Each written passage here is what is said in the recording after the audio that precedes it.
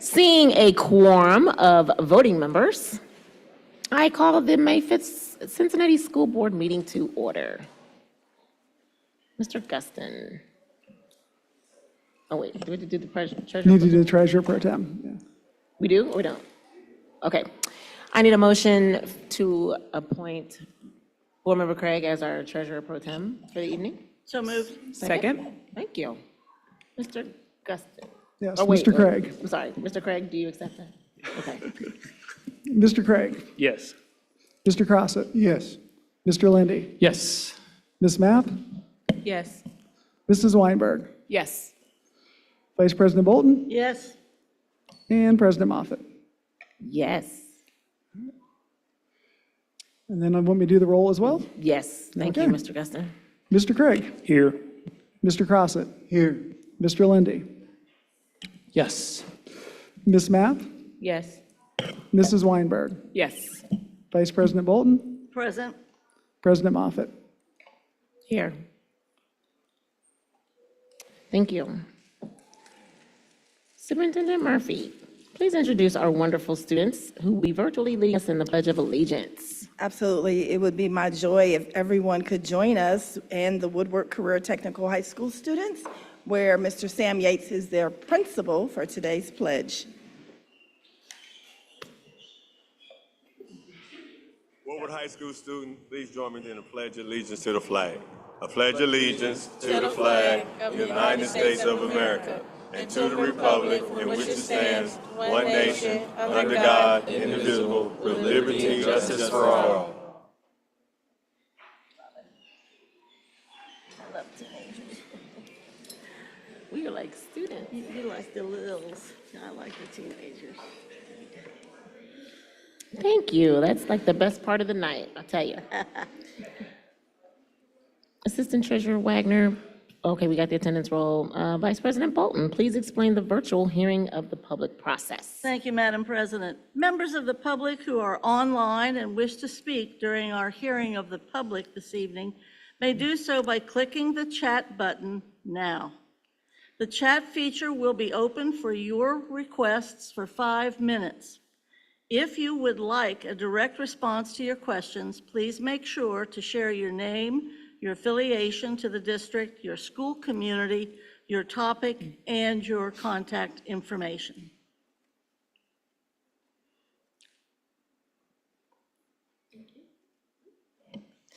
Thank you. I need a motion and a second to approve the May 5th business meeting agenda.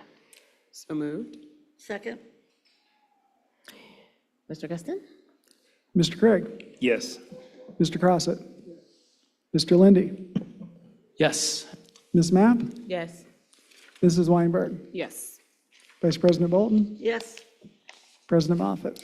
Yes. We are now at the absolute best part of tonight's meeting. This is all about the hard work of our students and their accomplishments. Woohoo! So, Superintendent Murphy, let's turn it on over to you so you can make us smile.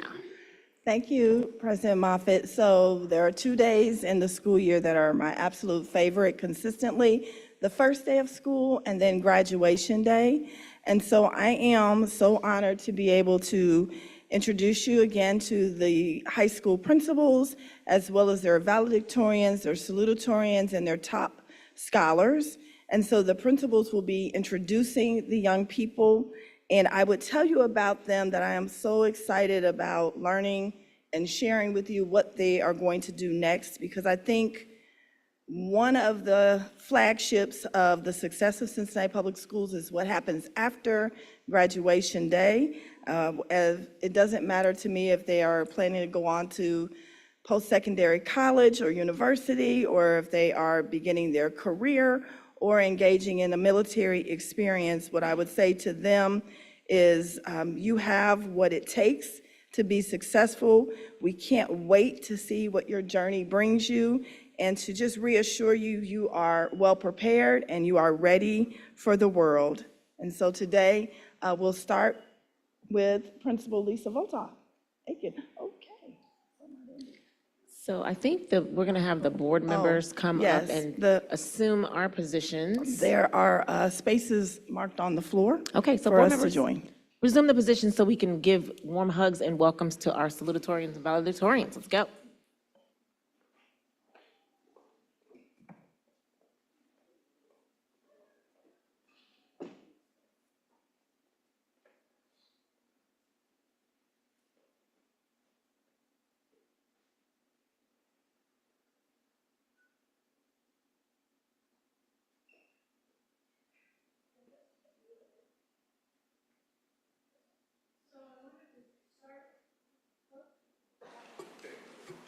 I wanted to start this evening by saying that both my Val and Sal had to choose between a track meet and being here with you this evening. So we had a mixed bag of who decided to do what, and so we appreciate both their dedication to whatever it is that they felt like tonight was the night. So I'd like to start by introducing my valedictorian. I am honored to introduce Brendan Frierson, the valedictorian of our class with a GPA of 4.88. Brendan excels both academically and athletically, serving as captain of the track team while maintaining top academic performance. His participation in football, basketball, and track highlights his teamwork and discipline, and he balances these commitments with remarkable time management. Brendan is deeply involved in his church and community service through programs like My Brother's Keeper, Miami Teach, and Speak Up, Speak Out, demonstrating strong leadership and civic responsibility. Respected by peers and faculty alike, Brendan is known for his integrity, dedication, and eagerness to support others. Brendan plans to major in cybersecurity at UC, where he received Marion Spencer Scholarship.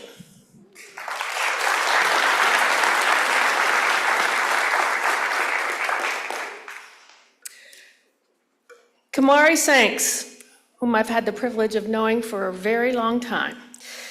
I'm honored to introduce Kamari Sanks, an extraordinary student with a GPA of 4.86, who has excelled academically while displaying outstanding leadership, character, and dedication. She maintains straight A's and rigorous coursework while actively leading as Vice President, Social Awareness, in JCG, an induction officer in National Honor Society, and captain of her cheer and track teams. Kamari is a multi-sport athlete who has contributed to the CMAC championships in soccer and track, consistently demonstrating teamwork and perseverance. Her deep commitment to service is evident in her volunteer work at events like Flying Pig Marathon and various charity drives. Her respect for her honesty, empathy, and strong work ethic, Kamari is well-rounded, driven, individually poised for continued success. Kamari plans to major in social work and plans to take Ms. Parrish's job as soon as she graduates. Kamari is a Darwin Turner Scholarship recipient.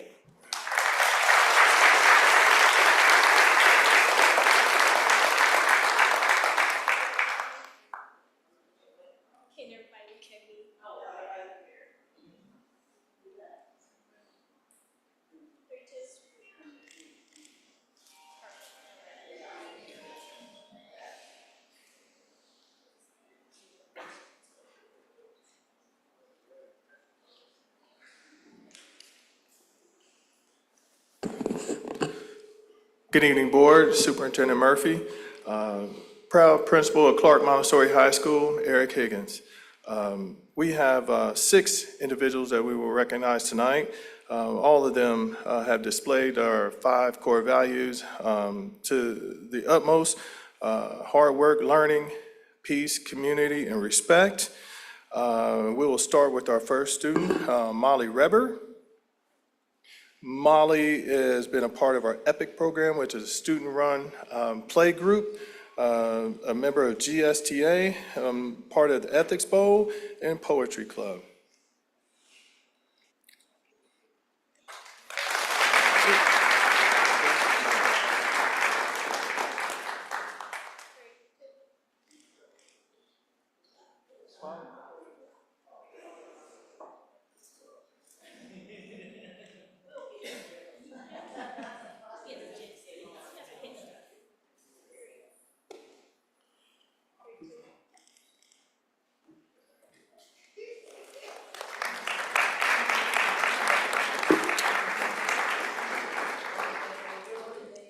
Next up, we have Caleb Ebert. Caleb is, oh, I forgot to tell you, Molly is going to go to Smith College in Massachusetts and study economics.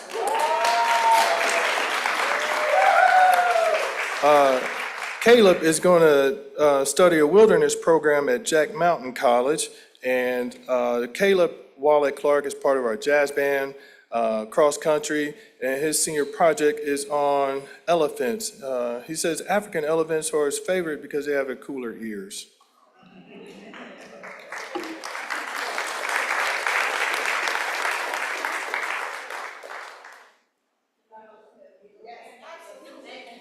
You know what? All right, number 3, we have, ooh, sorry, Caleb. All right.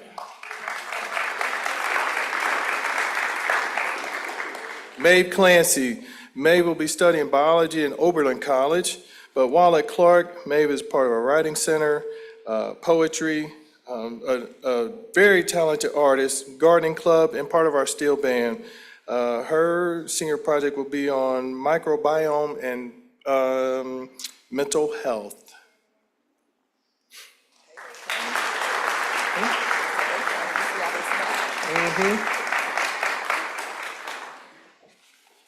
Next up, Violet Underhill.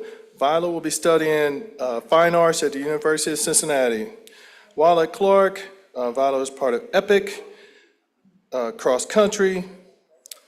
She's doing an individual art survey, and the senior project is on murals and how there's a sense of community.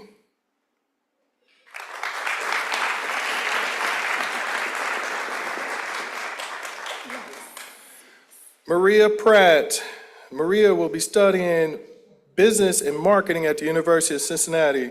Maria, volleyball player, part of LSDMC, jazz band, had a job at Chick-fil-A, and over the weekend was voted prom queen.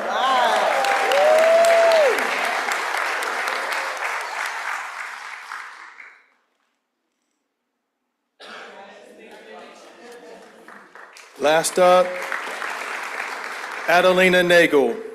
Adelina Nagel will be studying marine science at the University of Southern Mississippi. While at Clark, Adelina was part of the steel band, worked at the aquarium, and her senior project is going to be misophonia, which is the body's response to fight or flight, and explaining how that works. Hold it up. Hold it up.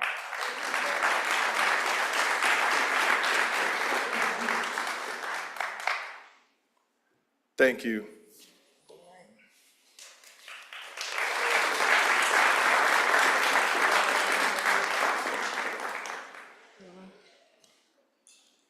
Good evening. I'm Marlena Randolph, Assistant Principal at Data High School. So this evening for you, I have our valedictorian, Mahalia Garma. Mahalia is attending The Ohio State University. She has a 4.7 GPA. She will be majoring in pre-med with a focus on neuroscience. She plans to attend medical school after her bachelor's degree and wants to eventually work in pain management. Throughout her high school career, she was in the Ethics Bowl, Student Council, and the National Honor Society. Mahalia was awarded the Governor's Merit Scholarship.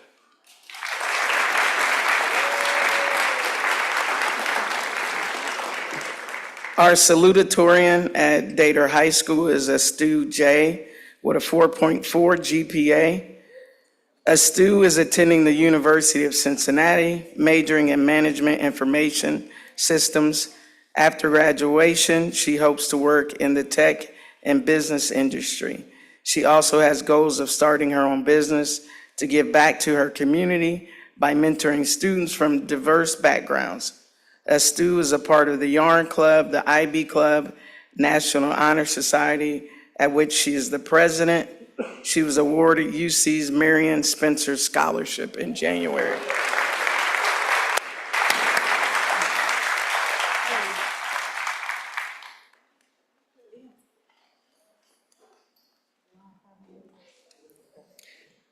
Good evening.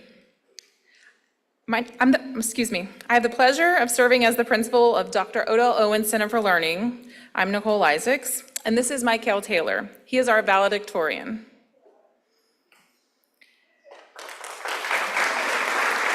Michael has a story of relentless effort, discipline, and resilience. His perseverance through a lot of storms, but he never gave up. And today, he stands here as head of our class, not just because of what you've achieved, but how you achieved it. We're very proud of him. He's going to continue his education in the field of becoming a truck driver in CDL and then going straight to the employment. Yes. Michael wants to give a special shout out to his dog Nova and his mama. Yes.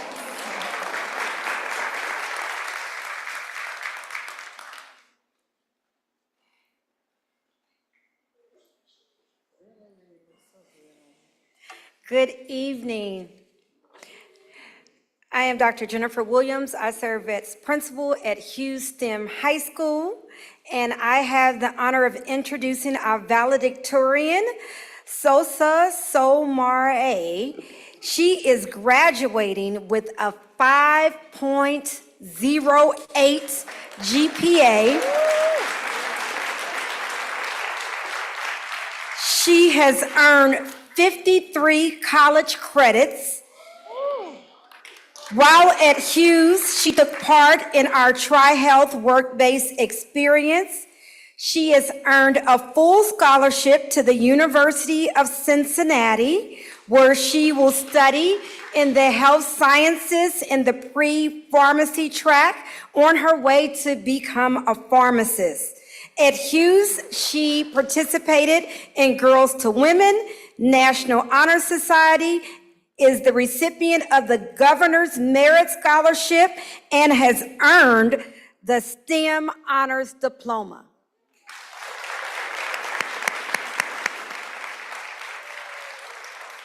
Our salutatorian is Emanuela Macolo.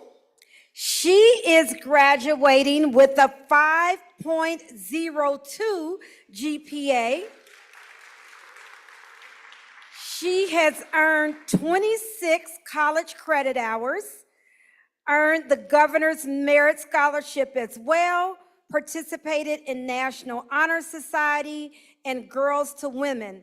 She will be attending the University of Cincinnati for exploratory studies on her way to become an architect.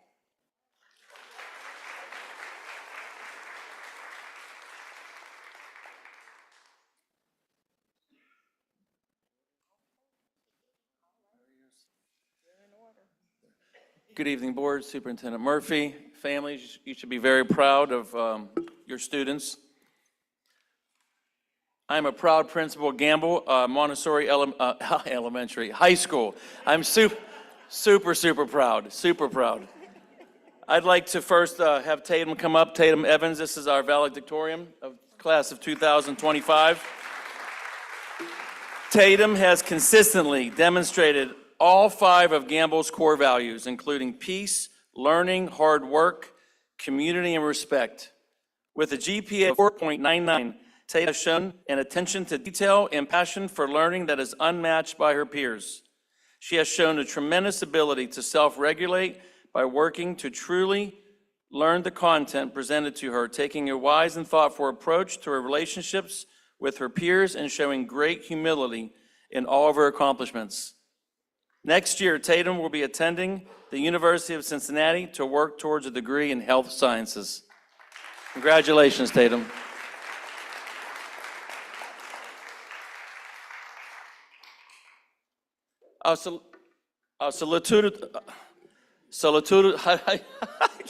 Only Greco would do this. Salitude. I said I wasn't going to mess this up, Superintendent.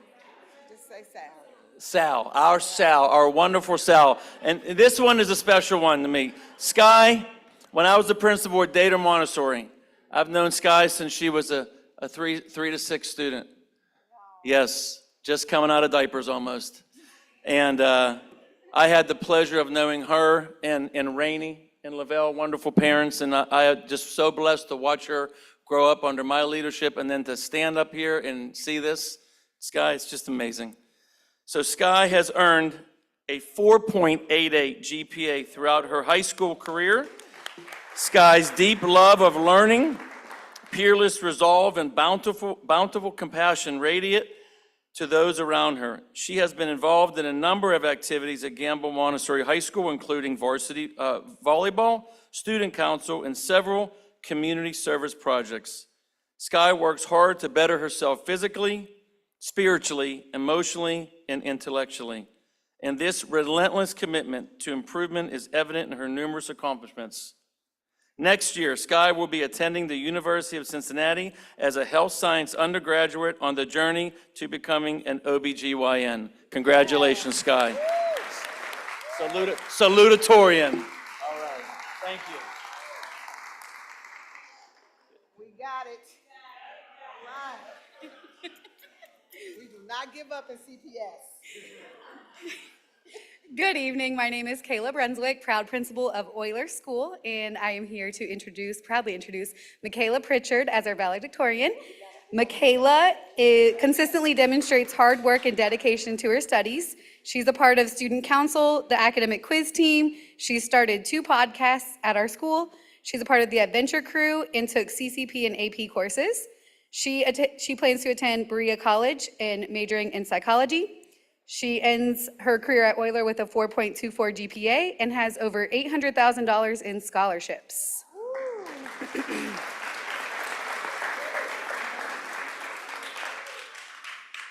And I'm also proudly introducing our salutatorian, Alejandra Martinez. Alejandra sets very high standards for herself and her peers. She has been a part of the student council, the softball team, volleyball team, academic quiz team, and summer med programs. She also plans to attend Berea College with pre-med and biochem as her studies. She ends her Euler career with a 4.0 GPA, and over $600,000 in scholarships.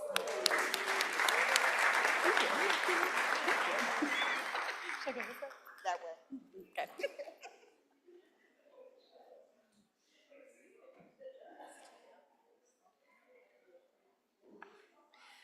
Hello, Superintendent, Board. I am Becky Wolf, Principal at Riverview East. Our valedictorian this year is Everett Scott.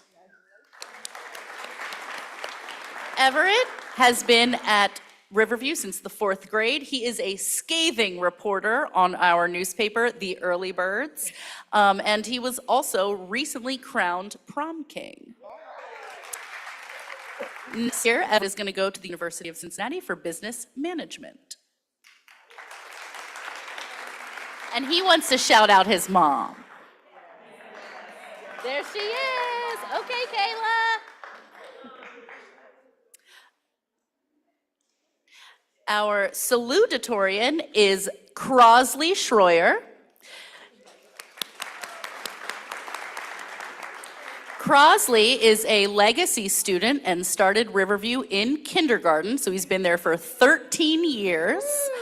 Crosley is a star on our baseball team, also one of the team captains. He is a first baseman who recently was kind of forced to pitch his first game due to an injury of another student and did pretty well. Versatile. Next year, he will also be attending the University of Cincinnati for business and marketing.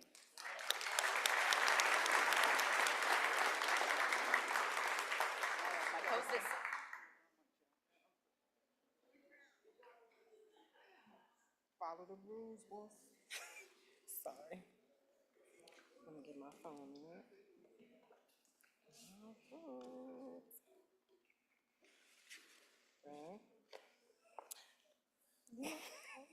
Good evening. I am Akita Barrow, the interim principal at Robert A. Taft Information Technology High School, and I have the honor of introducing our valedictorian, Tania Chancellor. I didn't expect you to be over here that quick, sorry. Tania Chancellor. So Tania is a multi-sport athlete. She's been a Taft student from 7th grade through 12th grade, where she's played basketball, volleyball, and track.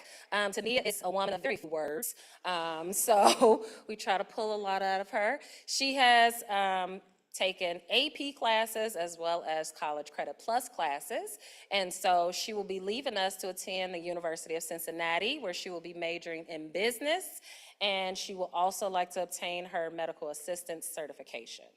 All right.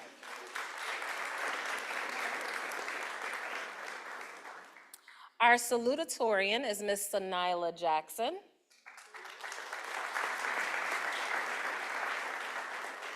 Sanila has been a student at Taft High School from 9th through 12th grade. She also participates in extracurricular activities. She has been a cheerleader for the last few years at Taft. Sanila earned the Presidential Scholarship at Wilberforce University, where she will be studying to become a nurse. She's also, outside of sports and taking college credit plus classes, she has already obtained her certification in doing nails, which she would like to move forward with as well. Yes. So congratulations, Ms. Jackson.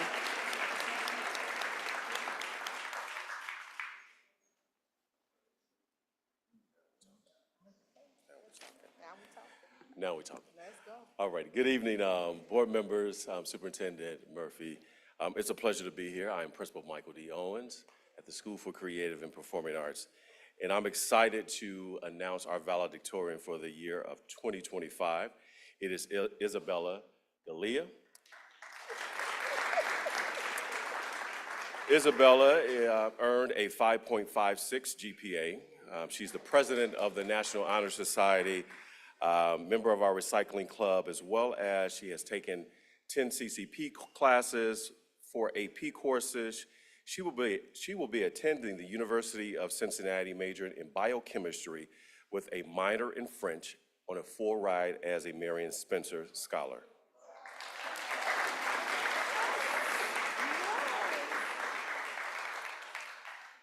Our salutatorian, Maceo Mo Hooper. Maceo obtained a 5.43 GPA. He will be attending Northwestern University, majoring in material science and engineering. He has been the lead set designer on 3 of our main stage productions at SCPA. He's a Corbett Marison winner in scenic design. He is the president of the Technical Theater Career Tech student organization. He has 39 credits and a 4.0 GPA at the University of Cincinnati that he will carry forward at Northwestern as well. And he has received 5s on his AP chemistry exam.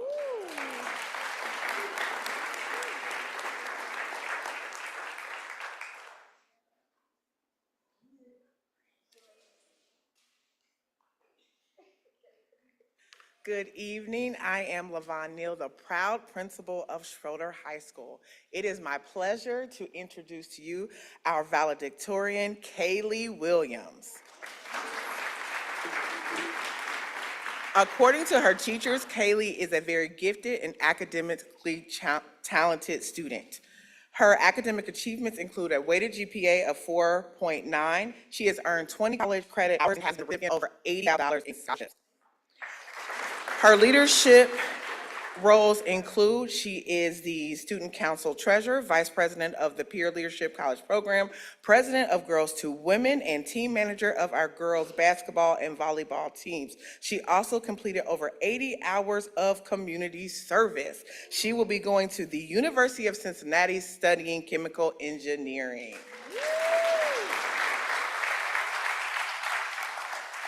Next, it's my pleasure to introduce Kennedy Cannon, our salutatorian. Her teachers have remarked that Kennedy is a very focused student who can excel beyond expectations. As an OSU Young Scholar, she has earned over 20 college credits. She also has a 4.7 GPA, has committed over 100 community service hours, and also she works over 20 hours a week at Smoothie King, and she does a very good job. In the fall, Kennedy will be attending The Ohio State University, majoring in nursing.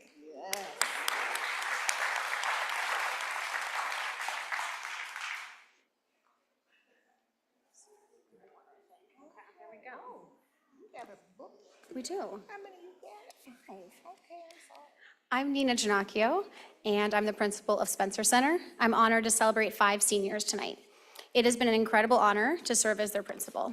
Each year, the faculty of Spencer Center presents one of our graduating seniors with the Marion Spencer Graduate Award. Named for our namesake, Marion Spencer, this award is presented to a student who exemplifies high academic achievement, a commitment to our community, and, like Marion, is an advocate for others.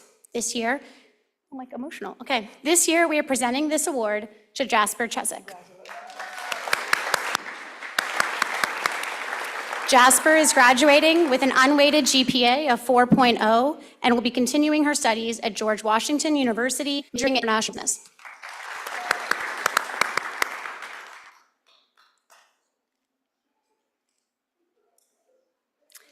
Tied for first in class is Bix Griffith. She is a National Merit finalist and earned the Governor's Merit Scholarship. Bix is also graduating with an unweighted GPA of 4.0 and will be attending Oberlin College and is thus far undecided about her major.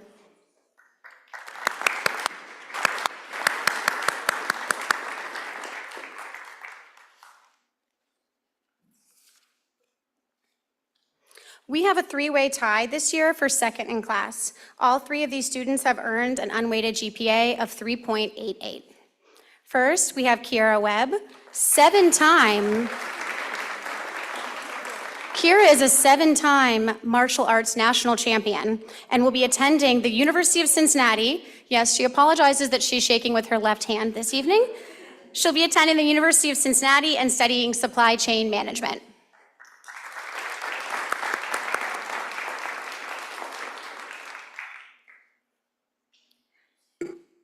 Next, we have Malachi Shryock. Malachi is a gifted musician who will also be attending the University of Cincinnati and majoring in mechanical engineering technology.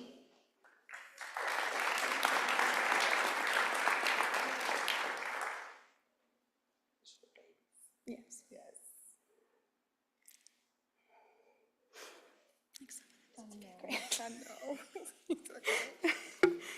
And finally, Jackson Rogers.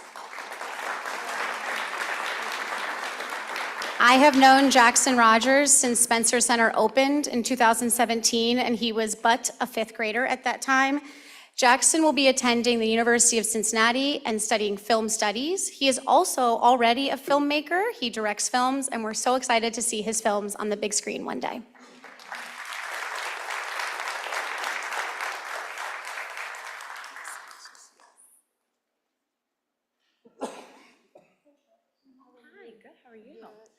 Hi, good evening. I'm Ashley Morgan. I'm currently the interim principal at Walnut Hills High School, and I am super excited to introduce you to Sarah Wilson, who is the class of 2025 Distinguished Scholar for Walnut Hills High School. At Walnut Hills, she is deeply involved in the journalism program as the managing editor for the visual elements for the newspaper The Chatterbox and won the National High School Journalism Quiz Bowl with her teammates in November. She also serves as a class of 2025 Student Congress Secretary, a student representative on the LSDMC, which we all know is a big deal for her to be there, and is a peer tutor. Additionally, she is the National Merit Finalist and an AP Scholar with Distinction. Outside of school, Sarah has enjoyed spending time volunteering in the Seacrest Studios at Cincinnati Children's Hospital and at the Cincinnati Zoo, where she will begin working this summer. In the fall, Sarah will be attending Bryn Mawr College to study chemistry on a pre-med track. She greatly appreciates the experiences she has had at Walnut Hills and is eager to continue growing both academically and personally in her future endeavors. All right, and next, I'm proud to introduce Audrey Simon, Cum Laude Scholar for the class of 2025. Audrey is a driven academic and active member both within the Walnut Hills community and beyond. At Walnut, she is the co-founder and co-president of the OCYCL, Walnut's Environmental Policy and Climate Action Club. She's a member of the Walnut Hills Poetry Slam team, as well as a public relations head for the Tri-M Music Honor Society and a vocal ensemble member. You can often find her volunteering as a student editor in the Student Writing Center, where she loves helping students refine their writing and heading public relations for the center. Outside of Walnut, Audrey is an accelerated dancer at Gotta Dance Studios and a bookseller at Joseph Beth Booksellers. Audrey will be attending The Ohio State University this fall as a Stamps Eminence Scholar, class of 2029, pursuing a bachelor's degree in environmental policy and economics. Audrey hopes to continue her involvement in policy work and environmental advocacy while also staying in tune with her artistic side. Post-graduation, Audrey plans to take time off for travel and volunteer, ultimately wanting to attend law school and start a career as an environmental litigation attorney or economist.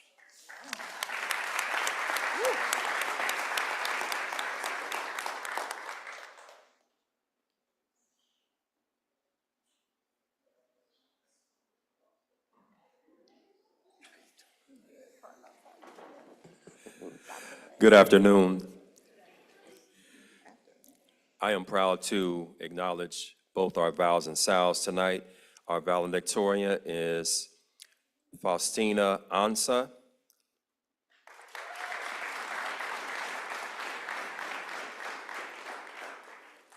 She participated in a variety of clubs, including the Student Ambassadors, Key Club, JCG, and Academic Club. She's passionate about her success and has a strong work ethic. She is very outgoing. She received several accolades for her academic achievement and maintained a 5.1 GPA. She took full advantage of the accelerated courses that we offer, and she achieved over 20 college credits. Faustina has obtained many community service hours and secured a variety of scholarships. She will attend the University of Cincinnati and major as a pre-med.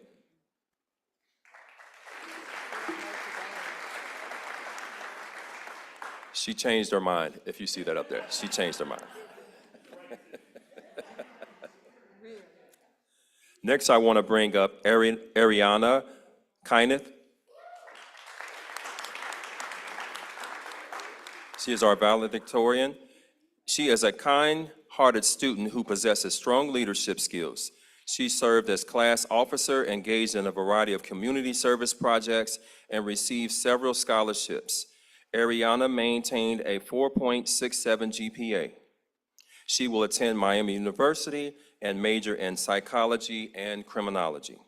She participated in JCG and the swim club, and while achieving all of these things that she achieved, she worked 2 jobs. Yes.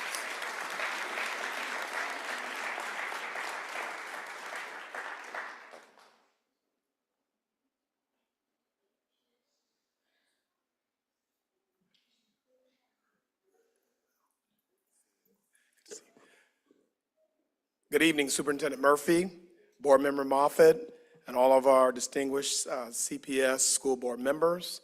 It is with great honor that I am Jaron Gray, principal at Withrow University High School, and it is with great honor, and I am very excited and proud to introduce our Withrow University High School valedictorian, Ms. Micah Perkins.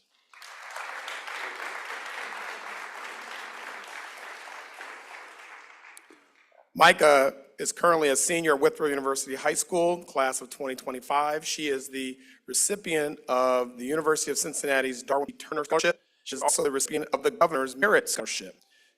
She is the winner, yes. She is the winner of the Literary Perspectives Women's Writing Group Essay Contest. She maintains an outstanding GPA of 4.94. She completed 3 college-level courses and 5 AP classes, earning unit credits. She's engaged in multiple extracurricular activities at Withrow, such as our CMAC champion academic quiz team. Come on. Drama club, participating most recently in our production of 12 Angry Jurors and former productions of The Addams Family, Sleepy Hollow, and A Christmas Carol. And she also is a member of our mighty Withrow Marching Band. She is recognized with honor roll, on the honor roll every semester, and she works over 30 hours at Kroger's as a cashier. Micah aspires to become a psychologist who is driven by academic excellence and a passion for contributing to communities, again, at the University of Cincinnati. I present to you again Withrow University High School's valedictorian, Micah Perkins.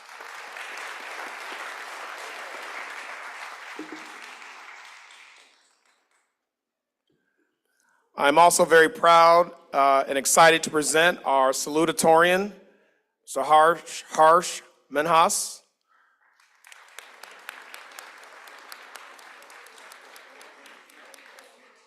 Harsh is currently a senior at Withrow University High School, our class of 2025. Harsh is the recipient of the Marion Spencer Scholarship at the University of Cincinnati. Come on. That's a 4-year scholarship, room, tuition, board, travel abroad, as most of you know. He will be majoring in health sciences pre-med at the University of Cincinnati. He is a recent recipient of the Kappa Alpha Psi Fraternity Scholarship, awarded for academic achievement and leadership. He is the recipient of the Governor's Merit Scholarship. He is the recipient of the Congress of Future Medical Leaders Award of Excellence. Harsh is none to play with. All right. He completed a prestigious internship at Cincinnati Children's Hospital in their accounting division. He is a member of the National Society of High School Scholars. He maintains an outstanding GPA of 4.73. He completed 15 college-level courses and 6 AP classes, earning 42 unit credits, placing him on track to enter college as a sophomore. He's a member of, yes. He is a member of the Cincinnati Police Department's Police Cadet Program. He served for 2 years as a sergeant in his first year and a lieutenant in this last year. He's engaged in multiple extracurricular activities at Withrow, in Withrow's Medical Club, Environmental Science Club. He is also a member of our CMAC Champion Academic Quiz Team. Speak Up, Speak Out, Men of More, President of Student Senate. He's also a member of our varsity baseball team and captain of Withrow's Peer Leadership Committee. He's recognized with numerous academic honors, Student of the Month, Academic Achievement, and on and on. He aspires to become a cardiologist who is driven by academic excellence and passion, giving back to the community. I present to you Withrow University High School's salutatorian, Mr. Harsh Minhas.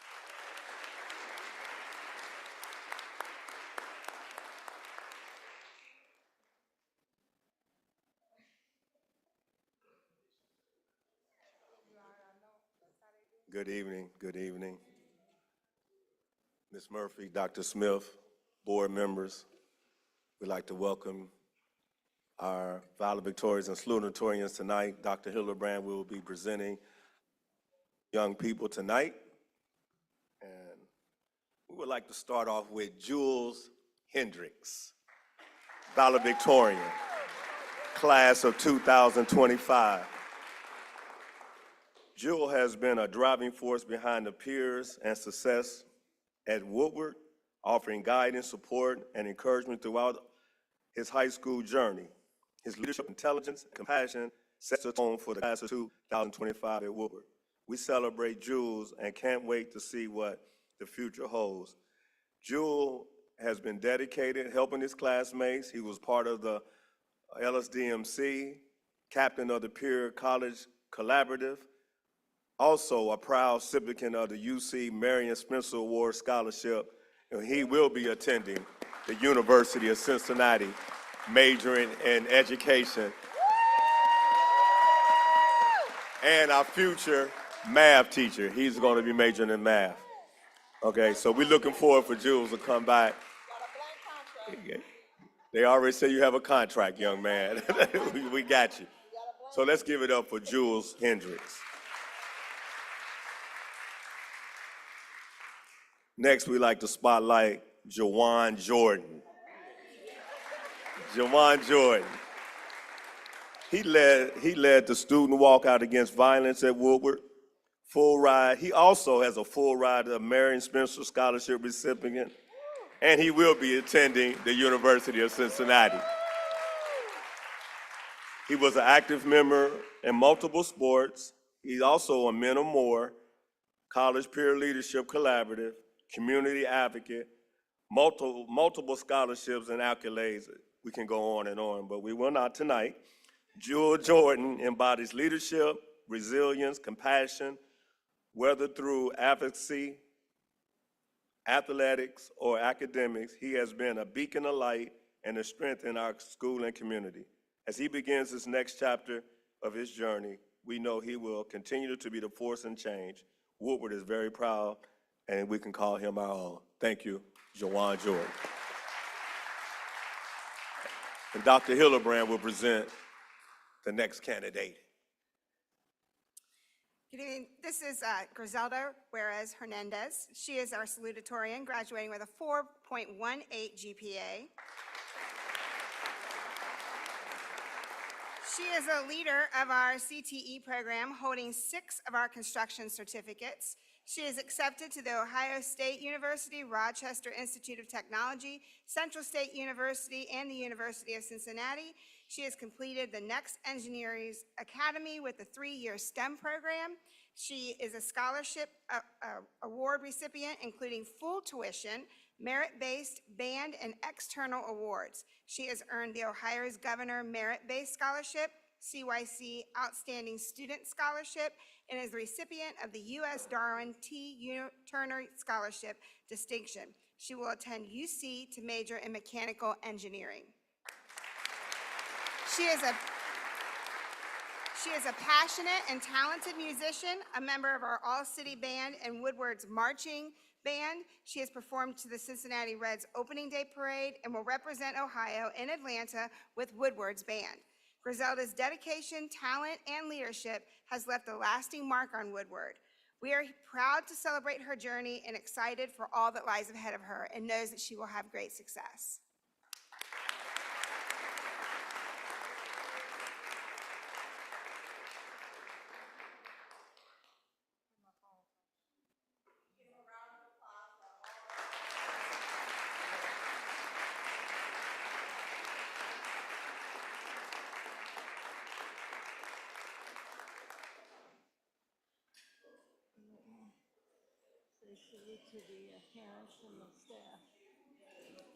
So parents and families, before you leave, because everybody came for this wonderful board meeting, we would like to say congratulations on the graduation of your seniors. And congratulations to you.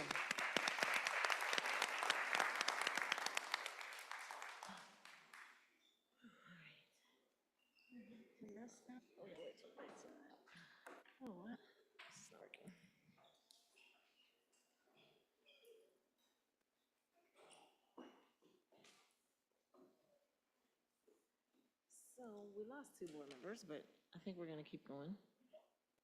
All righty. Do other board members have anything else to say about that? All right, let's move. So let's begin tonight's meeting with a budget update. We are having an update regarding the CPS Foundation. Mike and I are going to share this. I wanted to, I got to get this list on my phone here. Bear with me for a sec, because I took notes on my phone.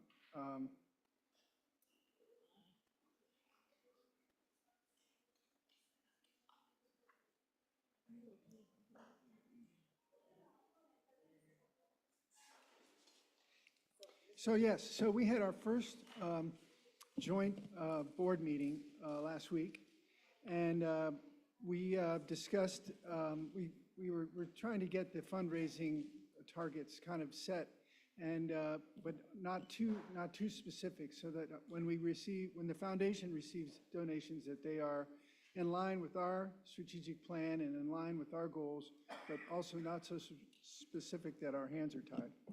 So the group, and this is not final, this is just kind of in process, but we broke it down into 5 general areas where we might consider pursuing funds through fundraising. Number one, academic excellence. Number two, wellness, which includes it's a part of a broad category that includes mental health, athletics, music, and art after-school activities. Another area is workforce development. The fourth area is, we kind of called it wider world, but it's basically experiences for CPS students to travel outside of Cincinnati. And the last one is safety. So those are just tentatively 5 big areas that we're thinking that might be serve well for fundraising for the foundation. So the goal is, in the first year, their goal is to raise $2 million. And so they are already well on their way with a quiet campaign, and they'll probably go with a more public campaign sometime in maybe first of the year in January. It's just a quiet campaign right now. And it's a very collaborative group, very excited group about the future and the money that they can raise for the district. They're looking at a goal over the next 5 years of $20 million. So it's ambitious, but I also think it's doable. So it was a very positive meeting, and Superintendent Murphy and Assistant Treasurer Mike Guston were in attendance also for the district. So that's the update on that meeting. I think Mike's going to do a little more filling on the information on the expense budget. So I'll let him take over for a minute. How's that sound, Mike? I may have some color commentary regarding that, since I was part of the subcommittee. Thank you. Thank you. So just to remind the public who doesn't know what we're talking about right now, Board Member Crossett is the appointed person from the board to the ABC Foundation. We converted that position over to the foundation as the foundation became a foundation, because it was just an ABC appointment. And we look forward to formalized reports moving forward. So we'll put those in the consent agenda, but this was a great update to precursor us going into the budget of the foundation. I do know quite a few, I think board members have questions around the budget of the foundation. And really just, I also believe Mr. Hoynes sent out to board members the original MOU right before the meeting as requested, so that's in your emails as well. So Mr. Guston, thank you, Board Member Crossett, Mr. Guston and Superintendent Murphy. I'm gonna let you give a CPS Foundation budget update. Cool. Thank you, President Moffitt. Rob, you go to the next slide. So 3 slides, and then we'll take questions. So first slide, kind of on everyone's mind, are the different, the development of the budget. So you've seen the MOU the board members have. There is a value in there. There's a table of, annual budget estimates. And then we also met with ABC's leadership a couple of times before Budget Finance and Growth Committee. You can see kind of the middle number there. And then the value on the far right is what was discussed at Budget Finance and Growth. I think that was 2 Fridays ago, maybe. But yes, ABC the ABC group, soon to be the CPS Foundation, was able to come and present to the Budget Finance and Growth Committee with their budget. If you go to the next slide, is a summary kind of revenue and expenses. So you can see here's Mr. Crossett mentioned, the goal for fundraising for this first year is $2 million. And so that really leaves a net return of $658,000 based on their budget request and the fundraising goal. And then the third and final slide, Rob, if you want, is a more breakdown of their budget. And so one of the requests that I asked is to take their expenses and restate them into CPS categories. So these categories are very similar to what we present. We present the budget. Not generally what a nonprofit would do, but they were nice enough to do that for us. So that what you're seeing there is what you would expect to look at from any budget request from any one of our schools or departments. So a couple of things that came up, I'll get ahead of the questions. One of them was about rent. There is a rent expense there. They are in their current location until, I believe, March of '26. And so I know we've talked about the foundation using some CPS space for their offices, but that would not happen until the earliest at March, and probably more realistically, probably July of '26. And they did put in some moving expenses in their budget request. You know, that is something we could perhaps do as an in-kind contribution as well.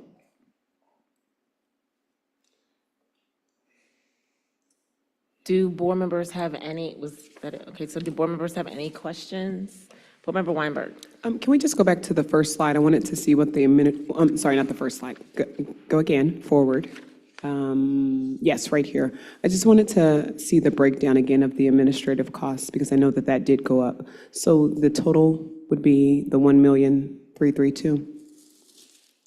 It's actually 1,341. There's some bank and loan fees there.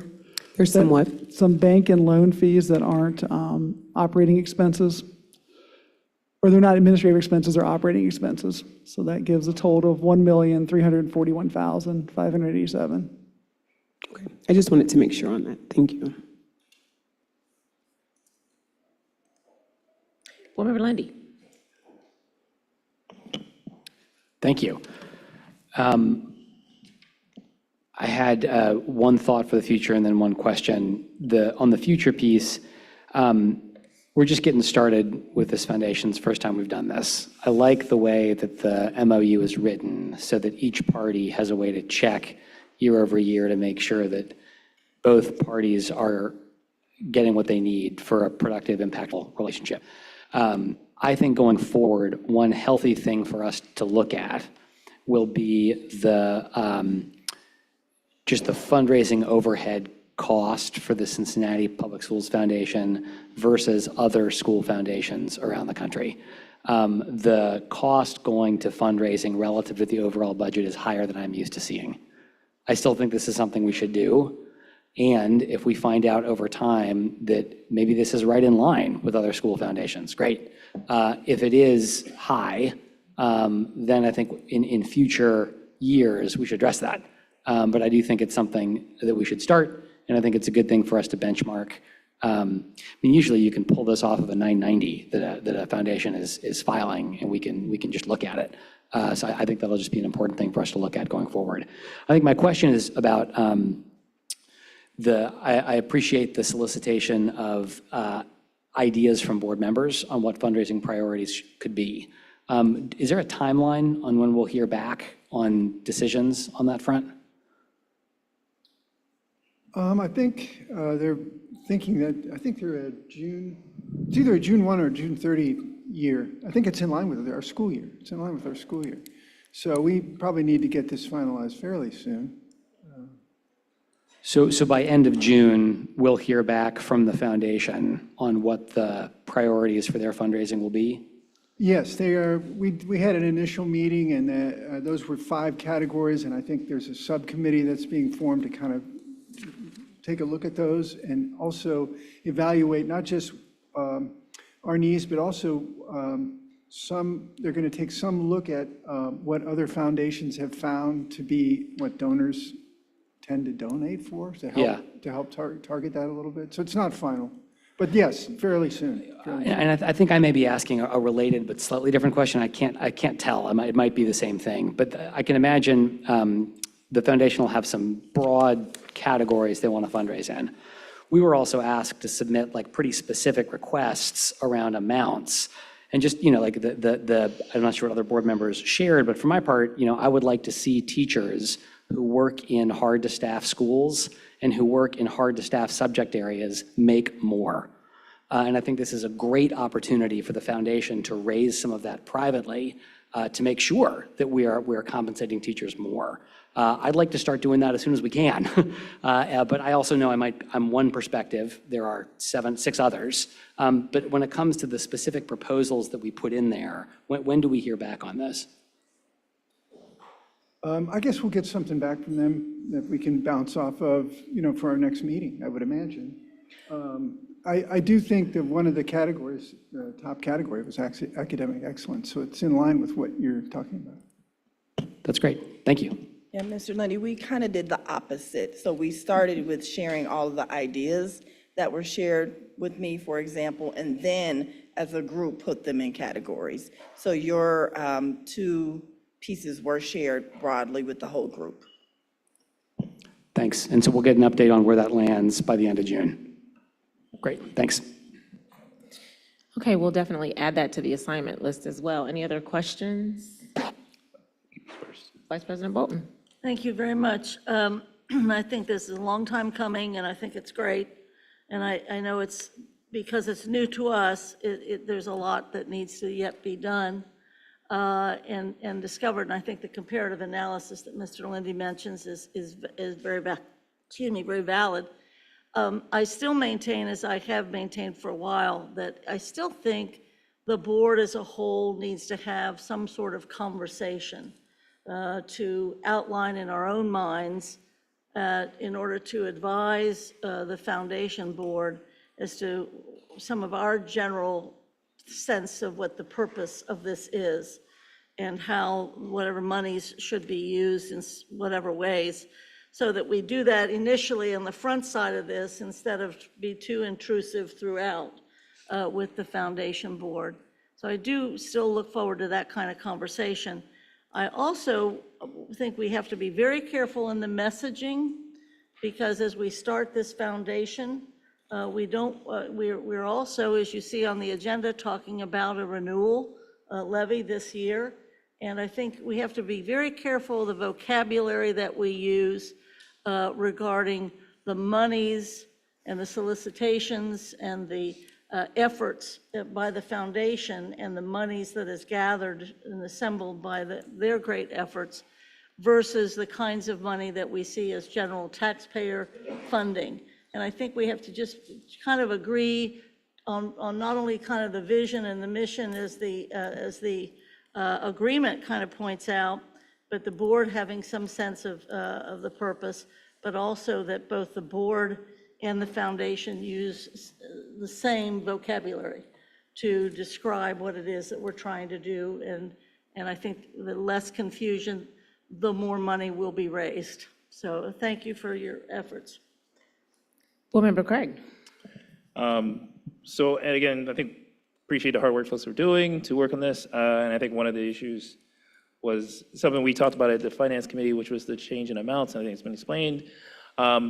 I will say, and I put into my communications back of my thoughts, I don't love the idea of individual board members submitting individual ideas for projects.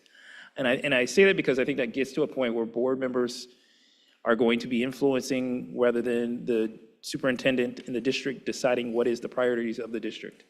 I really do believe that is fundamentally where that should come from. Because honestly, unless we all sit here and look at all the work that's going on individually and look at all the budgets and see what people need, we're going to be coming up with the things that we like and not necessarily the things that the district needs. And so I would maybe offer that instead of us coming up with individual projects and maybe suggesting directions or perspectives is a better way of doing that as opposed to individual projects. Because I can tell you right now, there's a lot of stuff that we would love to be able to do in the district that sounds really great, and if someone told me about it, I'd be like, oh, that's phenomenal, we should go for it. Doesn't mean that that's something that's the best use of the foundation's resources, nor is that the best thing for them to be able to go out and recruit funds for. And so I think that partnership with the superintendent and her team is maybe the better direction to give that guidance. Because again, you know much more than I do what our schools need and what our directors are. The only thing I would say is that there are definitely a few things we've talked about over the years that are things that we have been trying to figure out how we might pay for differently that a foundation could certainly cover. And I would just maybe ask that that be something we look at additionally as a first round of stuff, because there are certainly things that we've had concerns with in regards to how the long-term we as a district can continue to pay for it and say that that's something that's a benefit to the district or a good public policy. So from that end of it, I think that's something I would maybe trust more that the superintendent will bring the recommendations or bring suggestions and work with the foundation to kind of structure out. So that was my concern with just giving out specific projects or ideas or funds, is that it really opens up folks to reach out to board members soliciting what they would prefer to have done as opposed to what actually needs to get done. The other thing, and I want to maybe kind of, at some point, we can put this together or put some thoughts to this, is kind of more of an expectation of when some of the projects, or what the idea is when we start funding certain things or taking a hold of certain things. Because I think that also would be helpful for the board to understand kind of a year timeline and then like a 3-year timeline as to kind of the hope of growth. So if the goal is, this year while we grow 2 million, we're not gonna have 2 million at day one, but by year 2, year 3, we'll have these different things that we've grown up, we were now able to do differently and now be able to start expanding how the foundation might work with projects within the schools, because I think that that also will give us a better understanding of what are the priorities, what are the needs, based on kind of a timeline throughout the year and throughout a kind of a 2 or 3 year span. Again, I appreciate all the hard work folks are doing, and so I think it's best for us to use this in the best way we can. Okay, any other? So I'll go last. I appreciate the hard work of the foundation. I'm super excited for it to begin. I think I'm going to be the one to speak about the elephant in the room. I am concerned about the cost. I think that the MOU had can you go back to the previous slide, Rob? Had the 1.1, the previous one before that one, let's see. I think during this time, maybe the one before that, during this time that we are experiencing having to make budget cuts as a district, I think that unfortunately, all of our units, now inclusive of the foundation, need to assume that same posture as well. So I'm not necessarily, I don't want to get into who should be hired or anything like that, but I do want us to be cognizant of the increase of 200,000 is to hire 2 more people. Perhaps that can't happen right now. Maybe that needs to happen with just one person. But the 1.1 is a stretch. God bless you. The 1.1 is a stretch, and I think that we need to be mindful of the expectation regarding the fiscal responsibility that we have. Although I am cognizant that the $2 million is the anticipated goal, I don't foresee that the foundation will have a problem reaching that goal. But I do think that out of respect for what we have to do for the running of the district, we need to also put some of those same restrictions and restraints on the foundation as well. Absolutely supportive of it, just recognizing that we may have a need to put some sort of restrictions on it for this year. Having said that, I do want to also know if the MOU is inclusive of measuring performance of the foundation. That, to my knowledge, hasn't been identified succinctly enough. Who's going to measure that performance? Who's going to approve the money spent? Is the board going to have the final say on that? Is that going to be the administration? I think there are some significant fiscal responsibilities that remain unanswered that I would like to see. I don't know if they're in the MOU because that was sent to us prior to the meeting rather than on Friday with time enough to review that. So if those things are there, then I think that's great. But if they're not there, I think we have a significant amount more work to do so that I feel comfortable signing off on the 1.1, which I think we tentatively signed off on, and then the desired increase of $200,000 more. And what does that look like? And so I don't know if those things have been answered for me to feel comfortable. Maybe the other board members are fine with that, but I am still a little bit nervous of it. But I'm extremely supportive of the foundation. Like, it absolutely needs to happen, but perhaps it cannot happen in the manner at which we intended upon when we first started. So again, I don't know, do we need, when will we, with regard to a timeline with respect to Board Member Lindy's statement, when do we need to put dates to this? This is proposed for the next year, or is this, when do we need to vote for this, Mr. This Gustin? is proposed for fiscal year '26. Okay. So it would start July 1st, like all the other pieces of the budget. So we're going to need to be making some decisions around, can I just ask a clarifying question? We've already finalized the MOU, is that right? We've already signed the MOU, and the MOU was signed at the 1.1 to 1,124,963, is that right? That is the value in the MOU. Okay. Yes. So there's language that says, and legal counsel Hoying could probably help me out with this, but there's language that says, this is the amounts. The parties can agree on a different amount, I believe. If the parties cannot come to an agreement, then the $1,124,963 would be the amount. Okay, and so that needs to, guess I'm a little confused around the process.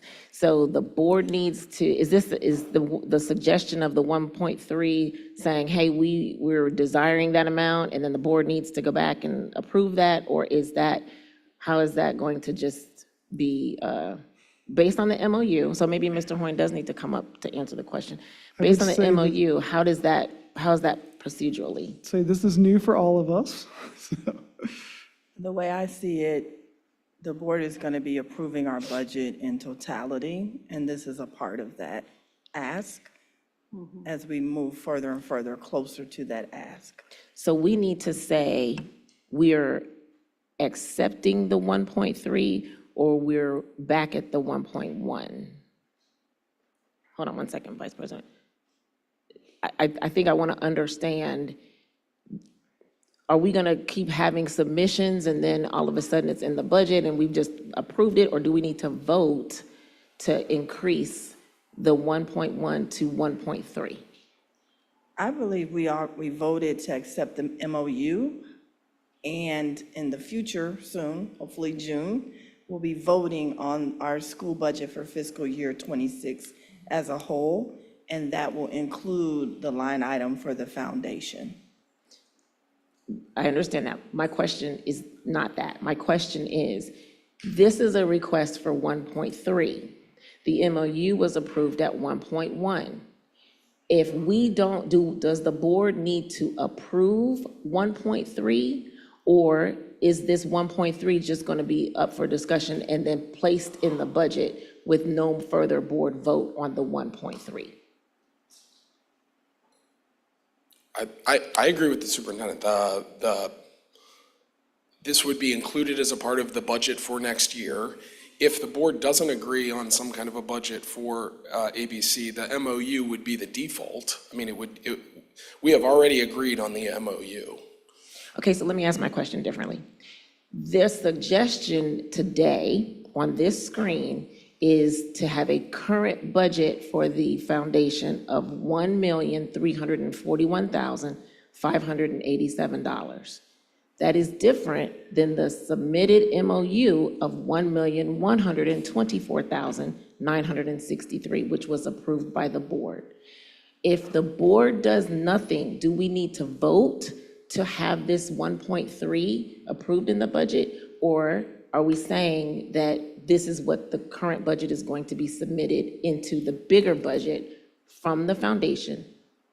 My plan is that this is going to be what we submit for the whole plan, and my preference would be to not do line items individualized. And so the question about should the board vote, would you vote now? I think that's the pleasure of the board, or do you wait until the budget is presented? I think that too is the pleasure of the board. Okay, thank you. Vice President Bolton. Yeah, I think that the way to proceed is we have agreed to one, and now there is the additional request that's been explained during the finance meeting. And my understanding is that with or without the administration's recommendations, this will be part of the holistic budget. But the administration will have to tell us if they recommend this request be adopted. So the next time we would vote on this is when we vote on the budget itself. Okay, which leads me back to my concern, because the budget for the foundation could come back and say, oh, we need another $200,000, and then it's just assumed. Where does the board get to say this is the limit? Regardless of what the administration suggests or the foundation suggests, where is the process that the board stops and says, this is what the budget is for the foundation? Like everything else, when we vote on the budget. So that's going to come as a package rather than, so I think my question is pretty clear. I think that there needs to be a point where the board can say, this is it for the foundation, and there is no more addition. We've already voted on the 1.1. We should have to come back and vote for anything additional to that, because that is different than what we voted on. We voted on 1.1. Now it's being amended to 1.3, and there's no vote for that? There's no procedure? When we vote for the budget, unless somebody wants to have a resolution the next time we meet to specifically talk about this. But it would make sense that this is when you vote, is when we vote on the budget. And certainly, I know it's not anybody's interest to have a night-long line item by line item experience, but I do know that it's not going to be possible. We're going to have some sort of hybrid, and I would imagine those things that are packaged and big, and some of these things that have risen to the interest and the concern of the board probably have to be more itemized, and that's when we'll be voting on whether or not this additional monies that's been requested, and that's all it is requested, would be voted on by the board. Okay, I think my question really still, maybe it's just a little confusing, so I'll just have to ask it a little differently, and maybe I'll just make a note to bring it back when we talk about the full budget to ensure that it stays at the 1.1 and not the 1.3, because I think that procedurally, and I'm going to definitely look at the MOU, I think that I'm a little confused as to where the board gets to make the decision that this number just remains what it is. But again, to your point, I don't want to have a long, lengthy discussion, but I do want to provide some clarity, not only to myself and other board members, but to the public who we're using the money to use. Any other questions? All right. So our next topic is related to the foundation. We do, as a part of the MOU, need to have a community member appointment. I asked board members to send in names about a community member. One name did come up. I didn't know if you all like that particular person, but former board member Morosky came up as a name. But can you all send in, does anyone have a preference that they'd like for us to inquire about regarding a name of a community member? Yes, Mr. Crossett. I'm talking to a few people to see if they would be interested and would be willing to submit their names. So if I can have a little more time to get that done. Sure. So can we get that by the next board meeting? Sure. And I believe there may be two, but there's one seat specifically. And in talking to the executive director of the foundation, she said there may be 2 seats. So let's submit names and then have our board admin get those resumes to all the board members. Let's continue our discussion of the, I'm sorry, Board Member Matt. Yes, so as it pertains to the appointment of a community member, is it possible, and I don't know if we did this, I can't remember if we did it for preschool promise, but where people may be interested that they are able to submit their names and we consider those, so I wanted to make sure we open that up. Let's do that. Opportunity as well. Yes. Do you want that to be published like on the CPS website, or I don't know how you want to get that out? I mean, that would be fine with me as long as we're listing what the deadline would be for them. I think that would be great.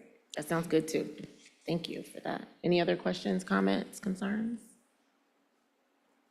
So our next topic, let's continue on with the levy discussion from last month's board meeting. This is all under old business. Yes, sir. Well, thank you.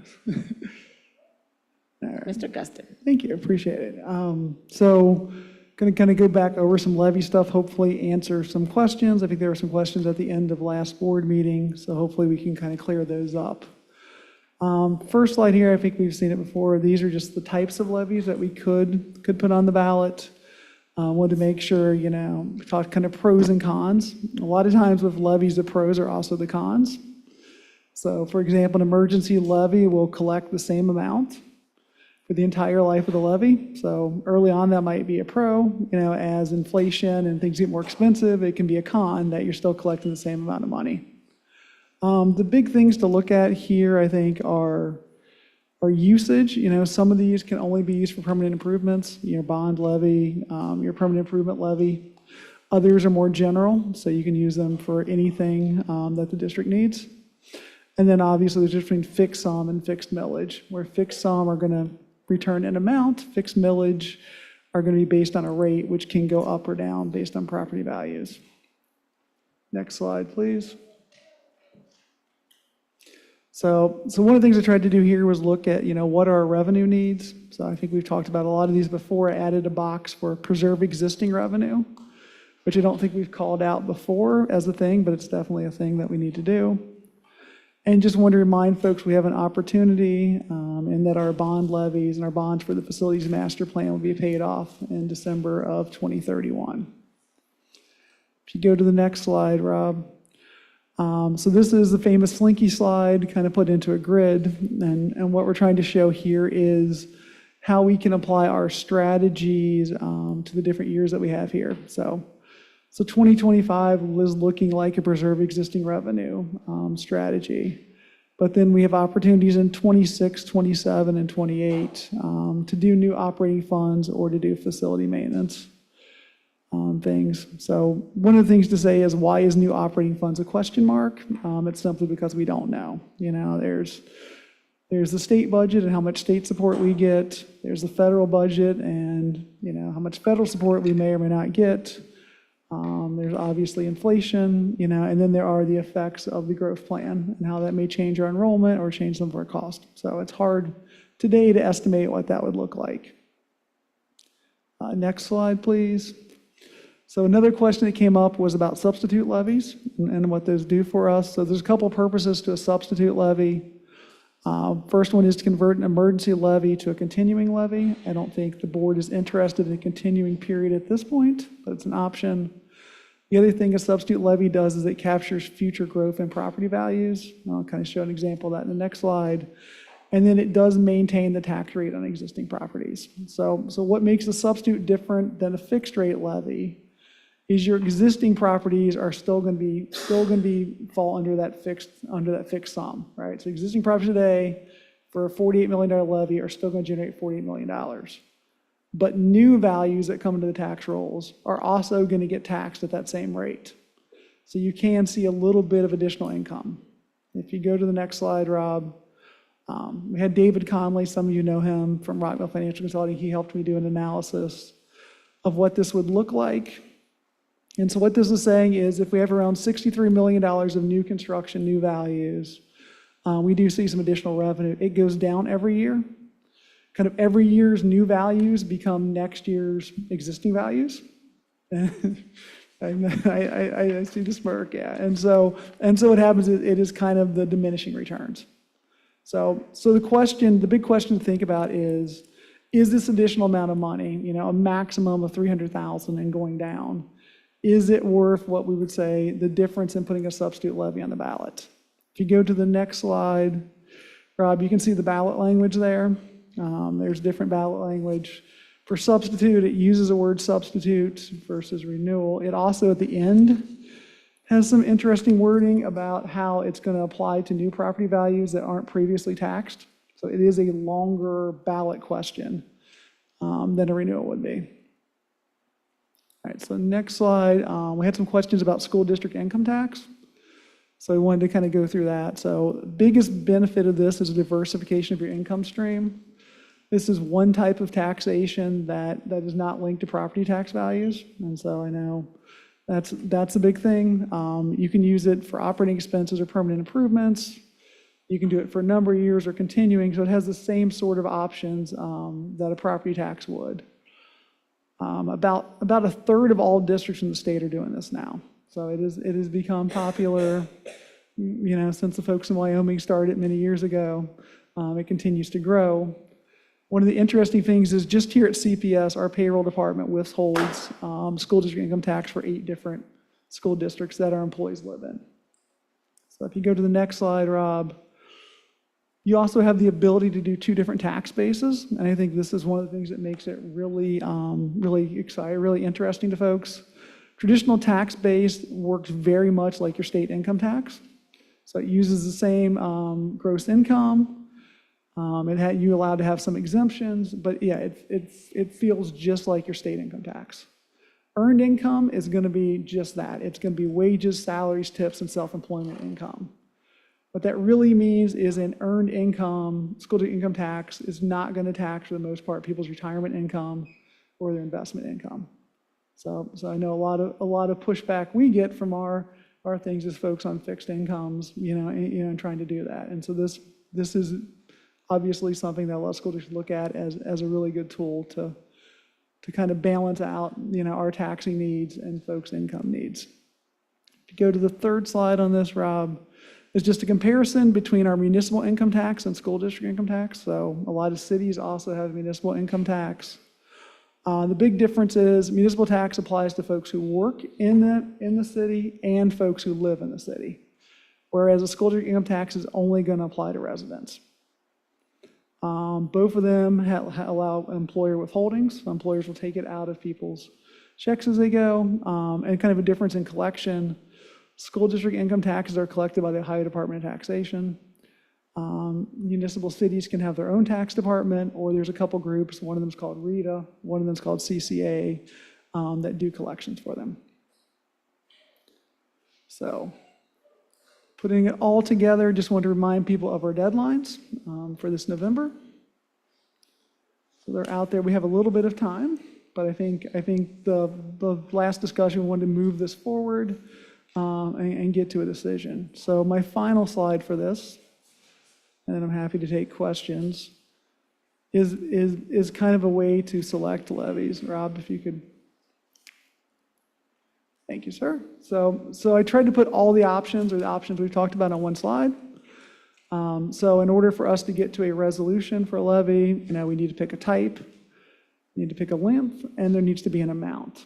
So the bold values are the ones that have been talked about most frequently in the discussions here.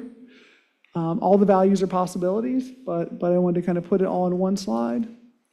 You notice we did cross out replacement as an option based on passage of House Bill 28. There's a good chance we won't be able to do a replacement levy in the future. So with that, I will take questions. Board members, Board Member Lundy. Mr. Guston, did you make these slides? I did. They're very good. And I just wanted to say thank you, and I'm glad that you're going to be our next treasurer. I particularly like this one with the decisions on it, and I like the one that takes the spaghetti slide, keeps it on there, but then shows like where we would fit various pieces we need over the next several years.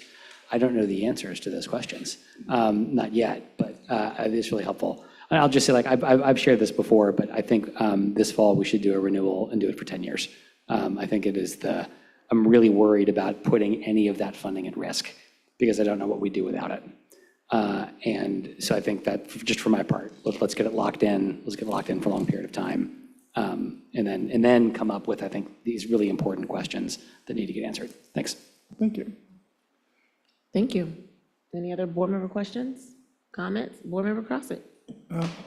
Will we be able to assess whether the substitute levy language is too negative in terms of public response to that, and you said it's $300,000?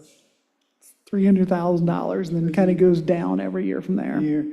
So would that, I guess a question doesn't need to get answered now, but maybe we need to think about it. Would the confusing language of the substitute levy prevent us from seeking new money? Would it be a hindrance to that in the future? I don't know, because it looks like we're asking for new money now. No, you don't need to answer, but I think it's just something that occurs to me when I hear you say it's a lot more language on the ballot, and then it's, is it worth that much money to risk a renewal?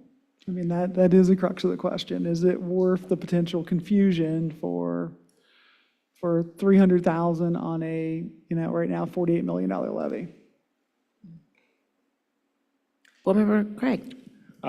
So, I think the renewal seems to be one that we all seem to be fine with. I don't know that there's necessarily I think there's potential some risk with the substitute and language and whether or not people read it carefully enough or understand it in a way, and I think that has a lot to do with our own marketing. I would recommend, though, that we kind of make a decision sooner than later on this, and in large part for two reasons.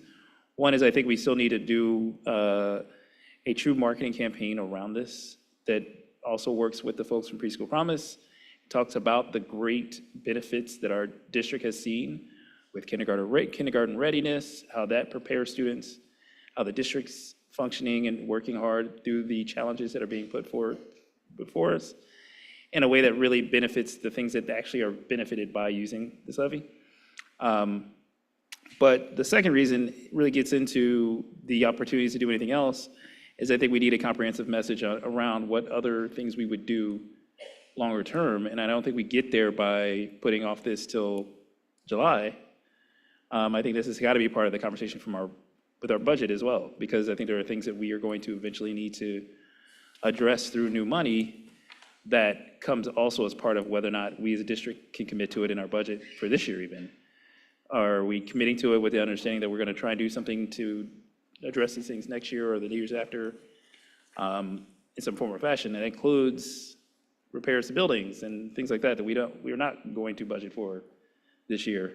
And I think it just sounds and communicates better that we have a plan when we actually have a plan than if we go out to the public and just ask for 1 year at a time worth of money. So my only recommendation is really for us, even if we approve this sooner than later, so that we can get into planning for any additional potential opportunities to, whether it's a PI levy, whether it's a bond, whether it's an income tax, whatever it is, to plan it out for our future needs. Thank you. Vice President Bolton? Yes, I second everything that everybody has said. I would just add a couple of things. I do believe that I remain very shocked and comforted at the same time that even the Preschool Promise folks that came in and talked about the possible renewal recognized the difficulty right now to ask for more. The public needs to know that right now this amount of money is not totally funding preschool for either us or the private providers. And one of the reasons to try to do this early rather than late is that what the reality is, if we're not going to be increasing the amount of money that the voters are going to be asked to give to us, there will be a need to reduce the amount of money in some way, shape, or form that we're spending on preschool, or take more money away from K-12 to meet the needs of preschool. So this begins to be part of the larger budget package. I was really kind of supportive of the whole substitute thing, and then people started to really talk to me about, that different language. Don't risk anything. I think the best we could hope for would be the renewal that we have, and to add that 10 years, I think that's critical, because that allows us to leapfrog over a number of requests that would start to make it just too much of a levy fatigue with the voters. So I think the earlier we decide, the better, and I've even given up on the whole substitute, even though that would mean some additional revenue. It's not enough revenue to risk this thing failing. Thank you. Board Member Matt. So I just wanted to say and echo the sentiments. Thank you for this presentation and this slide deck with the visuals, because I was the one that was really advocating and requesting that, so I could make sure that I'm understanding clearly as well as the public, because this is difficult language and conversation to really just kind of conceptualize, so thank you again. Just to make certain that I'm clear, and I think that Vice President Bolton mentioned this, but on page 6, we're talking about how much additional revenue will we receive. This is for the substitute levy, correct? Yeah, so this is analysis where we had to substitute levy, and you can see the assumptions there, but you're getting the bump from the new construction at the millage rate there in the middle. Okay, and so over time, it will steadily decrease year after year. So ultimately, it may not be the best decision for us, because we could be potentially losing funding in several different spaces in addition to losing revenue here. Yeah, so the reason it's not, I don't think it's as, kind of as appealing is, this year's new revenue is going to be next year's this year's new tax values, which is how you get your new revenue, becomes next year's existing tax values. Then because it's a fixed sum levy, those values get added to the base, which then pushes the millage down. And the next year's new values then get multiplied times a lower number. And so yes, over time, it's diminishing returns. Okay, and so with the renewal, it will keep it consistent at the 48 million? Yes, the renewal will consistently generate 48 million. I mean, there's a little delinquency there. I think we generally get about 47 and a half, but it will generate 48 million regardless of property values. Okay, thank you. Thank you. Any other comments, questions, concerns? Yeah, board member. Just, when are we making a decision? Well, would anyone like to, we thought about talking about it, having a resolution today, but board member had questions. And so I wanted to make certain that we got all these questions out and we actually have a resolution I think based that's off of fair. what we hear. We have one prepared for the next meeting, which That's would be the next business meeting, not the cow, but the next business Yeah, one. that's great. Thank you. Yes. Board member Weinberg. I was just going to ask that same question because I was looking at here at the levy deadlines. Wanted to know, what are we waiting for? So we'll possibly do that for the next meeting, correct? On the next business meeting, not Next the bus- cow, but the yes, business the next meeting. business Yes. meeting. Because we've already kind of gotten confirmation from about over half of us that it's the renewal, the 10 years, but we wanted to answer the question around substitute and renewal, so that's why we waited. Yes, ma'am. I just want to say thank you for you all's patience as I'm, receiving the information to make the most informed decision, and so thank you for that. Sure. And I just was going to add, wasn't done quite, in the fact of just agreeing with what everyone else has stated, I would be for the renewal in the 10-year. So just wanted to add that piece in. Okay, so we'll prepare the resolution for the next board meeting, which would be May the 19th, I believe. So that'll come. And I'm hearing renewal, 10 years, 48 million, which is the slide 12, Rob. That's what I'm hearing everyone say. So we've already got that ready to go. According to Board Member Craig, who brings up a great point, if you go to slide 11, we do want to make sure that we're cognizant of our timelines. So we'll have this done long before our July meetings place. All right, thank you.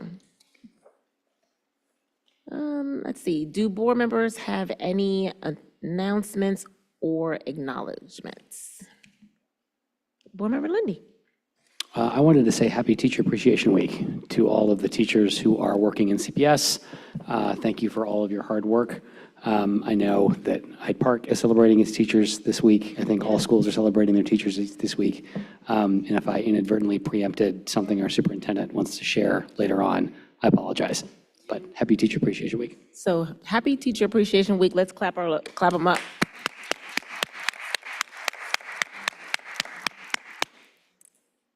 Any other board member kudos, announcements? Board Member Crossett?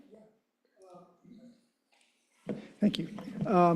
Friday, we were at the Western Hills University High School for the students to launch a billboard campaign to promote pedestrian safety. And this was they won a pitch competition with School Board School, and they worked in collaboration with an interesting group called United Collective, which is a bunch of advertising agencies that have grouped together to promote students advancing in the advertising profession.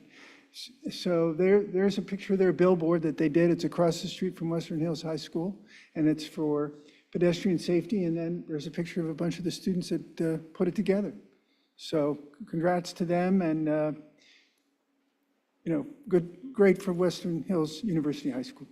Congrats.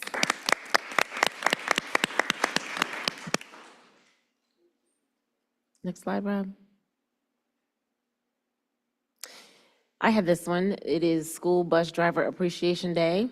And so I found this actually came in my inbox, and I was like, wow. So I want to say thank you to all of our school bus drivers. Board Member Lindy said thank you to all of our teachers, but all of our supports deserve some recognition and some thanks for all that they do. So thank you to our school bus drivers on this School Bus Driver Appreciation Day. Clap them up.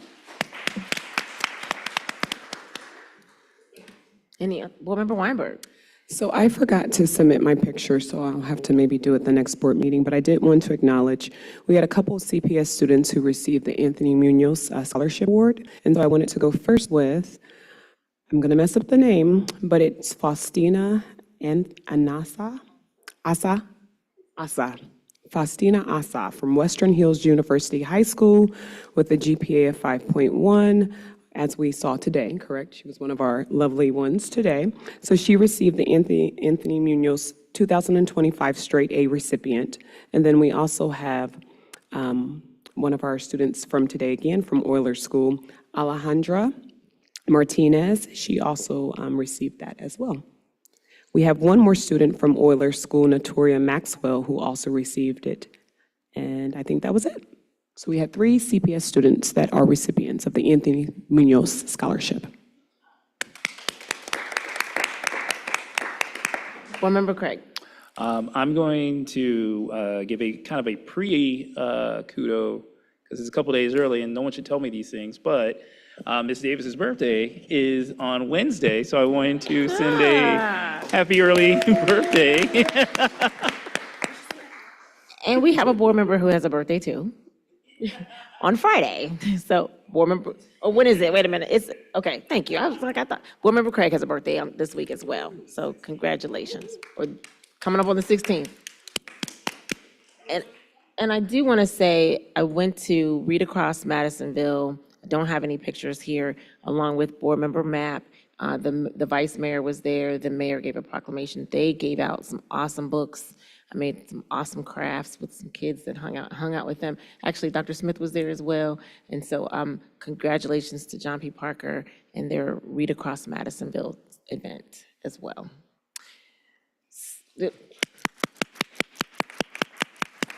All right. Superintendent Murphy, I believe you have some kudos and announcements, retirements. Yes, ma'am, I have retirements and I have a few announcements. And so we have several certificated staff. We'll start off on the next slide with a teacher from Rockdale Academy, Jacqueline K. Allen. Yay. A teacher from College Hill Fundamental Academy, Janet L. Baxter. An intervention specialist, a teacher from Reese Price Academy, Hannah B. Branson. A teacher from Midway, Jennifer L. Green. A daily substitute teacher, Judith D. Jamison Florence. An intervention specialist from James N. Gamble Montessori High School, Sheila S. Liebekamp. A teacher from Fairview Clifton German Language School, Jennifer A. Miller. An intervention specialist from Auxiliary Services, Michelle L. Stonecipher. A teacher from Auxiliary Services, Karen C. Titsworth.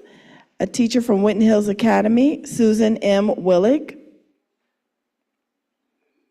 And a teacher from Dater Montessori Elementary School, Cynthia L. Yosh. A senior support specialist in our Civil Service Academy, Clark Montessori High School, Beth Anderson. A food service helper from Aiken High School, Mabel Carter Allen. A lunchroom manager from Rothenberg Preparatory Academy, Michelle Bunton. A paraprofessional from South Avondale School, Adrienne Butler. An HVAC technician from Facilities, John Corder. A digital marketing supervisor in our communications department, Susan Dornkemper. A paraprofessional from Covedale School, Mark Goosh. A paraprofessional from Frederick Douglass School, Rose Housey. A paraprofessional from Rothenberg Preparatory Academy, Rhonda Jennings. A paraprofessional from Sands Montessori School, Mary Momper. An early childhood service coordinator, Marlene G. Maggie Neighbor. A security response team member, Kimberly Pearson Smith. And that does it for our retirees. We truly appreciate their service. We do have some additional kudos. The first one, for people to review at their leisure, but I did honor last week through Hamilton County, Rebecca Beach. She received the Celebrate Excellence Award. On the next slide, I think. But we won't show the video. We'll ask if people would watch the video at their leisure. And then we also want to acknowledge a deep appreciation to the 3 schools, Pleasant Ridge Montessori, Gamble Montessori High School, and 2 schools and the Ed Center for hosting our town hall series, and our state representatives, Denson and Isaacson, as well as our Senator, Catherine Ingram, for participating in our town hall series. On the next slide, kudos to all the participants of the citywide student art exhibition. On the next slide, Rock the Block was held in partnership with the City of Cincinnati at Withrow University High School. Congratulations. On the next slide, we already mentioned Dr. Moffitt, Read Across Madisonville. And then we had our 3E Showcase Celebration. Thank you so very much to our Secondary Education Department. On the next slide, our early IT graduation with the University of Cincinnati was held last week, and then also held last week, finally, the Tri-Health School to Work graduation. Congratulations to all the schools, the programs, the partners, and participants. That concludes my kudos.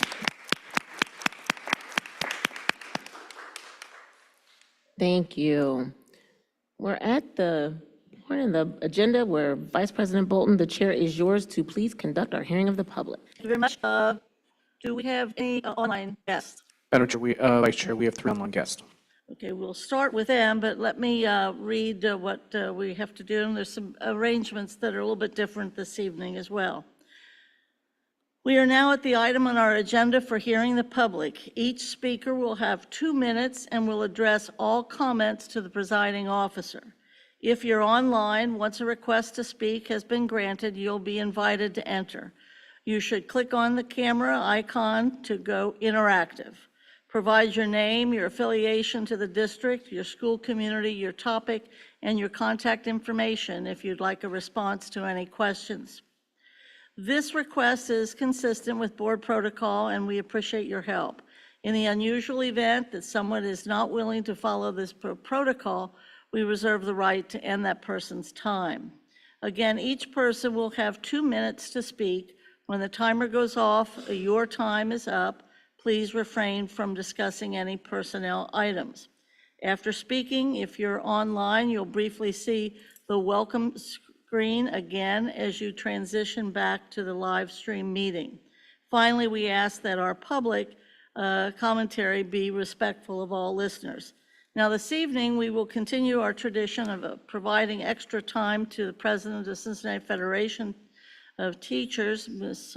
Julie Sellers, but also tonight, the time frame will be a little bit different for some of our speakers, as a number of our speakers are going to be assisted by Mrs. Reese in providing the translation that is needed. So we look forward to this evening.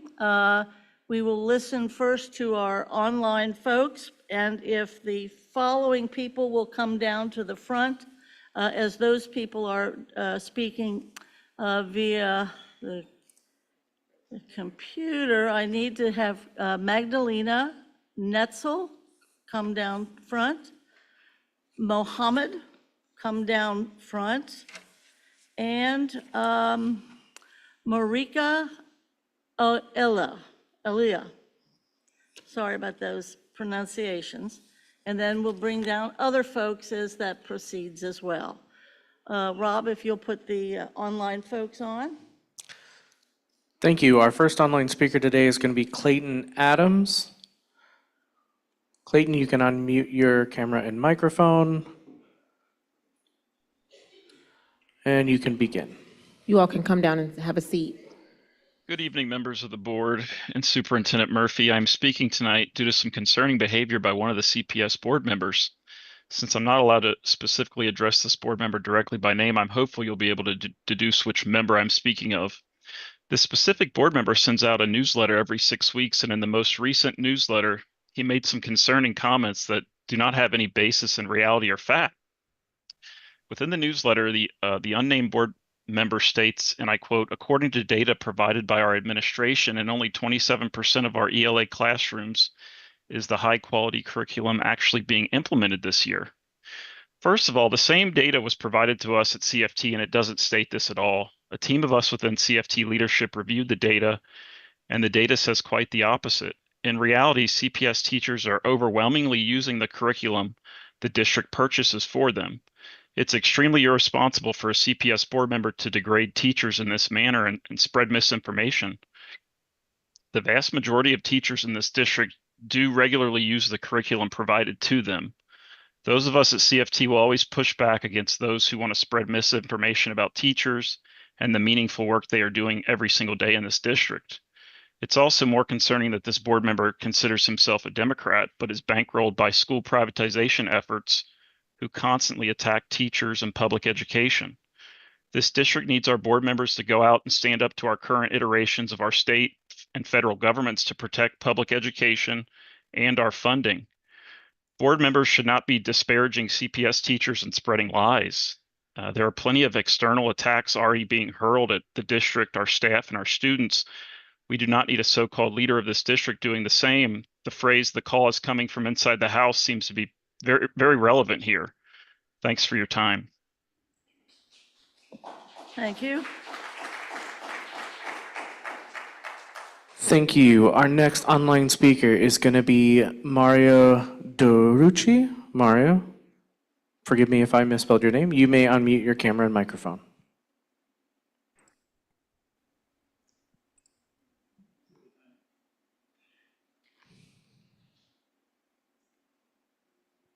Mario, we're going to bring Mario back. Our next online speaker is going to be Wasagbi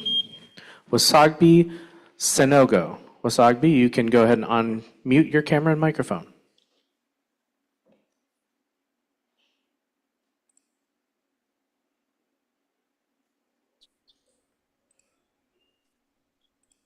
Here we go. Wasagbi? I would like to speak in French, if it's possible. Yes, it is. We have a translation person here. Thank you. Parlez. Oui, vous pouvez parler en français, je vais traduire. D'accord. Bonsoir, je salue tout le monde. Good evening, everybody. Je voulais parler de Mouss Bouchra. Je veux parler de Madame Bouchra. À propos de ILL.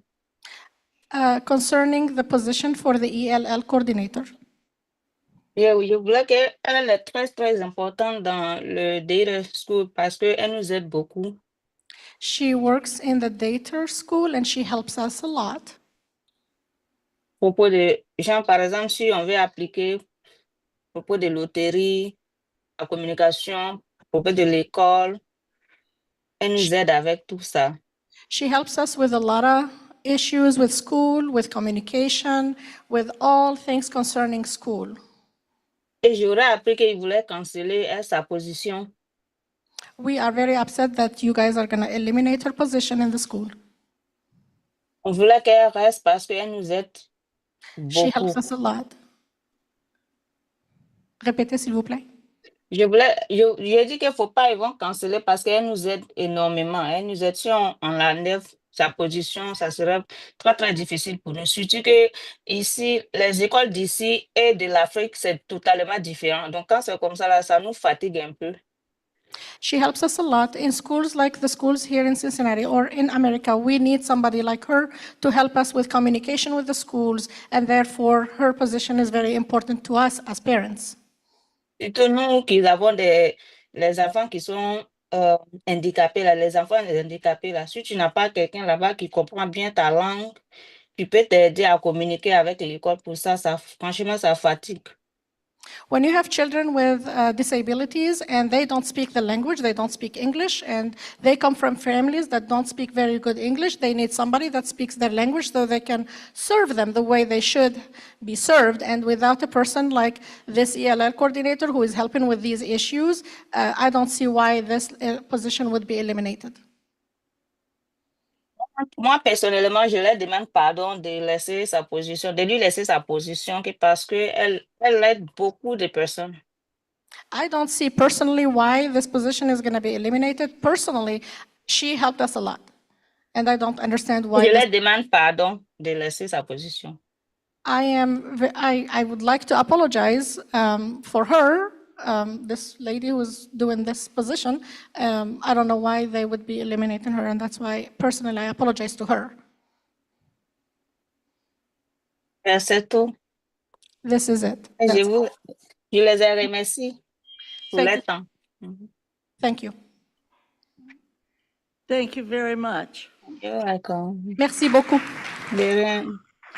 Thank you. Our last online speaker is going to be Mario Dauchi. You can unmute your camera and microphone.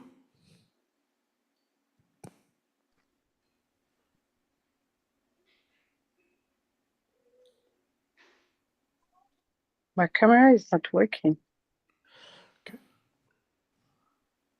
Try now. Go ahead. Yes, my camera is okay. Now it's working. Okay. Can I speak in French too, please? Of course. Can I speak in French? Oui, vous pouvez Oui. parler en français. Je vais traduire si vous voulez. D'accord, merci. Bonsoir. Thank you so much. Good evening. Alors moi, je suis maman de 2 petites filles qui vont à Dere Montessori. I'm a mother of 2 daughters who go to the school of Montessori. Et je parle le français, c'est ma langue maternelle. I speak French and that's my mother tongue. Et je voudrais mentionner Miss Bouchra qui travaille à Dere Montessori depuis que mes filles elles vont là-bas. I have been working with Ms. Bushra, who helps my children who go to the school or go there. Je voudrais aussi mentionner le fait qu'elle a sa position qui est très importante pour nous, les parents qui parlons une deuxième langue qui n'est pas l'anglais. I would like to mention how important her position for these parents, us parents who do not speak English as a first language. Et qu'elle est vraiment là-bas en assistant les parents, en les aidant, en tout ce qui concerne la scolarité. Oui, elle nous assiste, elle nous aide en ce qui concerne l'éducation. Voilà. With everything we need. Et qu'il est très important que sa position elle soit maintenue à Dere parce que sans elle, les parents ils seront perdus et elle est essentielle en fait à Dere. Et on ne comprend pas pourquoi ils veulent éliminer son poste. Et donc, c'est pour ça qu'aujourd'hui, on s'est connecté pour mentionner Miss Bouchra auprès du school meeting. I would like to stress how important her position is for us who don't speak any language, or our English will be like second, but we're not really fluent in it. And I would like to mention again and stress how important her position is for the school to communicate with the parents, to link the parents and the community, this specific community, to the school in Montessori. And she mentioned also the name of the teacher again on this discussion. And that's why we think that it is very important for us to come on this public meeting and mention this request.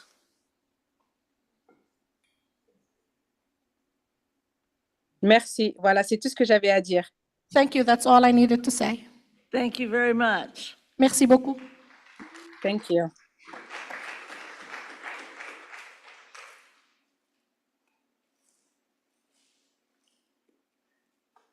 Is that all of our guests, Rob?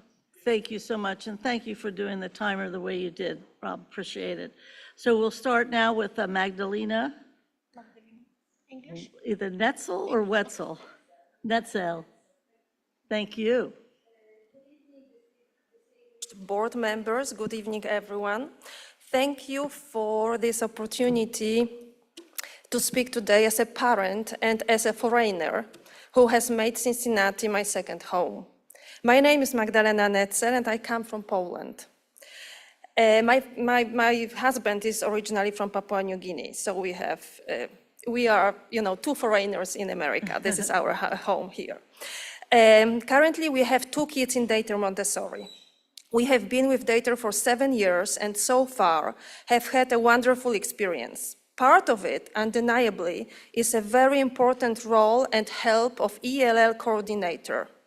Why is it so crucial for us, foreigners, to keep ELL coordinator position in Dayton? Point number 1, over 1/5 of Dayton students, it means over 150 kids, are raised in bilingual or trilingual families, where at least one parent is a foreigner. Adapting to American reality is a process and a challenge with lots of hardships and questions. Point number 2, ELL coordinator very professionally helps us on many levels to adjust to reality and be a part of Dayton community. We get a lot of support, guidance, and a great help. We appreciate coordinators' assistance, commitment, and collaboration. Point number 3, I do not advocate here for a special treatment for us. What I want to say is that we would like to continue to be an added value to the Dayton community. We, with our experiences, with different languages, and whatever we can bring to Dayton community. We want to be a part of it by contributing the best we can. Point number 4. Go ahead. Keeping ELL coordinator position is efficient. Questions are answered, issues are resolved, parents are informed and kept in Dayton's loop. Point number 5, ELL coordinator help us to get to know and understand rules and procedures, and it results in students' better academic performance. Kids feel included and welcome. Point number 6, the last one, I look at ELL coordinator position also as a form of investment in the well-being of our kids and the future of Dayton community as a whole. Taking into consideration above, I would like to ask you, distinguished members, for your help to keep ELL coordinator position in Dayton Montessori. We will be very grateful. Thank you for your time. Thank you very much. Thank you. The next speaker is Mohammed. I'll be Welcome. speaking in Arabic. Arabic or French? Arabic? Okay, Yeah, Arabic. I'm going to speak in Arabic. First of all, أولاً تحية لكم. First of وتحية all, للجميع. hello to everyone. تحية لجميع الأساتذة المنسقين. Hello to all the teachers and all the coordinators. أولاً للأستاذ المنسق يلعب دورا مهما في مساعدة المعلمين وفي المنظومة التربوية العلمية. أولاً, First, I want to mention that the coordinator position is very important in the whole academic and educational process. The coordinator helps the teacher, helps the school. في استخدام تعليم متنوع لزيادة دفاعية الطلبة ولتحسين تعلمهم. To help the teachers to offer diverse learning that is really catered to the students, that help with their motivation and their success. كما أن مهمة المنسق الأستاذ يوفر الدعم المناسب للطلاب. And also the coordinator person offers the needed assistance and support to the students for their academic success as well. كما أنه يلعب دورا جد مهم في تنسيق بين الآباء والأساتذة والمدرسة والمعلمين.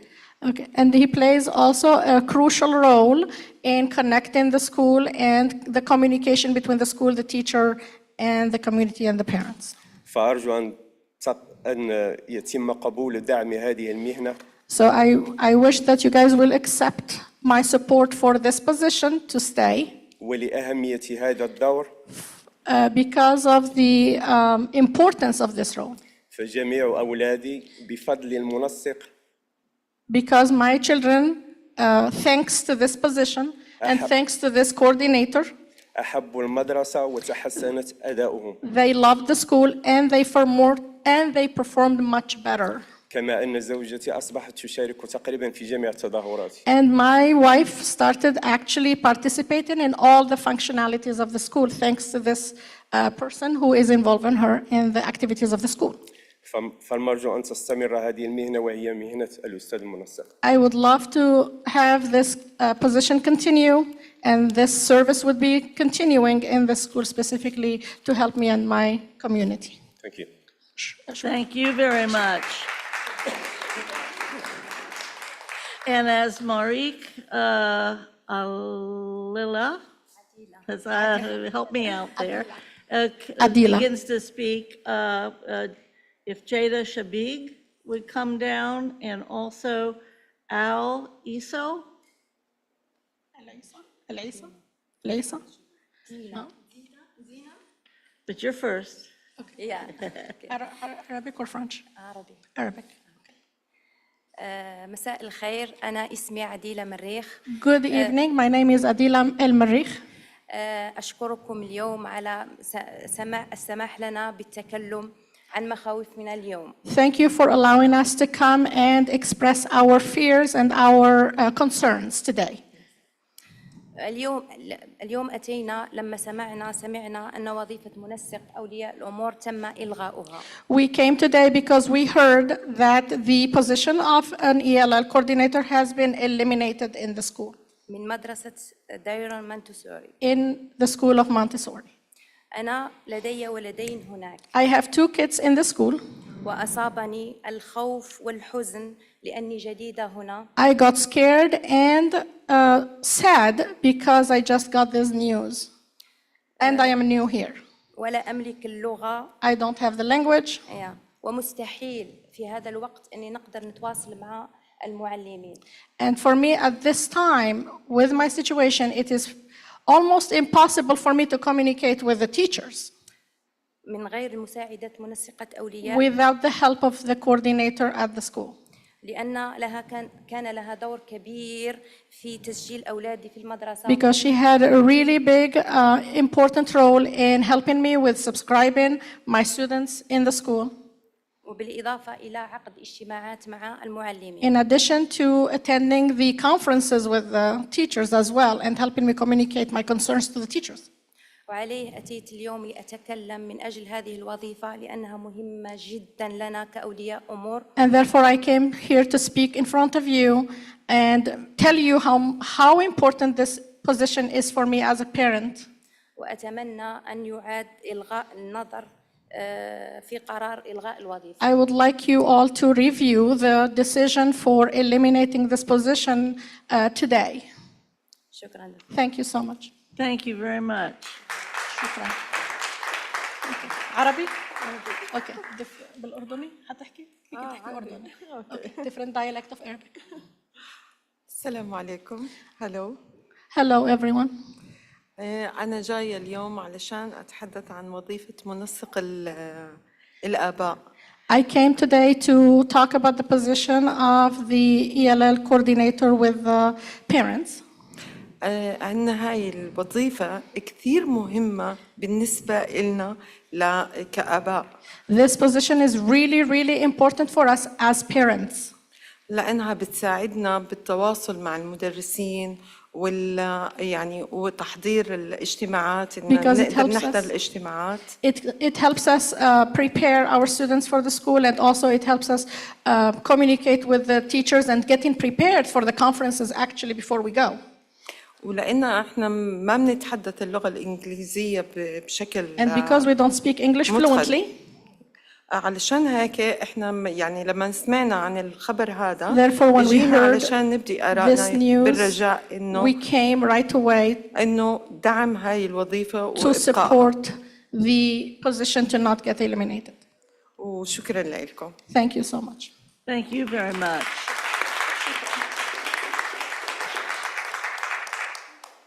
We have East, okay. أتكلم مصري ولا مصري؟ Egyptian dialect of Arabic. السلام عليكم، أهلا وسهلا بكم. أنا حابة أتكلم عن وظيفة الكوردينيتور الميس الموجودة في المدرسة. I would like to talk about the same subject, the LL coordinator position that's getting eliminated again. وعايزة أقول إن هي وظيفة مهمة جدا خاصة للآباء والأطفال. I would like to say that this position is very important for the parents and the kids. وأحب أتكلم عن تجربتي الشخصية. I would like to talk about my own experience. لما جيت هنا عندما جيت يعني لأمريكا كان ابني الكبير لا يتحدث الإنجليزية. When I came here to the United States, my older son did not speak any English. وكان بيحس بالخوف لفكرة إن هو يدخل من باب المدرسة وحاسس ما فيش أمان إن هو مش عارف يتكلم اللغة. He used to be very scared going to school, and he would go at the door of the school, and he wouldn't want to go in because he's so scared of the school because he doesn't speak any English. وكانت طبعا ميس بشرى بتدعمه. Miss Bushra, obviously, she was a very big help to help him and support him. ولما زين ما كانش بيلاقيها ابني يعني لما كانش بيشوفها مستنياه عند باب المدرسة عشان تدخله الفصل كان بيبقى خايف يدخل المدرسة. And every time he got to school, at the door of the school, if he wouldn't see Miss Bushra at the door, he would not accept to go in because he does feel so scared to go in there by himself. لأن ما كانش في حد بيفهمه هو كان Because there was بيتكلم عربي. nobody to understand him. وكمان أنا بالنسبة كأم يعني هي عرفتني نظام التعليم في أمريكا لأن هو And me مختلف. as a mother, she helped me understand the education system in America. لأن هو مختلف جدا عن بلدي في مصر. Because it's very, very different from my system or my education system in Egypt. وأنا يعني أنا شايفة إن الوظيفة مهمة جدا للمدرسة والآباء والأمهات والأطفال And I خاصة. see that this position is very important for the parents, for the school, for the teachers, and for the kids, for all the stakeholders pretty much. وبرضو ميس بشرى ساعدت ابني التاني إن هو يدخل مدرسة مع أخوه. And she helped also my other son to go to school with his brother and encourage him that school is a good place to go. وبرضو فكرة إن ما فيش كوردينيتور في أي مدرسة فكرة صعبة لأن ابني الصغير دخل مدرسة ما كانش فيها حد يقدر يترجم أو يساعد فكانت مشكلة بالنسبة لي. And the idea of thinking about a school that doesn't have this kind of person in it is really scary for me and for my kids. And my younger kid, the third kid I have, he went to a school where they did not have that position. And for me, I have hard time accepting the idea that I'm sending my student, my kid, to a school where he doesn't have such a service. It would be very hard for us as a parent, she said. Thank you very much. Next, we have Rena Khalil. That's it, so got it? Okay, good. Next would be Mara Sampson. Bless you. Drew Warndorf, Katie DeLong, and did I miss anybody that does want to speak regarding the ELL coordinator? Same position. So I'm gonna. Don't you leave yet. You are indispensable. Let's hear it for Mrs. Reese. Thank you, Mrs. Reese. English, okay. Mrs. Reese, would you let them know? Okay. Good evening and thank you for your time. I'm speaking tonight as a parent and PTN co-chair at Dater Montessori and as someone who has seen firsthand the enormous impact of our ELL coordinator. This role supports 23% of our students directly and many more indirectly, from translating during school events and family communication to helping organize culturally inclusive events like our annual Unity Fair, to guiding families through attendance and everyday school processes. This role is essential. Without it, vital communication is lost, and students and families are left without a clear path forward. And this isn't just about heart, it's about efficiency. Removing a trusted coordinator and replacing her work with things like one-off translation services, although, thank you, doesn't save money in the long run. It simply shifts the cost to other departments and decreases effectiveness. It's inefficient and short-sighted. What makes this role especially valuable is the trust that's already been built. The coordinator has spent years forming relationships with our multilingual families, and those relationships impact everything from enrollment to attendance to family engagement. That trust can't be replaced quickly, and once lost, it takes years to rebuild. Yes, our ILT voted to prioritize math and reading specialists, and those are important, but I'd argue this role belongs in a different category. Language access is foundational. Without it, academic support can't fully reach the families we need most. So I'm asking you to help us this year find a way to keep this role in place and moving forward to ensure these essential supports are not left out of the equation. Thank you. Thank you very much.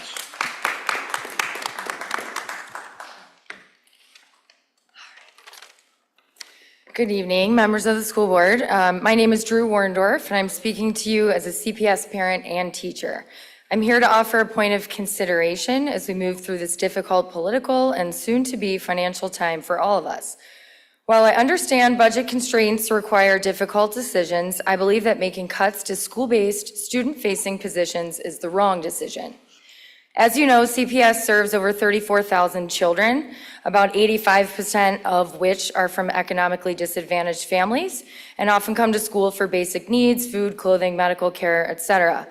15% come from families where a language other than English is spoken at home. 20% have an identified disability. These numbers represent real students with real needs that are often not met within the traditional general education setting.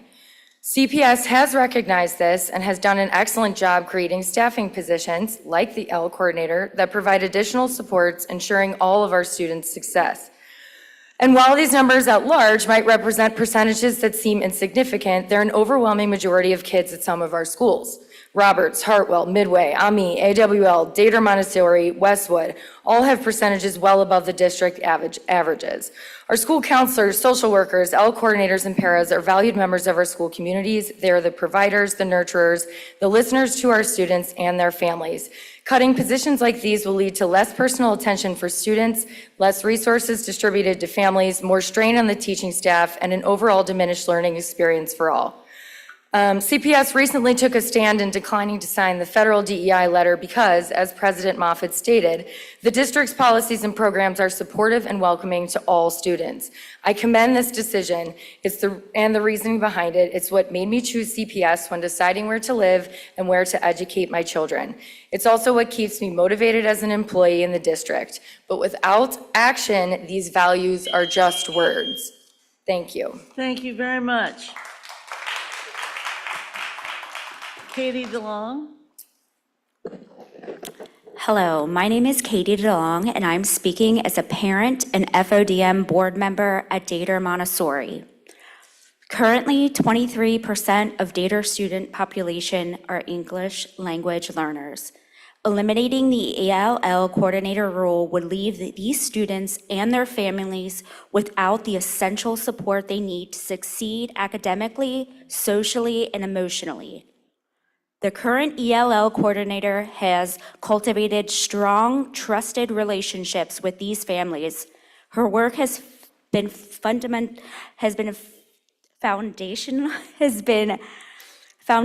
to building a sense of connection and inclusion for students who face unique language and cultural barriers.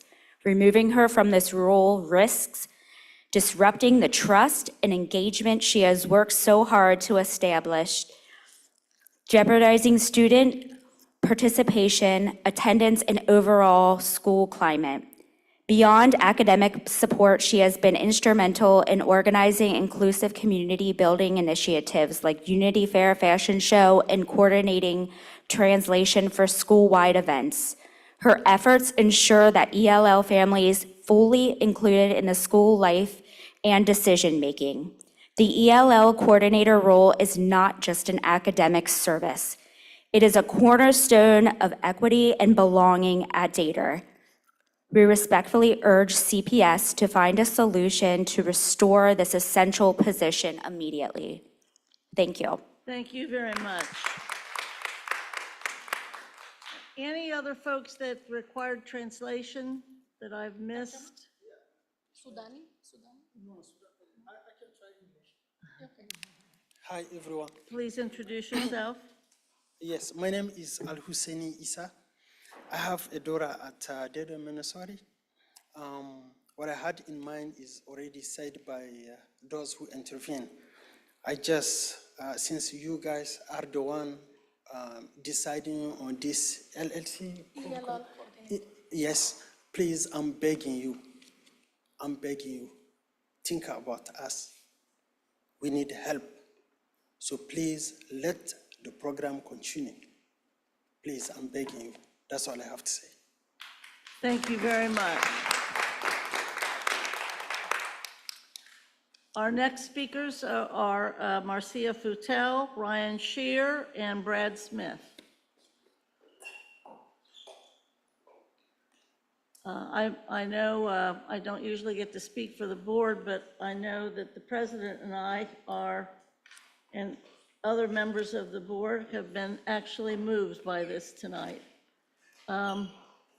This is what CPS is all about. So thank you all for coming to express your concerns. And thank again, Mrs. Reese. Wonderful, thank you. And here she is, Ms. Futel. Welcome. To the presiding officer, Vice President Bolton, and the entire board, good evening. First of all, I want to applaud your courage for not signing the letter from the U.S. Department of Education that requires Ohio school districts to dismantle diversity, equity, and inclusion practices. Your stance so far has demonstrated an appreciation for the long, hard fight over the decades, beginning with the landmark Supreme Court decision, Brown versus the Board of Education in 1954, and the local Bronson civil lawsuit in 1973. So tonight, I ask you to make one more bold move. If you haven't already put this in motion, please draft and pass a board resolution in support of fully funding Ohio's public schools as outlined in the Fair School Funding Plan passed in 2019. CPS has asked for the community to support in reaching out to our state elected officials so that we don't lose any funding that our children so richly need and deserve. With your official resolution, the district and the community will publicly be in lockstep, demanding that our elected officials in the State House keep their commitment to public education. Note, I will not refer to all of them as our representatives because those that do not consider the will and the best interests of the people, especially children, do not represent the people and do not deserve the title. So the community continues to watch your response to this as well as all your leadership decisions. I proudly wear my Product of Public Education shirt tonight, and I thank you for your time. Thank you, Ms. Futel. Ryan Shear. Good evening. My name is Ryan Shear. I'm a teacher at AWL and vice president of CFT. And I'm here to talk about the CPS budget in a recent newsletter, which we've already heard about earlier today. A board member claimed that implementing high-quality curriculum is budget priority number one. The same board member then said, quote, according to data provided by our administration, in only 27% of ELA classrooms is high-quality curriculum actually being implemented this year. And while I agree that if we're spending money on something, we should be using it, the district data that we've already heard referenced before from the instructional rounds, which I'm not sure where else we would be getting the data that is quoted in the newsletter, says that 186 ELA classrooms were visited in round one and 75.27% were using that curriculum. In round two, it was 193 classrooms, 83.42% were using the curriculum. And in round three, only 16 classrooms, but 93% were using it. So not only are the majority using it, they have actually improved from round one to round two to round three. Upon further review, I will be the first to admit that maybe those numbers I just gave you are not correct because the data actually makes no sense at all when you dive into it. Bond Hill had 6 out of 6 classrooms using the curriculum and received a 2 out of 3 on the overall rating, which is an approaching score. 6 out of 6 to me seems like a majority. Taft Elementary, same thing. Roberts had a 4 out of 4, but they got a 3, the highest rating. I agree with their rating, however, I find it very interesting to say the least. The point of this is to say that our teachers should not be being attacked based on data that one, shows that teachers are in fact doing what you claim they are not doing, and two, The data is so clearly flawed that you cannot really take it into consideration and use it as any sort of attack on anybody. And definitely does not take into consideration what teachers do on a daily that does not include the curriculum to make sure their kids are improving. Thank you very much. Brad Smith. Good evening, Board of Education. My name is Brad Smith. I'm a resident and a taxpayer, and I want to speak about that same email, except I want to speak about the research that was cited. If you look at the research, it's really research about how curriculum is aligned with the Common Core. And I want to just focus on two. One was a study from Harvard that seemed to show some difference in math achievement, but no change in English achievement. However, if you really look at the research, what matters in it was the teachers were given more professional development. They were given more classroom observations with explicit feedback about the Common Core standards, and they were given feedback that also related to their evaluation and their growth as a professional. If you look at another study from the National Bureau of Economic Research, there were kind of three groups.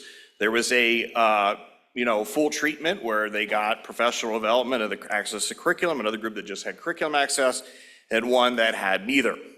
Well, what matters in that research was that the group that had the full treatment, that had the biggest gains, they were invited to an in-person kickoff where they were shown the curriculum by the curriculum reps, they were provided a schedule of supports for the year, and they assisted teachers with accessing the curriculum.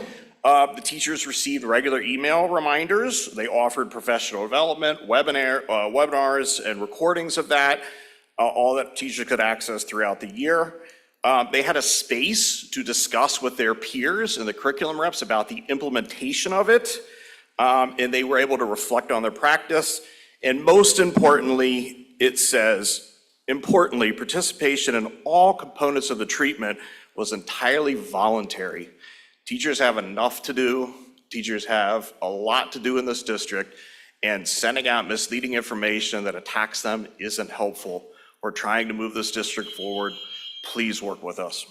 Thank you very much. Our next speakers are Michelle and Michael Dillingham, and then President Sellers.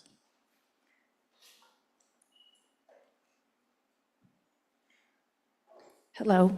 We're going to stand right here. It's not accessible. Hello, my name is Michelle Dunn. This is my son, Michael Dillingham. We are here to thank the Board of Education and District for standing up for our students and our beautiful diversity, which was so clear tonight, right? It's amazing. The Trump administration issued a letter asking schools to certify their compliance that the use of diversity, equity, and inclusion is impermissible.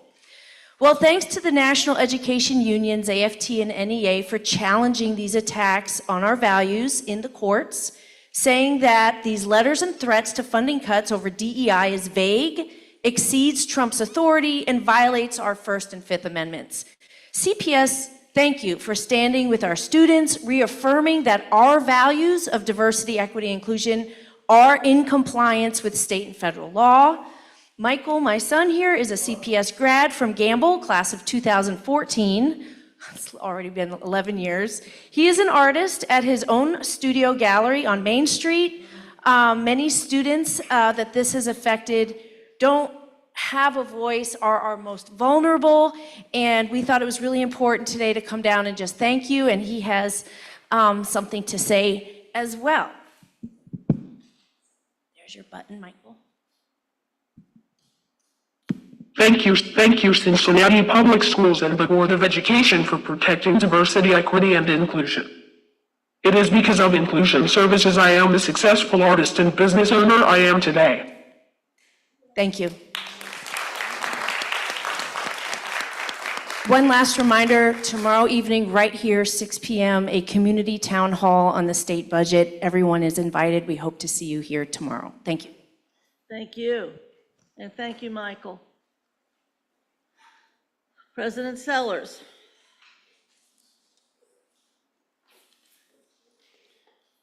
Reminding the public, as we mentioned earlier, President Sellers has a longer extended time to speak as president. Good evening. I would also I would also like to remind everyone, tomorrow evening is the community town hall to save our schools. We will be learning about all of the current attacks on public education and how everyone can help to make your voices heard at the State House. That begins at 6 o'clock and the doors open at 5:30, and I think that it's going to be a great event. I would also like to say that thank all of the parents and teachers who had the courage to come here this evening and speak up for the families, students, and teachers, and provide the supports for those students to be successful. Many of you know Chip Knudsen, who was a teacher at Woodward High School, the valedictorian, who he had just 2 years ago, did not speak any English, and she is now, this evening, was on the stage as the valedictorian. The students who need help with translations, that's all they need. They have the brains to do it, and they will be successful. I want to make sure every one of the board members are aware of this. House Bill 96, the budget bill, it includes language about high school transportation that states that students cannot have transfers once they get on the bus. This is going to be a drastic change for many of the high schools across the state of Ohio, especially here in Cincinnati and other urban areas where the students are riding Metro. I would suggest that you have a special meeting with Metro and also talk with some of the state legislators so we can begin to figure out some workarounds so that our students will be able to have transportation, even if they don't live just one route away. For the past few weeks, I have been hearing a board member publicly say only 27% of the teachers are using the curriculum. This is patently false information. This board member has also been widely disseminating this information through emails across the city. This has been causing a kerfuffle within the community and within our district. I've heard from community members, I've heard from teachers, and I've heard from family and friends saying, why are they attacking the teachers? As you can see in this chart right in front of me, more than 75% of teachers are implementing this curriculum as the district visits their classrooms. These statements are very disparaging, and they're against the teachers in our district and the schools. They did not even attend and do walkthroughs at all 65 locations. It was a limited number of schools, and within those schools, a limited number of teachers. The actual walkthrough data tells a very different story. Remember, a walkthrough is supposed to be just a snapshot in time. Teachers were told at the beginning of the year that the walkthroughs would be happening, but they were there to be supportive in nature and all information would be confidential. Now we're seeing charts and graphs being sent out to community members and voters across our entire city. We have many new teachers in our district. We have many teachers new to their grade level, and they were still waiting, some of them in the first quarter, for their curriculum to be delivered during that first round of walkthroughs. This attack on teachers has broken trust with teachers across the district.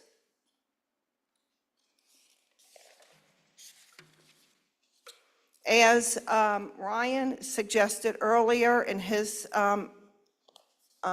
statement, I have many of the same data points he had, but what I want to say is, for the first round for ELA, there were only 186 classrooms visited at 44 schools. That's a very, very small sample size. Some teachers said that they changed grade levels and they didn't have all of their curriculum. And it was during this round where they were able to report some of this. Round two, 193 classrooms were visited. This is still a small sample size. But at this time, 83.42 of the classrooms were using the adopted curriculum. Round 3, ELA. This is interesting. Only 16 classrooms were visited, 2 elementaries, 2 high schools, with 93.75% of them using the curriculum. Remember, many classrooms in the third quarter were probably doing the highly recommended or mandated test prep. Many classrooms using the curriculum were marked as approaching because teachers were not on the right lesson on the right day. Some teachers have told us that they were lessons ahead and they were like, why are you 10 lessons ahead? While others were asked and questioned why they were behind. Every classroom's pacing should be somewhat different depending on the makeup of their class. That doesn't mean that they are not implementing. There are many variables to account for some of these different makeups. This is a far cry from the graph that I shared with you. If this graph was accurate, and really only 27% of ELA teachers were using the adopted curriculum, I think that I do know for a fact that when the board adopted Wit and Wisdom, it was not the recommended curriculum. It was not the one that was selected by the textbook committee. It was decided at the last minute to switch because the one that they had recommended, they didn't like the graphics in that textbook. The Wit and Wisdom has just 8 paperback textbooks per year, per grade level. Some of those are probably not even in the buildings any longer. Paperback books don't last as long as a regular textbook. Until this particular board member begins respecting teachers and not making negative blanket statements against them, it will be difficult to retain high-quality teachers within our district. There is an art to teaching. That's why teachers have made it a career, because that is an art. And it is not just turning the page. Turning the page of a curriculum is not the art of teaching. Something that we do need to be talking about is how are we going to get to addressing issues around chronically absent students. Maybe the pacing is off because they have high chronic absenteeism, like many of our schools are showing. We need to have an initiative to make sure that we are getting kids to school on a regular basis. If kids are not in school, they're not learning. But the most important thing, I think that all of us in this room and across the district, we all have to know that in order for our kids to be successful academically, we need to have strong, content-rich instruction that includes science and social studies, because all of the vocabulary that is used on the ELA test is coming from the vocabulary that was introduced and taught in science and social studies. When they do the walkthroughs, those are very low numbers of the number of classrooms that are visited. And even some administration have said, we're not worrying about that because it isn't a tested grade. But if you don't learn that curriculum and the content year after year after year, you're not going to be highly engaged with the process of learning. So, seeing the long line of valedictorians and salutatorians tonight proves that our teachers understand the art of teaching. Thank you. Thank you, President Sellers, and that concludes tonight's hearing of the public, Madam President. Thank you. Dr. Moffitt. Board Member Linda? As several of those were addressing a board member who sent out a newsletter last week, I might just share a brief 30-second thought. Go ahead. Thank you, I appreciate it. First of all, I'm delighted that this many people read my newsletters. It is a real surprise to me, and I'm very happy about it. I'm also glad we're talking about it in research and data. I'll just share that the 27% number that's been called into question this evening is one that I received and double-checked with our administration, and I'm going to stand by the numbers they share with me. If it's wrong and the adoption is much higher and the implementation is much stronger, fabulous, concern withdrawn. But I'm going to stick with the number that our administration gave us until they tell us that it's wrong. I'm also going to share that there is zero disparagement on my end. I think implementing high-quality curriculum is really hard, and I think it's our job as a board and a district to figure out how we can help. So there is no allegation from me whatsoever. I think this is the work. I think we got to figure it out, and I'm excited to do that together. So thank you. All right. Superintendent Murphy and Assistant Treasurer Mike Guston will be presenting the fiscal year 2026 budget update. All right, yes, we are going to tag team this, and Mike will get us started with the first slide. All right, here we go. So the first slide is a bring back from, I think, the April 21st meeting, the famous or infamous pyramid. And if you go to the next slide, we have a new version that hopefully is a little more representative of what we're doing here. So we tried to break out strategy from compliance efforts. So just kind of give you an idea, give an idea of how we're thinking about things from a very high level. And so just to be a little bit more specific about the strategy and our thinking and rationale around, on the next slide, Rob, building this budget out, there are probably 7 tiles on this sheet to help us lead and formulate the discussion and some of the decisions that we're making. Our priority is to prioritize instruction, core instruction with our students in the classroom. The second piece we did was evaluate our current staffing, our current vacancies. The third piece was we streamlined operations and administrative costs, and I'll get into a little bit more specifics about what I mean by that shortly. The fourth tile talks about exploring partnerships and alternative funding. Those are examples of making the request of the city around whether they can help us with 4 or 5 items that we shared with them. Those are around crossing guards. That includes parking cost. It includes nursing cost and the cost of our school, not our school resource officers, but our detail officers that have increased tremendously this year, and our newly formed forming foundation. The fifth tile talks about engaging stakeholders in the process. I remain super proud to invite our union leadership to the table, and they have once again agreed to come to the table to discuss this with us as they did this time last year. And then 6, focused on our district adopted strategic plan. And then 7, you'll see a little bit later on in terms of our next steps, aligning the budget requests and needs with our goals, guardrails, and growth plan. And on the next slide. Next slide, Rob. So just to remind people how we started this out, this is a summary of our 5-year forecast from November. This is kind of where we set the original budget target of $624 million. So people know where that came from. Just as a reminder, the 5-year forecast is a required document. It's required for us to have positive cash balances in the current fiscal year and the next 2 fiscal years in order to stay out of trouble with the state. If you go to the next slide, Rob.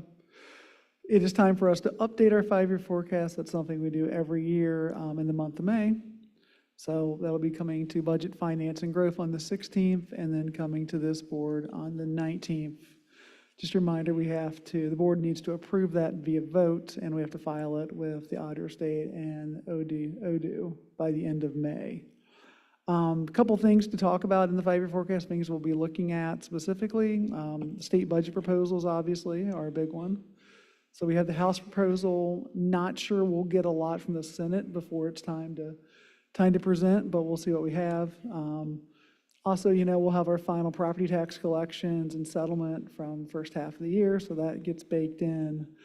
TIF and CRA payments are coming in, so we'll look at those, and then obviously our current year spending. Next slide. So again, as I mentioned, the budget target is 624 million. We did as part of our early work put in some negative contingencies. So these are things where we know we're going to underspend. Talk a little bit about those more, but it's $10 million of known underspends. And we also, as a group, looked at potential reductions in budget considerations. So the list of 100, which I think Superintendent's going to talk more about. We started analyzing those. We've investigated about $51.5 million of potential impacts, and we've realized $13.7 million. So Mike referenced a couple of things. On the next slide, you'll see a sampling of a list of 100. So this list came from the senior leadership team as a brainstorming and brain dumping of potential ideas that we could look into in terms of saving dollars, including things like pausing any curriculum adoptions. You're fully aware of restructuring resource coordination, which we have done. We have reviewed our current vacancies. We're going through our vendor contracts yet again. And so you see just a sampling there of some of the possibilities that we've talked about to realize savings in our budget for the upcoming school year. And then on the next slide, we did the brainstorming and norming. We have put in the very basic needs that we would have to function, which is extremely challenging for every department to do. All of this has been done so far without impacting school budgets that have already been shared out. And then the last thing we did last week was, as Mike said, reconcile the list of items members of the senior leadership team have said, this is where we can make a change to what we are seeing in Allaview, which is where the 13 million came from. So right now, we believe that we're looking at a little over $35 million. And then, oh, do I have the next slide too? Yes. Okay, great, I have the next slide as well. So this is where the Budget Task Force came in, and through conversation, we've had 2 meetings so far, and we have categorized things in the following ways. One, is it possible to take a look at creating a central office pool? So, for example, maybe instead of someone serving one administrator or one department, maybe there could be a greater alignment with the level of work that is required. The second is taking a look at a retire-rehire possibility. And while we do see that there could be some potential savings, we've been cautioned about the payout for sick leave conversion around that. And so we continue that conversation because we understand that it is maybe possible to create an opportunity to have that payout done over a period of time as opposed to one lump sum.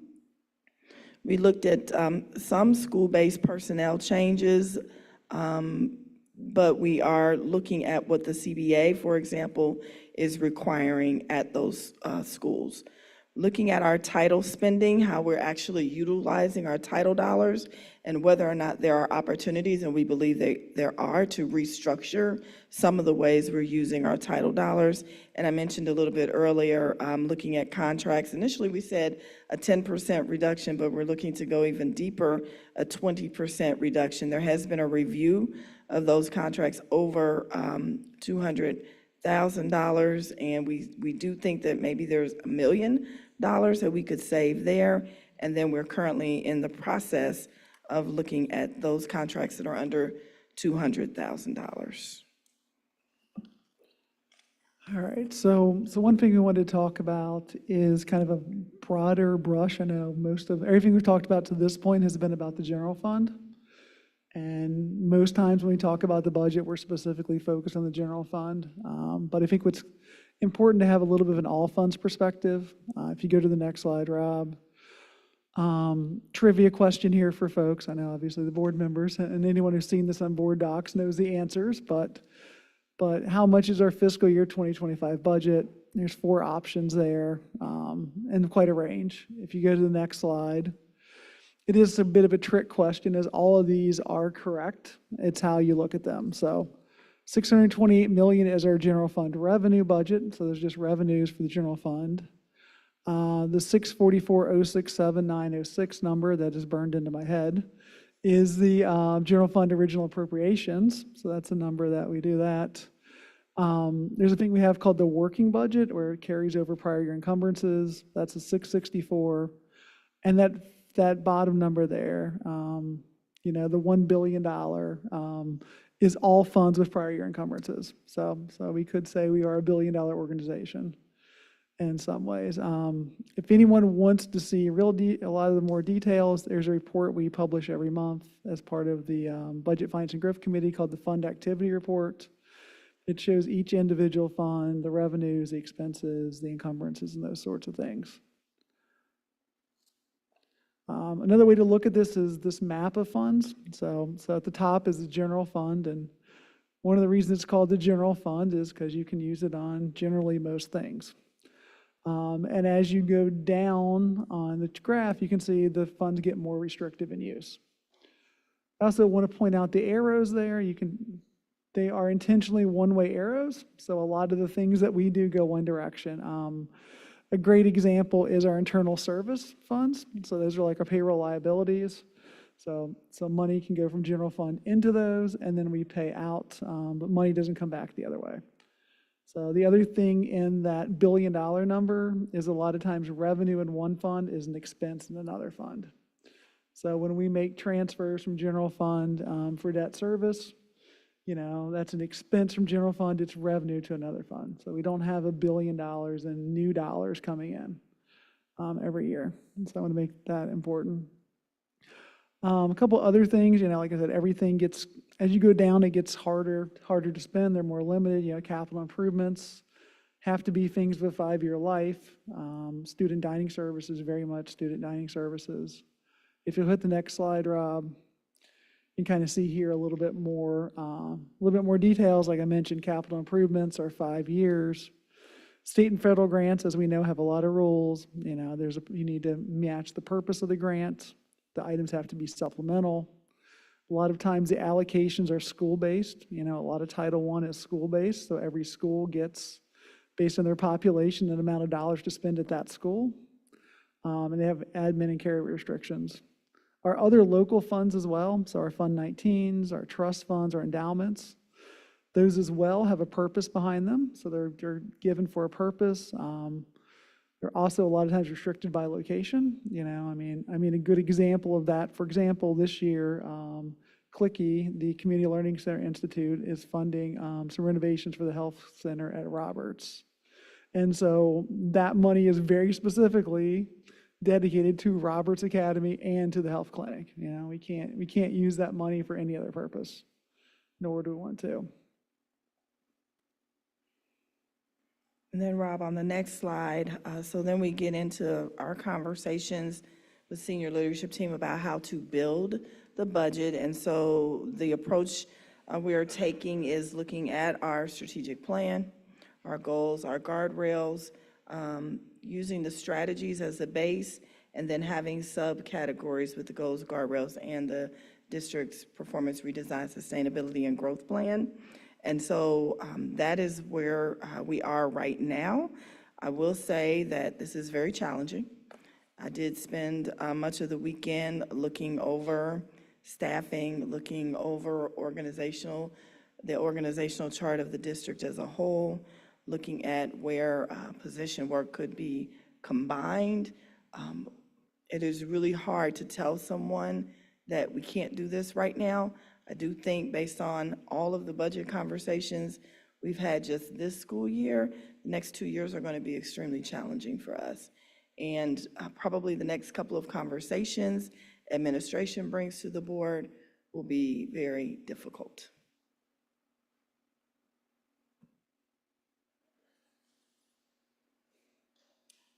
Thank you. Board members, any have any questions? Board member Craig. So again, thank you for doing the presentation. I agree with you with regard to the last statement you made there, which is our next two budgets. I said last year and before that those were the easy budgets, the hard ones, because those we could take out the little things and, you know, no one necessarily felt like we're going to make that difficult a challenge. We were doing a lot of the maneuvering of stuff. Now it's legit, things have to end. And I think we need to be prepared to make some of those hard decisions to say something ends. What we continue to keep doing is adding things in to say something new is going to start. And so it's adding more to the budget that's already strapped pretty tight. I really wanted to just kind of raise two thoughts that I have in addition to that, which is first, I think it's going to be harder and harder to keep trying to balance the budget off of central office. And I have a distinct fear that that is what we're going to try to do again. And what we're going to do is cut out the ability for central office to operate and function in a well-mannered way and really increase the budget cost because of it. And it worries me because we've already seen this with departments now that are smaller in size this year than they were last year, and their struggles to try and keep up with our demands on them, even though there's fewer people doing the work. So I think it comes to some point, it becomes unreasonable to keep asking for those things to be done in the manner that are being done with the team that's there to support them.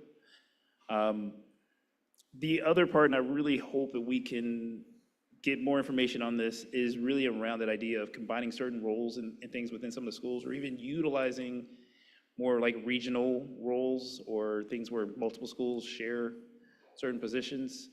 And I say that because I think that there is just, we don't have the capacity in some ways to do some of these things that are, again, not necessarily collectively bargained, but are things that we've, as a board, been unwilling to not do anymore, even though we no longer have the funds that support it. And so, I mean, a great example of that is how we've managed the needs for nursing in our schools. We are far above where we were even before COVID. And so, I mean, even if we're thinking about things like that we're doing, you know, they're not a huge dollar amounts, but I think it's just recognizing what those resources can be allocated differently, especially if we're looking at now pathways within the schools. How do we utilize resources that may attach to 2 or 3 schools that connect together? May be better use. The only question I have really from all of this is just kind of what's the expectation of us getting a budget proposal? Because I will say I can't vote again for us to do a 90-day appropriation for the 3rd year in a row. I think it's unreasonable for us to do that. I think it's unfair to the folks who are out there working for us to do it. And I want to know, is there an expectation of a timeline in which we would see, you know, kind of a budget proposal for us to vote on? The goal is June. I think we have 3 board meetings, I think, between now and the end of June. Yeah, I mean, I would just hope that we can get something, at least by the early June meeting, that we would be able to assess and review and pass by the end of the June. Again, I just think it's irresponsible for us to keep doing 90-day appropriations because we can't do our jobs on time. Thank you. Go to the side, Board Member Lundy. Yeah, I'm just going to just build off what Member Craig was saying with an addition of thank you for all the really difficult and challenging work that this is. My preference would be that we receive the meeting before the last meeting in June, the administration's proposal that would get us to a balanced budget. And that would give us then that meeting to ask questions. It would give the administration time to do something with those questions, with that feedback, and then come back and pass the budget on time by the end of June. And that I'm kind of just thinking through these dates and where we are right now. That's not a lot of time. And so just again, gratitude and appreciation. But is that a feasible timeline? Yes. Yes. Great. Thank you. I'm going to go go ahead, Board Member Weinberg. I was just going to Vice President Bolton. I was going back and forth. Okay. Thank you. I think it is possible that we can pass the budget by the time that we need to, and I think it's only right that we do it and not have a 90-day extension. And it may have been the last 3 years, but we've done it before even those last 3 years. So this has been unfortunate, and I'm sure part of the responsibility is the board and part of the responsibility is the administration, but a heck of a lot of the responsibility goes with the state of Ohio that can't seem to pass its budget and also throws all kinds of wrenches in whatever anybody's planning. So there's plenty of blame to go around. I'm happy to assume as much as we need to. If we could go to the new pyramid, slide 3, thank you. On the base of the pyramid, you have to have at least a ballpark raw dollar amount for that base, because you do have the obligated costs figured out, you do have the state minimums kind of loosey-goosey in there. And there's also a list of those things that are as a result of the CBA, the collective bargaining agreement. It would be interesting for me to know, certainly by the next finance meeting this month or before or tonight, what is that base of the pyramid? So that we are looking at the reality of what the next several layers are.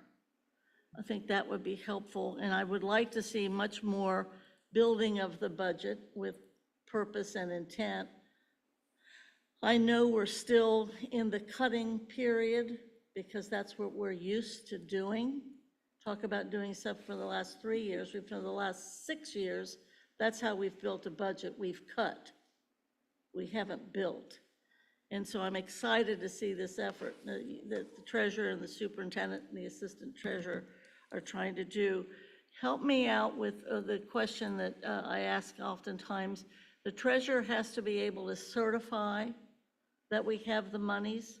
What's the rule or regulation for that to occur, Mr. Assistant Treasurer?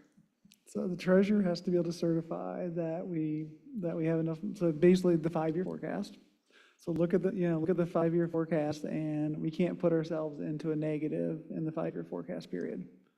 Anywhere in the 5-year or by the end? Within the 3 years that are monitored. Okay, and then there's some law that we're worried that they might adopt that will make us have to certify for 3 years instead of 5?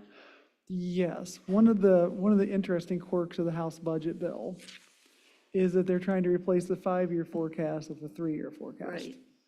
One of the danger of that is, a lot of our contracts are 3 years that we just, and so including our collective bargaining agreements. And so the question is, if you only have 2 years into the future in your forecast, can you legally certify a 3-year into the future collective bargaining agreement or a 3-year service contract? And so that's one of the things that will have to work its way out through the budget process. Okay, but we don't know when that's going to be decided? Well, unlike us, the state can't do a temporary appropriation. So by July 1st, the state will have a budget approved. Oh, all right. And then on slide 8, there's like 50 ideas here regarding cuts that you're investigating. Did we just choose those randomly out of the 100? Or is there any significance to these 48 versus? The only significance is the sensitivity of the other 52 or so. Gotcha, okay. The other, last couple of questions, if I could. On slide 9, you have 35 million or so, 35.5 million yet to cut. Is that assuming that the 100 suggestions all work, or is that because we think that some of those 100 suggestions will work, or does that not include the 100 suggestions? We have included many of the 48 or so suggestions. Some of that is already in Allaview, and as we mentioned last week was the reconciliation. And so that does not include everything that you're seeing there or on the additional ones that we have not shared yet, as we're still researching the ability to do those things. Thank you. And then my last question, or my last request is, and I think I mentioned this before, that we've been complimented on our courageous vote regarding the DEI piece, but we also have taken great risk. And I think it's very important for the public to actually know the risk and know kind of what I'm talking about. The press has talked about 50 million. We think it could be a little bit more than that because of carryover or something or whatever. I'm not sure, but definitely. What are the items? And I would have hoped for a slide tonight of the items that are at risk financially with that vote. So I would say the amount is between 50 and 60 million Okay. with carryover. And that's really looking at all of our title dollars. There is some discrepancy on how not complying with the letter or not signing the letter, how that would affect you, whether that would be, someone only looking for DEI programs inside your budget and not funding those, or whether it would be a complete kind of stop of all funds coming your way. Well, granted, but we know that we do not believe that we're doing anything, even the way the federal government defined it as being illegal. And that's based upon our understanding. In those Absolutely. 4 pages, we found a couple of sentences that were about as declaratory as they get, but the world thinks that it's total DEI. And certainly the politicians have been saying that. So it's very important to know the $50 million that might be at risk, specifically what programs are those that would be at risk if indeed those monies are withheld. And we know that on the federal budget already proposal, there are things that have already gone to zero. Do we know which things have already gone to zero just on the federal budget, let alone the whatever they're threatening us with? Yeah, so this is kind of an evolving thing, and I think President Moffett and I talked about putting the presentation on for the Cal meeting. Still working on it, but just I know like a great example, very timely for today, would be the ELL coordinators. And I know folks spoke very eloquently about the ELL coordinators and the impact that one person has. I mean, that is a title funded expense. That's a title funded thing that would potentially go away if we lost our federal dollars. As far as your specific question about what changes in the president's budget proposal, and I think people are still unpacking it, it looked like funding for Title I and for IDEA would stay the same. So they would be preserved at current year levels, which in federal parlance is a cut, right? Because preserving the federal level is a cut. And that pertains to the monies we get because of the students' Yes. economic standings? Title I would be your economically disadvantaged students. IDEA would be the fund specifically for students with disabilities. So those are specifically for students with disabilities. Title III, which would be the funding for English language learners and immigrants, that is proposed to be cut completely. It's a zero, isn't Zero. it? Just in their budget. Yes, and then the other thing in the proposal is it appears that Title II, which is our teacher quality, teacher That's a zero, education, too. and Title IV, which is supplemental support, kind of like well-rounded education stuff, would be combined into a block grant. And then those block grants would be given to the schools, or given to the states to administer as a state self-fit. And how is that in any way shaping the budget that we're developing? At this point, we haven't really made any changes to that. The federal budget, by the time it would hit us, would most likely be the 26-27 school year for us. So this year's budget and the advice we've been getting from our parts of the state has been to kind of business as usual, but be conservative. So they gave us that caution, like be conservative, but do business as usual. And a lot of the things in the federal budget would not hit until the 26-27 school year.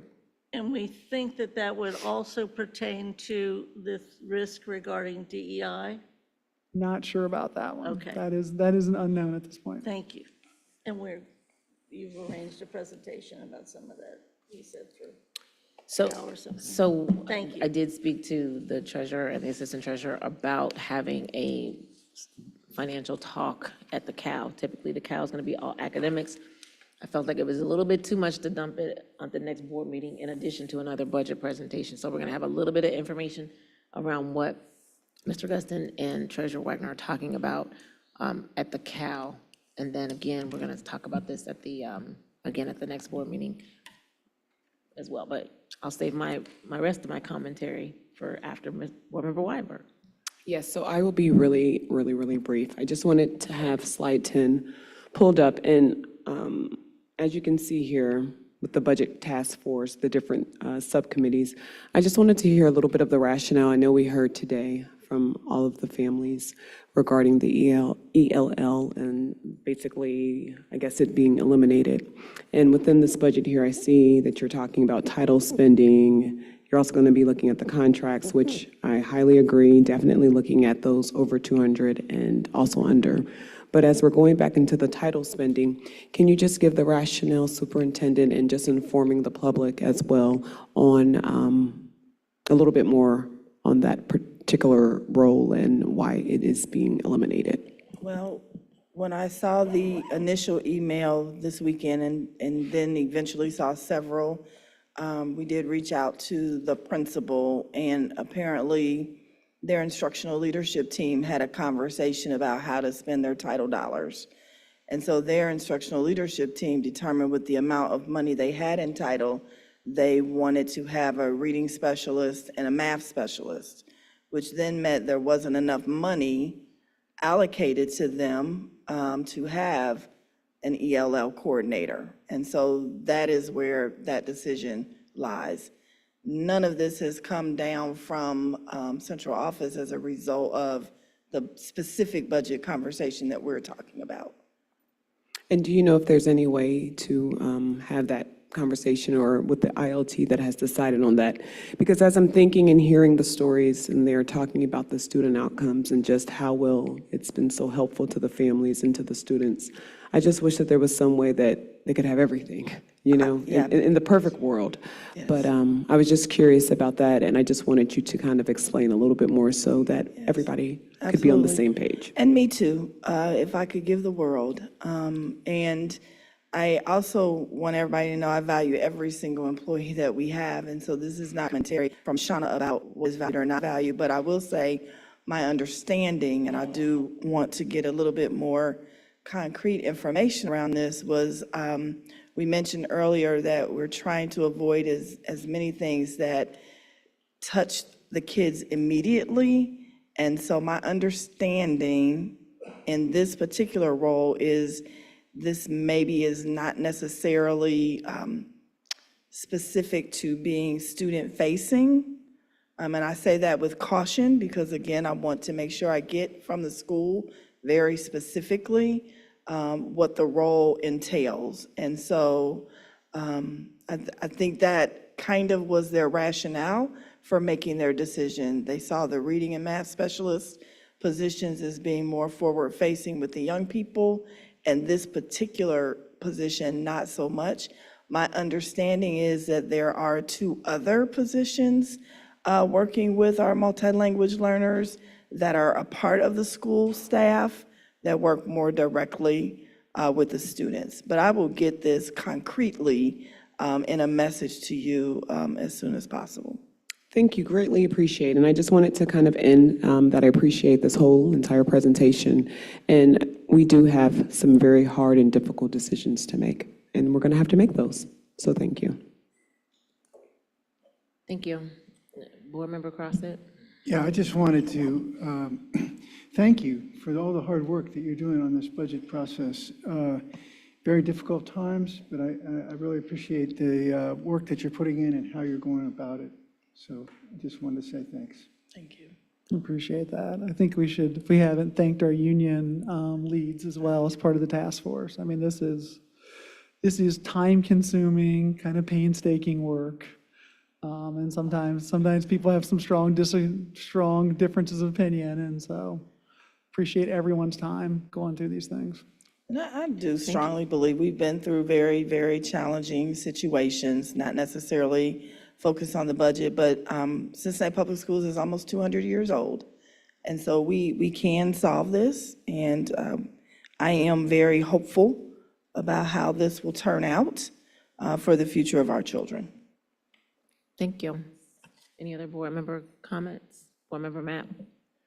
Yeah, so thank you for the presentation and mostly for providing kind of a list of ideas for consideration with the budget.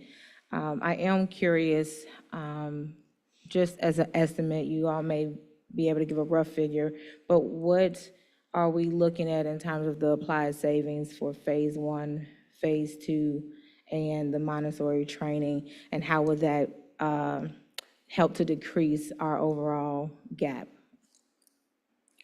So the Montessori training, so you may recall this year, we budgeted about $100,000 to send teachers to be trained through the Xavier Lab School. Well, moving forward, we won't have that anymore because there won't be a Xavier Lab School.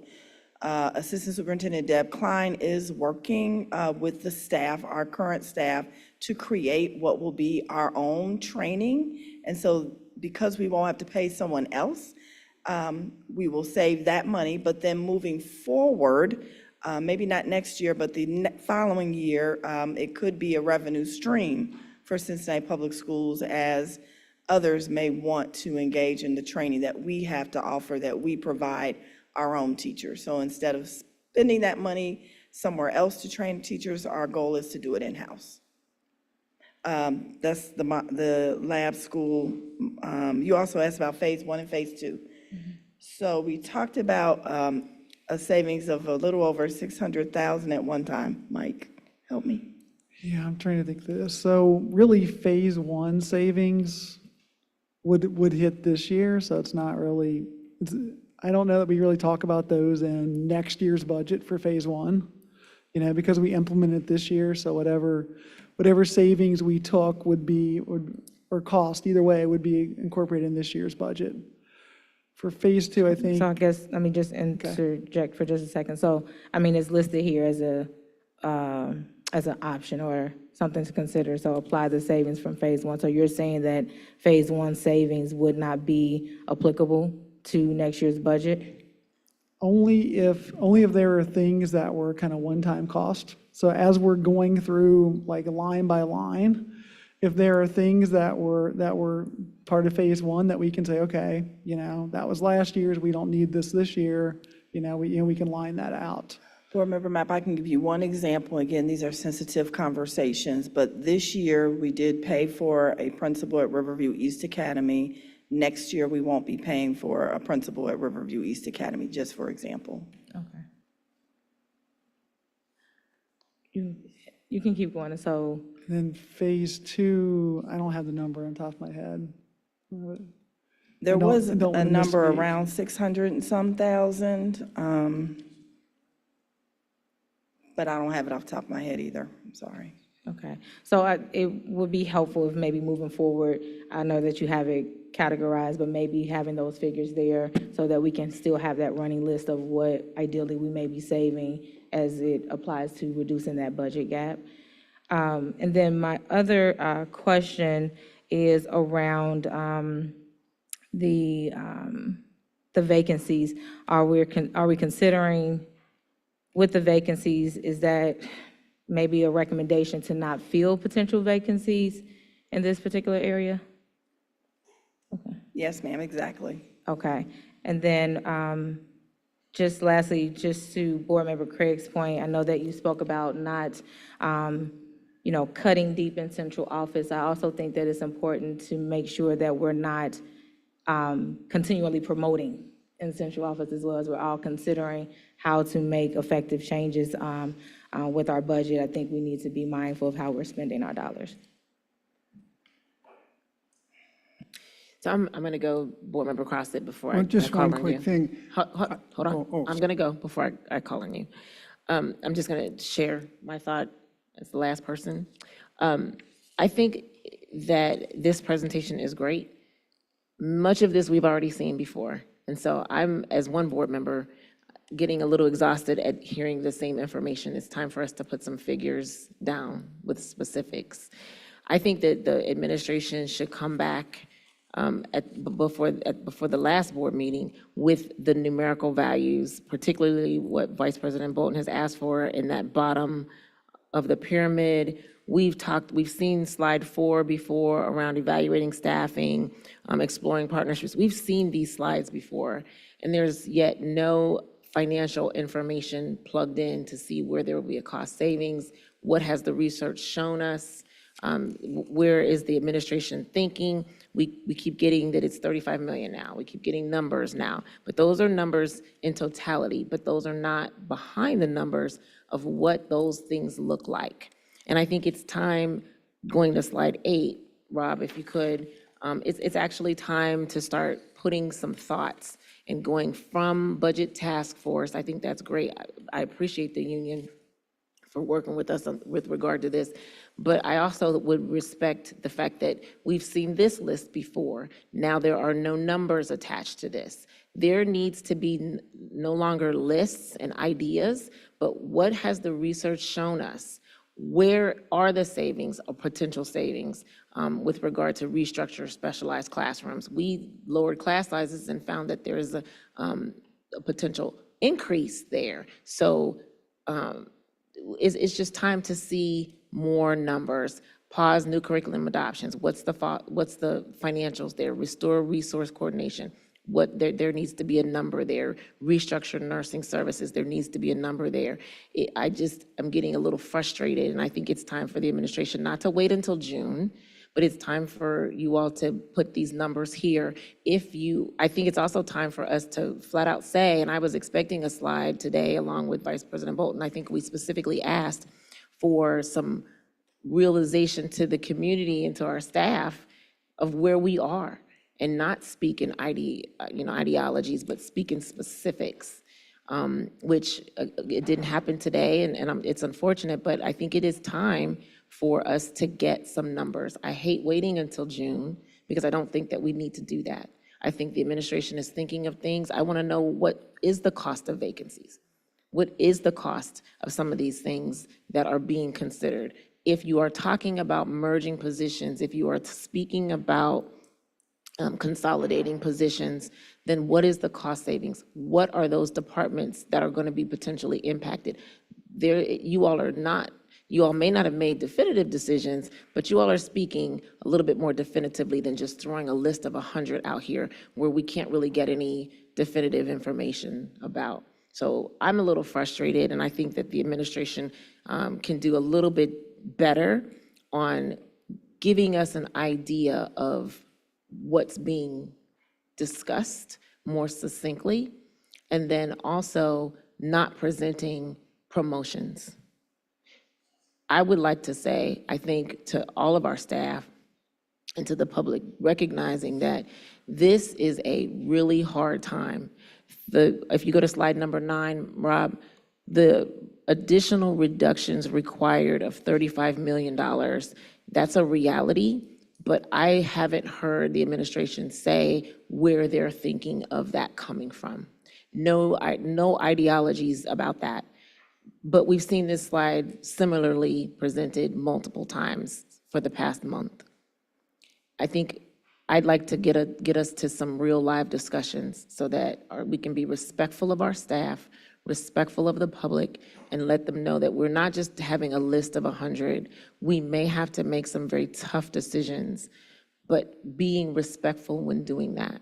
So for me, if you go to slide 10, Rob, how do we go from budget task force? For me, it's like, how do we go from the task force to being balanced? What is the process that is being used by the administration to do that? Give us a glimpse into the mind of what you all are thinking and where we need to brace for impact and where our staff need to potentially brace for impact. You all have an idea of where you're talking about cutting, and I think it's very nice to say, we don't really know, we haven't made any decisions, but that's not transparent. And I want us to be. There are discussions, and it needs to be relayed on potentially what it is. And I don't want to wait until June, and then we have one meeting to decide. I don't want a block budget to have to pull out something because you all have made some decisions, and then we see this just one number, and then the suggestion is, well, we don't want to go line item by line item. I need to be able to trust that what we are talking about as a board has been represented very transparently. And the only way that that happens is if we are able to see some figures timely and not in a rushed environment where things are just presented to us with the desire and the description to not want to have to go line item by line item. So I think my expectation is by the end of this month, there's 2 more meetings. There's a CAL, and then there's also a business meeting. The administration needs to come back with figures.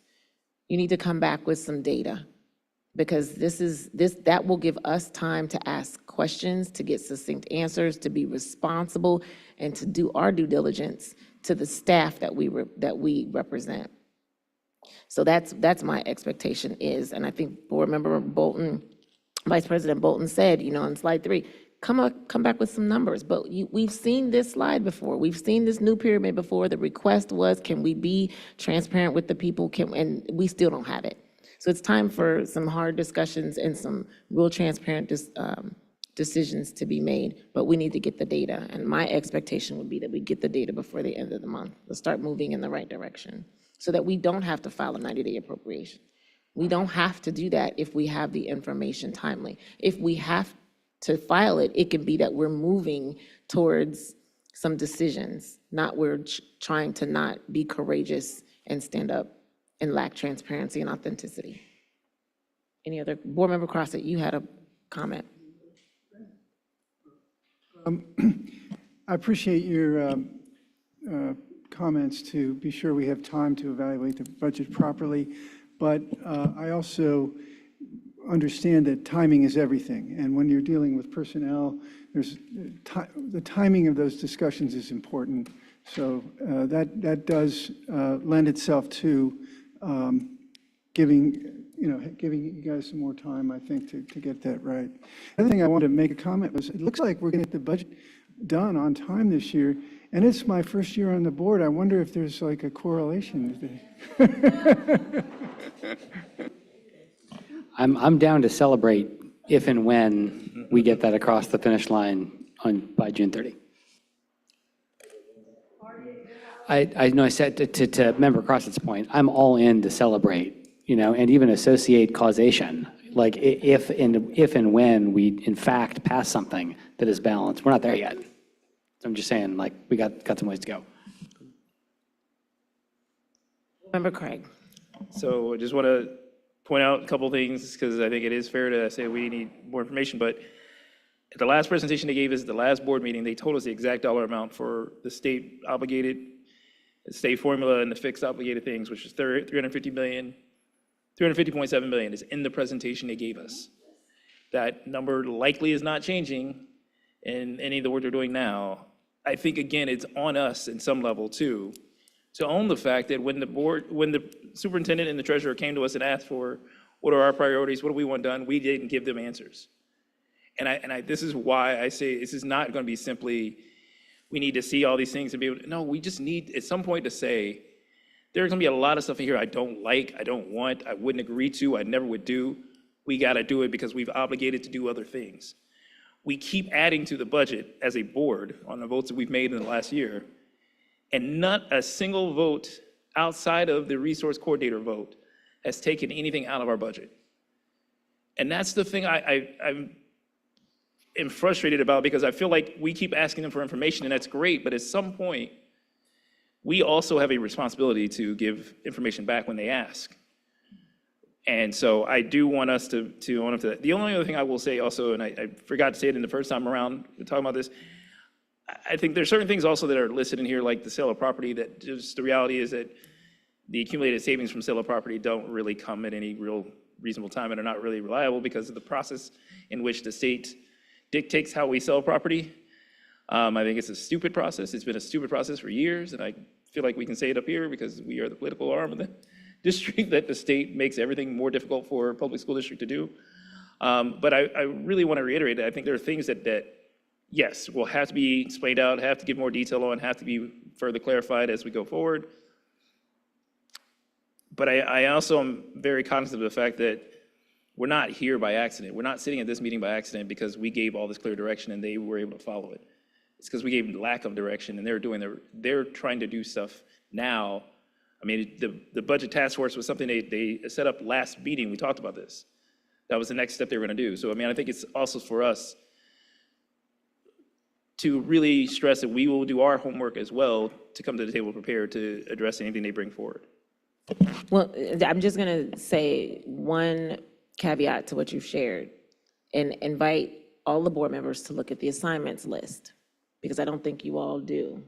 There are some unfinished assignments which have questions that have remained unanswered, just like and some of them are budget questions. So it's not, my statement to let's get to the point is also about answering some of the very questions that board members have asked that pertain to budget items. I'll give you an example.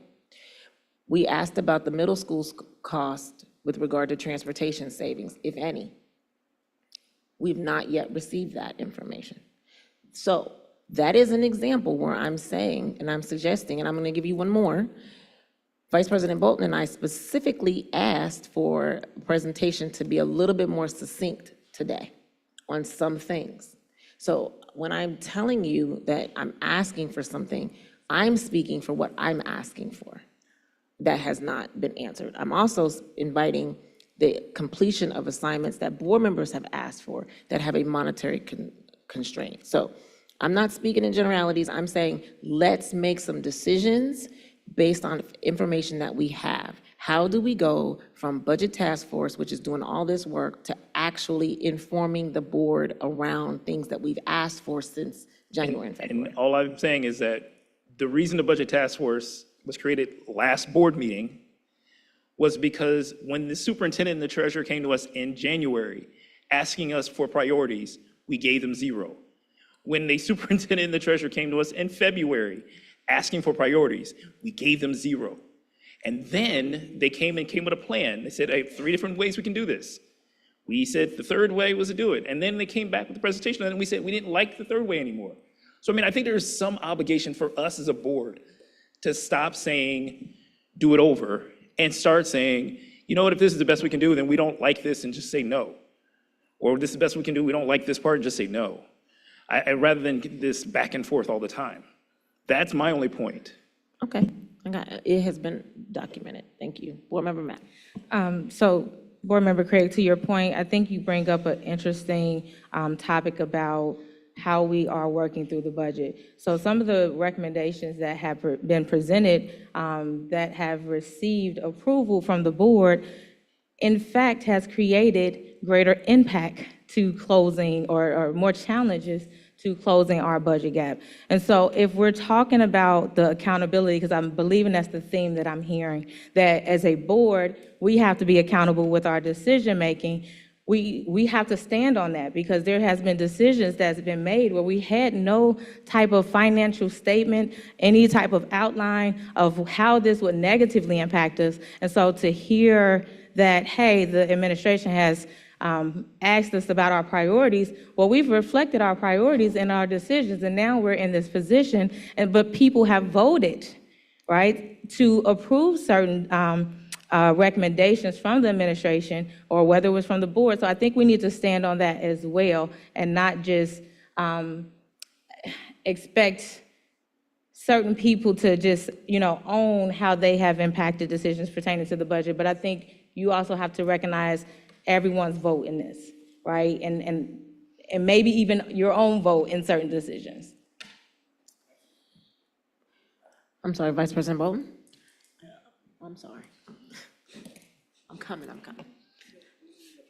Oh, okay, well, hold on, Vice President Bolton. Let me go to Board Member Weinberg. I just wanted to know from the superintendent and from the treasurer's office, what do you need from us? What else do you need? Do you need anything else? If you have non-negotiables, that would be helpful. Non-negotiables. Anything else? Ideas for reductions and non-negotiables, I think, are the two, yeah.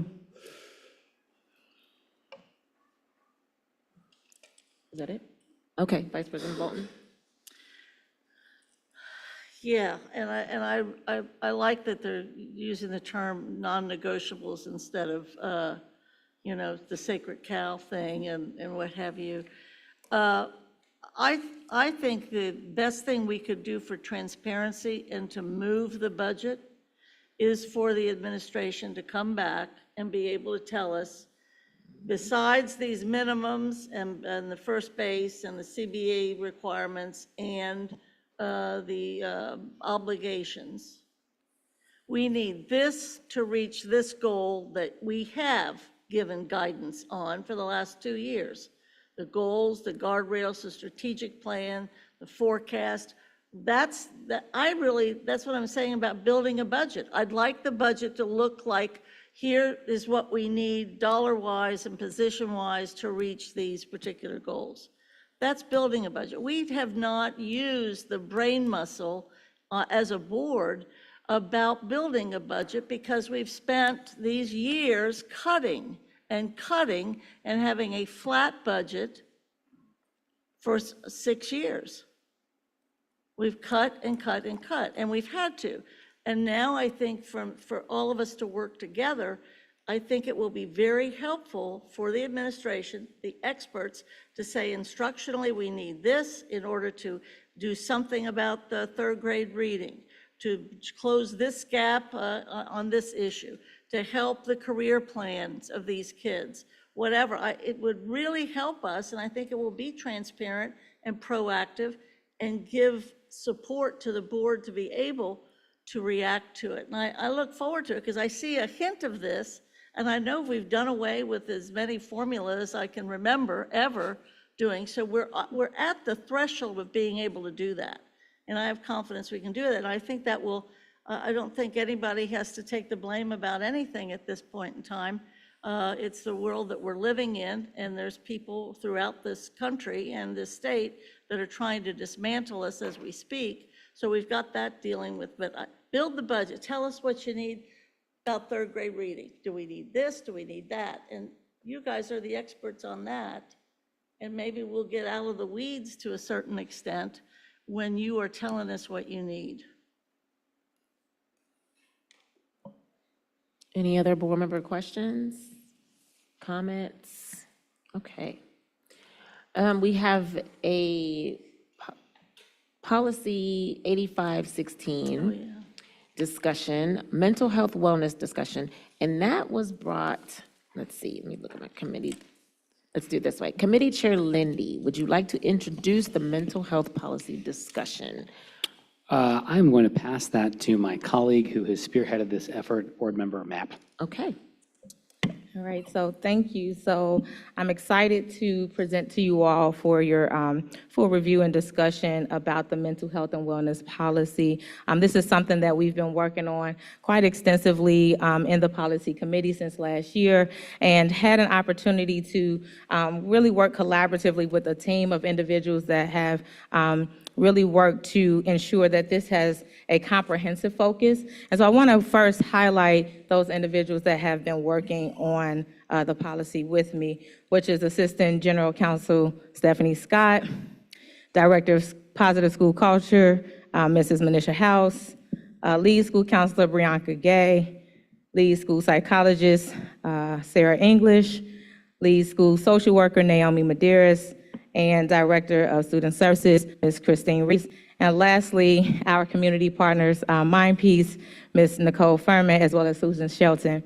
And so the overall objective to this policy is to provide a comprehensive framework that is promoting mental health, social and emotional well-being, and that holistic learning environment that really values and affirms all of our students, and as well as affirms our employees and their overall wellness.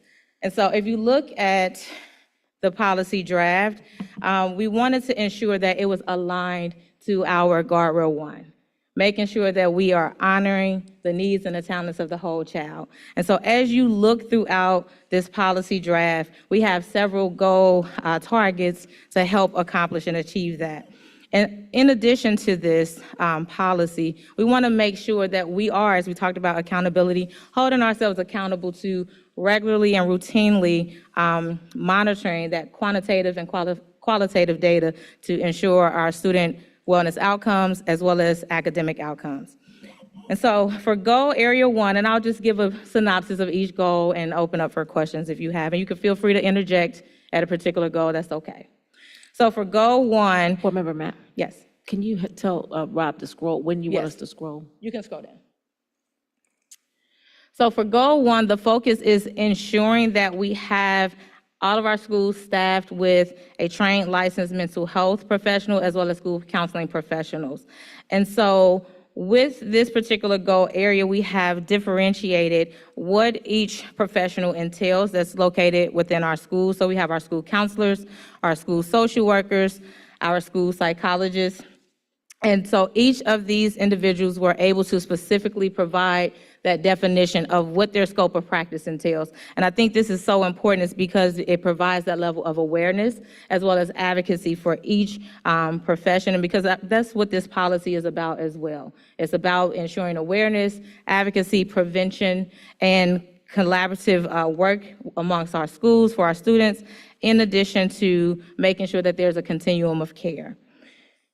So with these particular professions, we wanted to also highlight that it's just not incumbent upon each of these professionals to do the work, but that this is an expectation for all of our staff to wrap around our students to remove any type of barrier from accessing the general curriculum. And so you will find in here that there's language speaking about making sure that students that qualify have access to a 504 plan as well as individualized education plans. And that's why we had Ms. Christine Reeves a part of the conversation, because we know that there's a lot of mental health work or concerns that could be embedded in students with disabilities. And then lastly, a major focus within this particular goal area is just really discussing the confidentiality piece. And there's language that's addressing making sure that we're following all board policies. We're making sure that each professional is focusing on their ethical obligations, as well as making sure that we are adhering to state and federal law. And another important piece in terms of this confidentiality section is ensuring that we do have parent involvement and parent collaboration to help ensure the success of our students. So I'll stop right there for that particular section to see if there's any questions or concerns or feedback, because that's what this conversation is about. Board member questions? Board member Crosset? Does this change, it's maybe a question for the administration, does it change what we can afford or what we're spending in these areas now?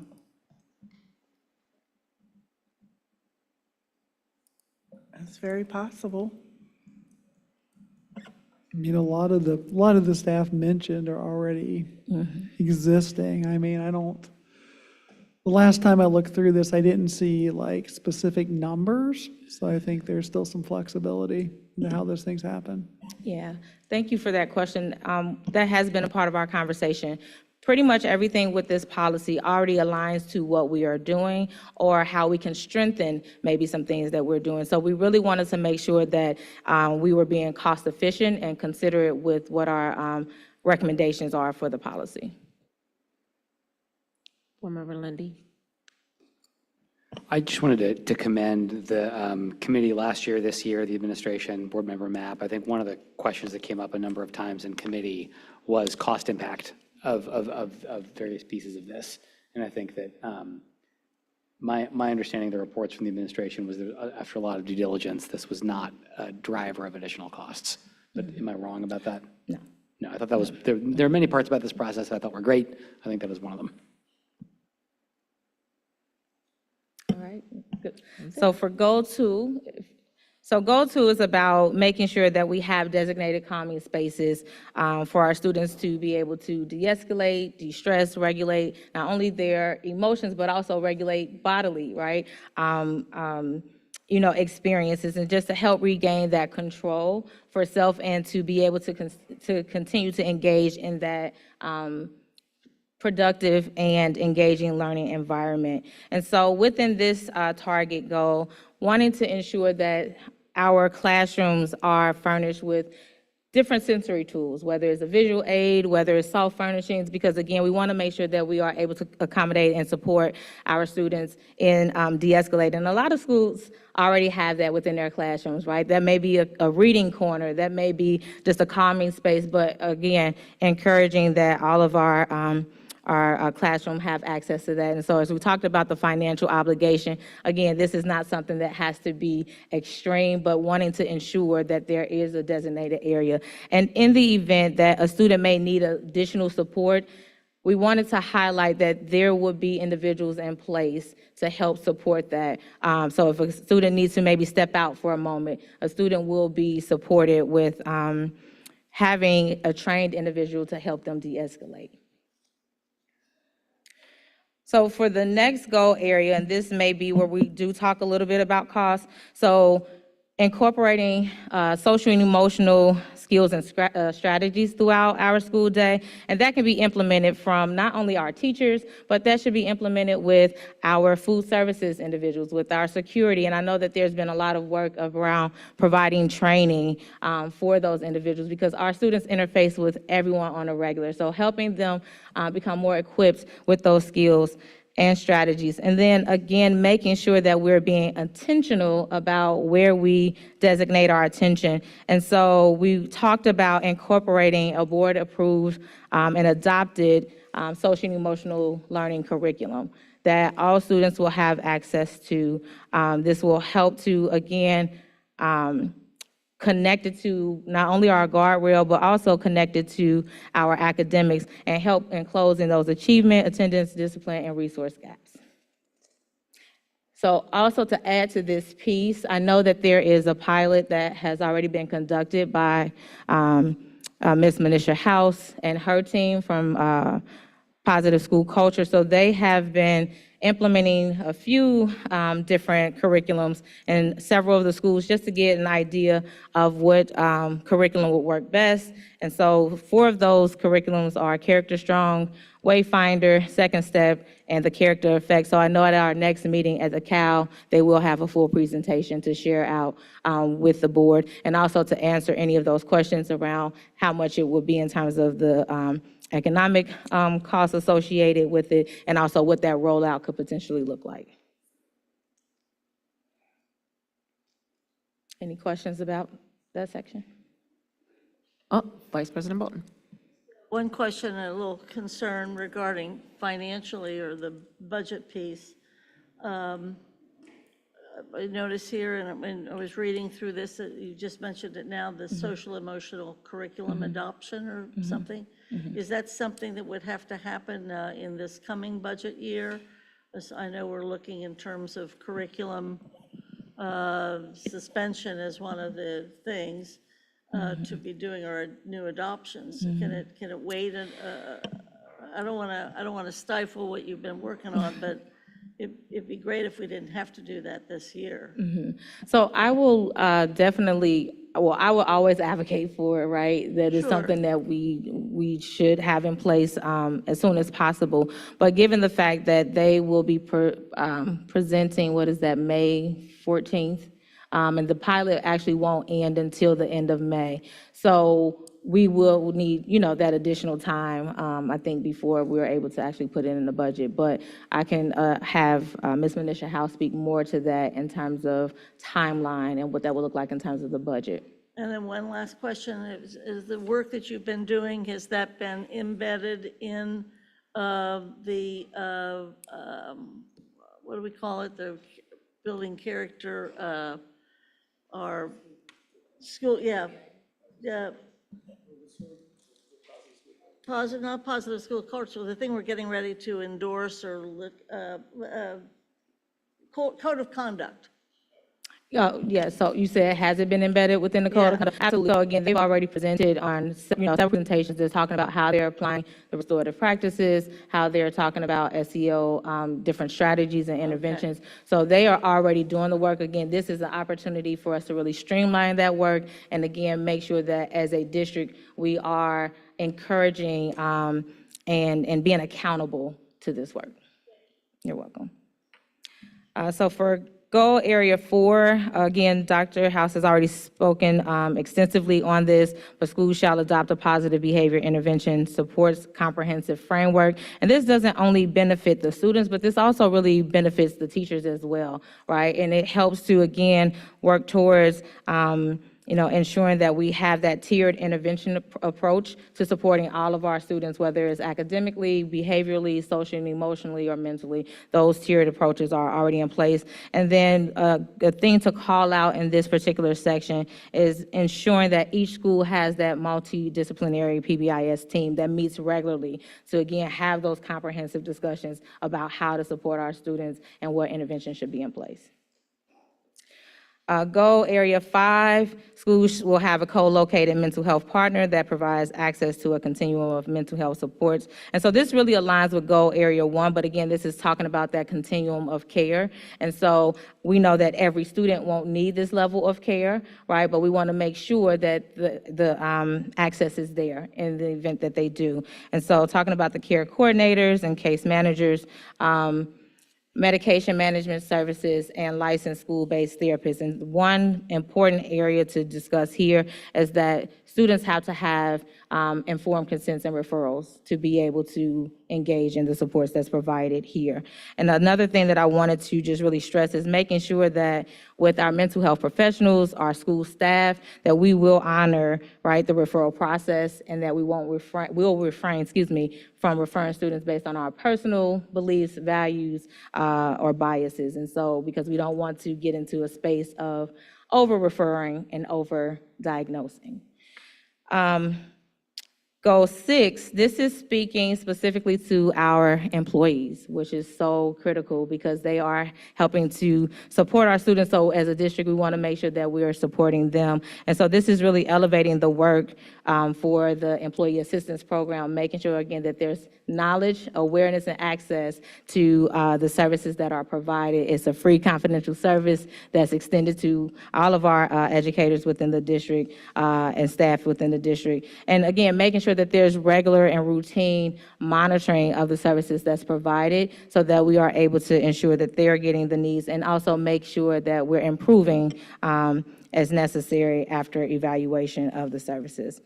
And then goal 7 is the district will implement a structured approach to addressing critical incidents. So a critical incident is an unforeseen event or a traumatic event that can happen at school or that can happen within the school community. And so we want to make sure that there is a systematic approach as well as a responsive and sensitive approach to addressing the needs and the concerns here, not only with making supports available, but how we are actively allocating our resources, okay? So wanting to make sure that that was noted and that training to these situations or to these incidents will be critical to doing this work, continual debriefing and evaluation of the work so that we are ensuring an effective response.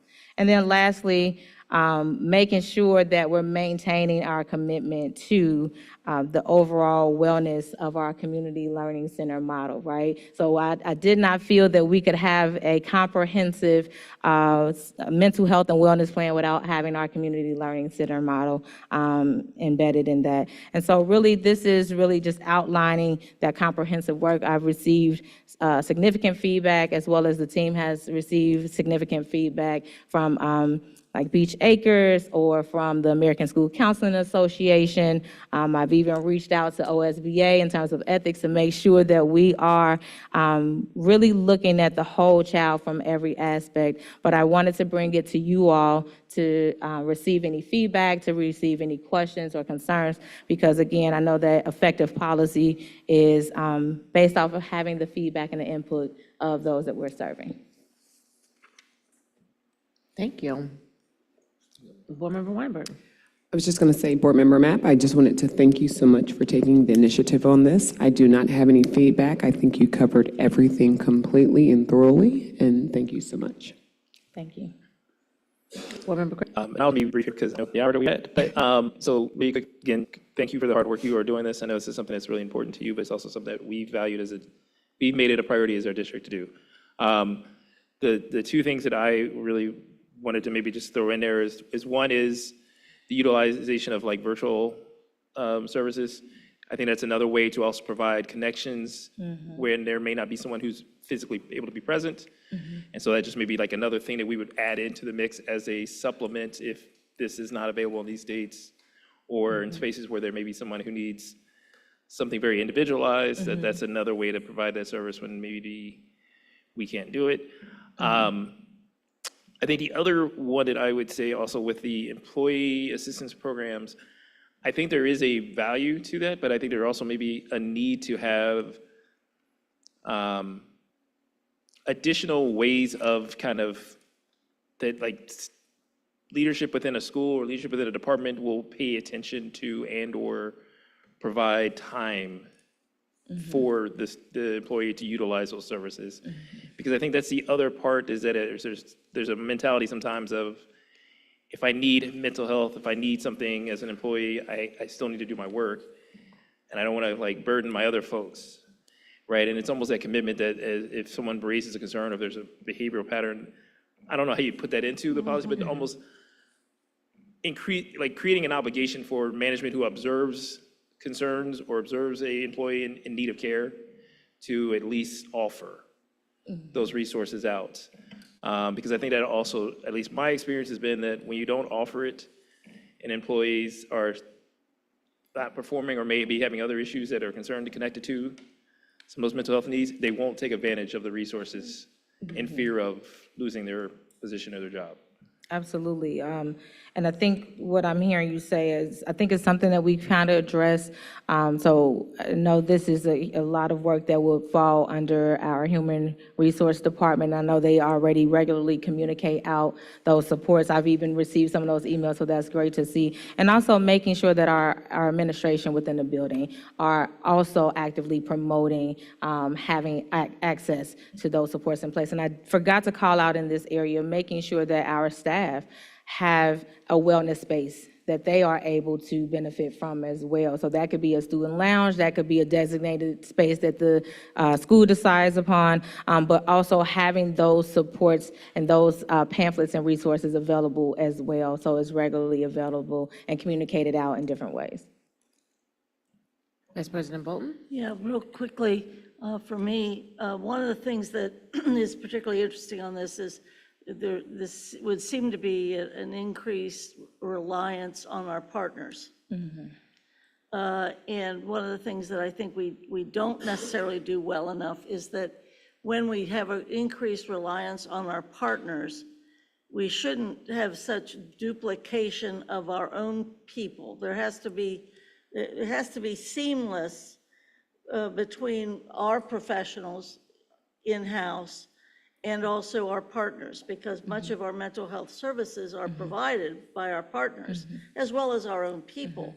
So I just think that as we look at this, I would be watching for those things where you might have too much of a kind of a compounding effect, or making sure that it's spread throughout all schools rather than so heavily in some.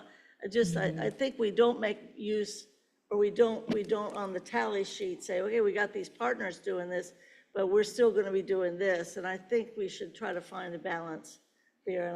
And I think there's some opportunities there. And I worry too that as we reduce perhaps nursing and what have you, some of these other medical kinds of provisions that we're going to have to be doing, I would assume, we have to figure out how we're going to, if it's telehealth or virtual or what have you, or better use of all of our school-based health centers even to help guide some of this work. So it's kind of watch that interfacing. Yeah, absolutely. So with the different roles that are listed, some of the services are duplicative to some degree. The difference is when you get into those co-located partners, again, that has to be based on those referrals, that have to be based on, that informed consent that is signed by the parents. So that helps to create that delineation there, where it's not too much of a duplication. But we do want to, as we talked about that prevention piece, we do want to make sure that our school counselors, our school social workers, our school psychologists, right, are engaging in those conversations about, how we can ensure wellness And so they are able to provide that social and emotional regulation, right? And so just helping to kind of differentiate there, I think, is to the point that you're making. Thank you. You're welcome. Thank you. I have just one question. If you can go up a little bit, Rob, on goal 7. That sounds like the crisis intervention team. Do we have a policy for crisis intervention team already? I was going to say this could replace that. I don't think that we do. I'm going to defer to General Counsel. I don't think we have a policy in place about the crisis intervention team, do we? Yeah. Okay, well, I was thinking like maybe this could, critical incidents could be like how, it could be just defined as crisis intervention in some way. So I didn't know if we had a policy, if we could tie it to that, but if we don't have a policy, maybe just say that that's what this is. Yeah. So, because we do have things that go on in our buildings, and it would be nice to have a process in place so that once it's defined as critical incident, death of a student, a teacher, or, traumatic event, there's a process in place. So this formalizes it to me. Yeah. And so, as we were talking about this, because obviously this is a very sensitive area that can occur, right? And so I do know that the team discussed putting something in a procedure versus us having it kind of outlined in a policy space, but wanting to make sure we're bringing mission to it because it's in that we, experience.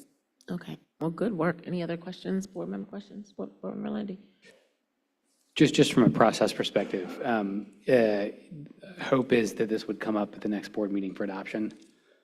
Yes, so what I wanted to do, and the team as well, we wanted to bring it to you all for your feedback and to incorporate any, input that you all have shared. And so just the questions that have come up or some of the things that you've talked about, I'll make sure that I share that out with the committee. And then we also wanted to have parents. We also wanted to have teachers, students to interface with this and get their feedback. And so the hope is by the next board meeting, we could have those, if there's any modifications that's needed, we'll be able to do that and present it, the prepared draft at the next board meeting. So you all are going to have the pilot at the CAL, just so you know, we've already worked this out. The pilot will be presented at the CAL, and then the next board meeting will be more discussion or a vote? We're looking for a vote. Okay. So that's the May 19th meeting, I believe? Yeah, Yep. I think we'll be prepared for a vote. Did you want us to have a policy committee meeting between now and when it comes back, or not? I guess it probably depends on what the feedback is. Yeah, so, if you all feel that it would be best to take it back to policy, but I was hoping to just bring the discussion back to you all and see what your thoughts were for approval.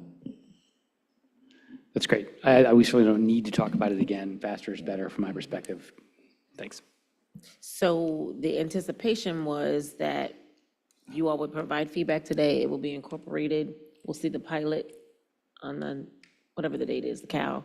And then if the revisions will be presented under old business, and then, which I think are minimal, and then we'll just vote on it.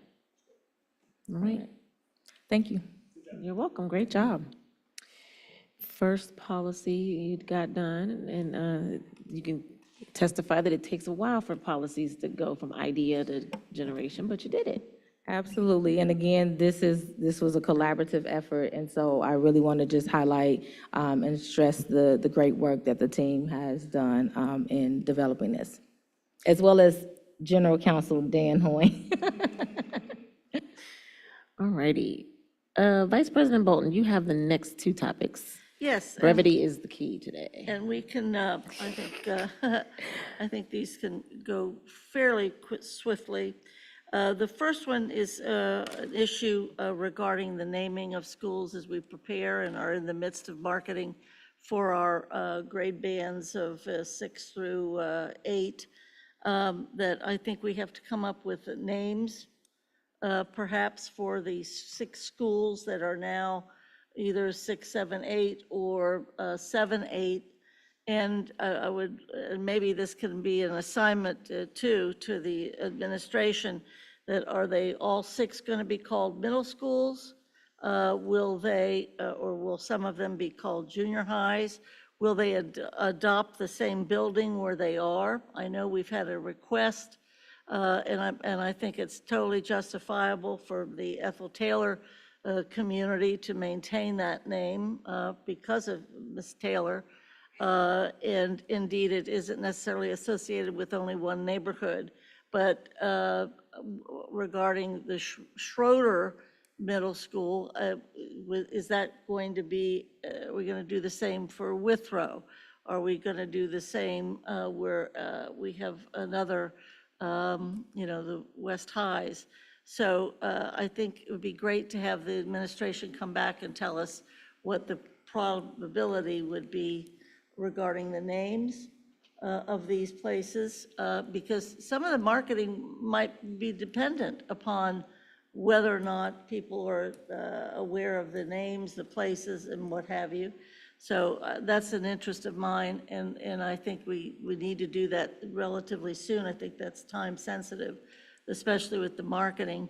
The other piece is the issue of IRNs, and I know the administration has explained this to us before, but the IRN number stays with the building. I have an interest in knowing whether or not the report card of the school that is merging with another school, which report card? Does the report card follow?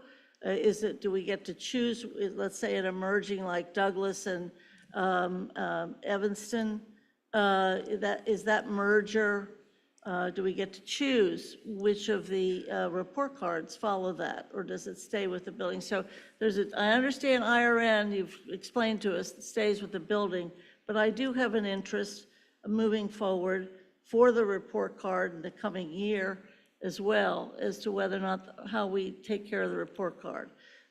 Does the report card of Spencer assume the report card of Riverview, or just the IRN of Riverview? Or is the IRN connected with the report card record and achievement or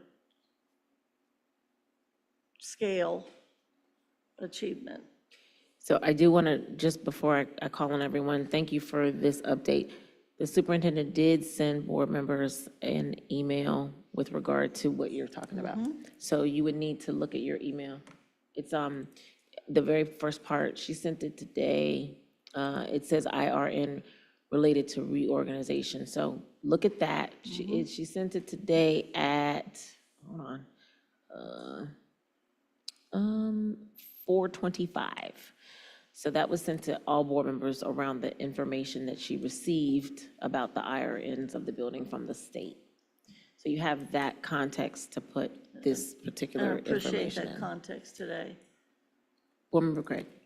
Just two questions. For clarity's sake, are we talking about changing, when we talk about name changes, are we talking about changing like elementary school to middle school or elementary school to junior high? Or are we actually talking about changing the name of the building itself, like the full name? Because I think I would have more concerns with changing the full name if we're not going through the LSDMC and the whole process is outlined in our policy. If we're going from whether it's elementary to middle school, I mean, we took off Padilla from schools that didn't have Padilla anymore, and we've done stuff like that before. So I don't have as big a concern. And then the second question would also be just from a consistency standpoint, not all 6 of the schools are the same type of school. So like, for instance, Schroeder is really a junior high versus like South Avondale is more of a middle school. Or, there's a couple of schools where it's like 5 through 8 versus being 7 and 8. And so I just, and thinking about that nomenclature part, maybe that's more tagged to what they actually are operating as than per se one for all kind of deal. So that was the two questions I had.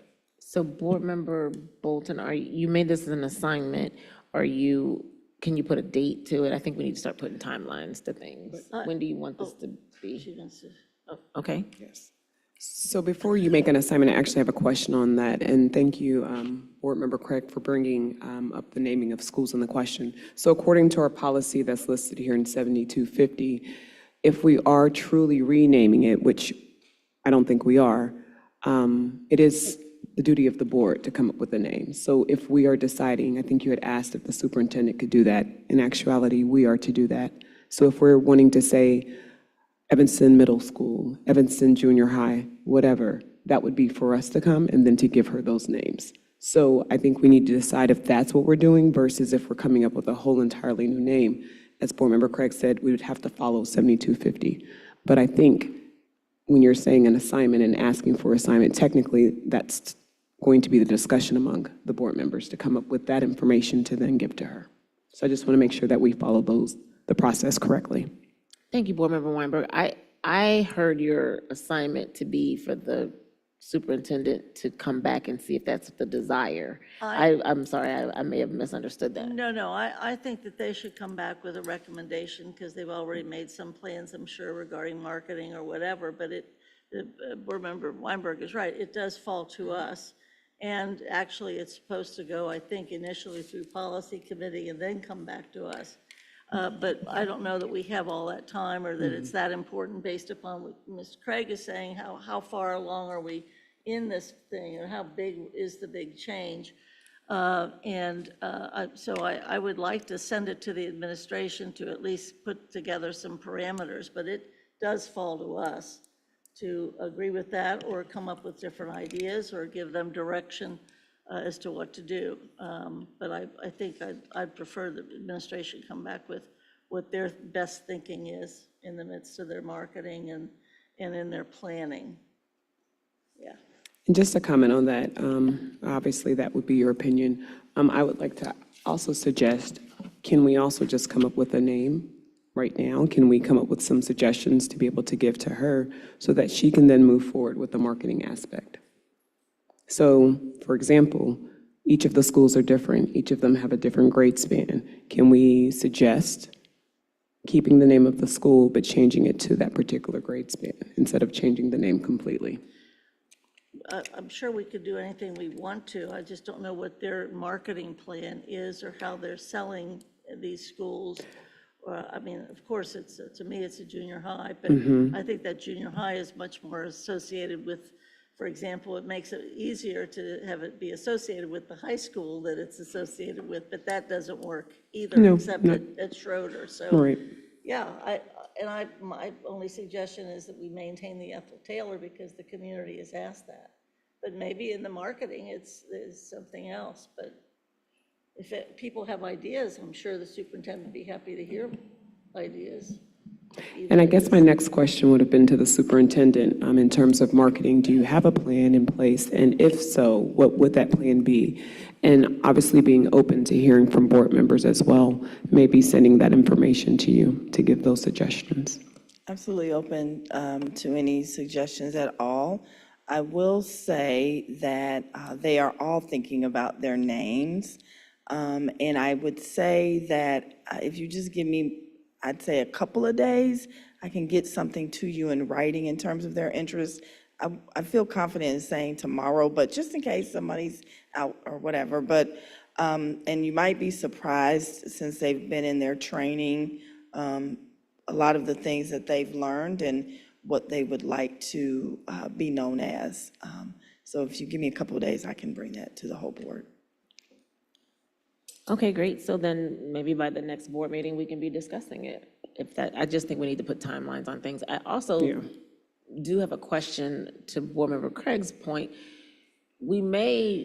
Does the policy, since you have it up, Board Member Weinberg, call for LSDMC recommendations, any recommendations or engagement from the community around what the name should be? Yes, if we were actually changing the complete name, requests for name changing facilities shall include a written recommendation from the schools, LSDMC, a written recommendation from the community, and a written recommendation from public-private partnerships.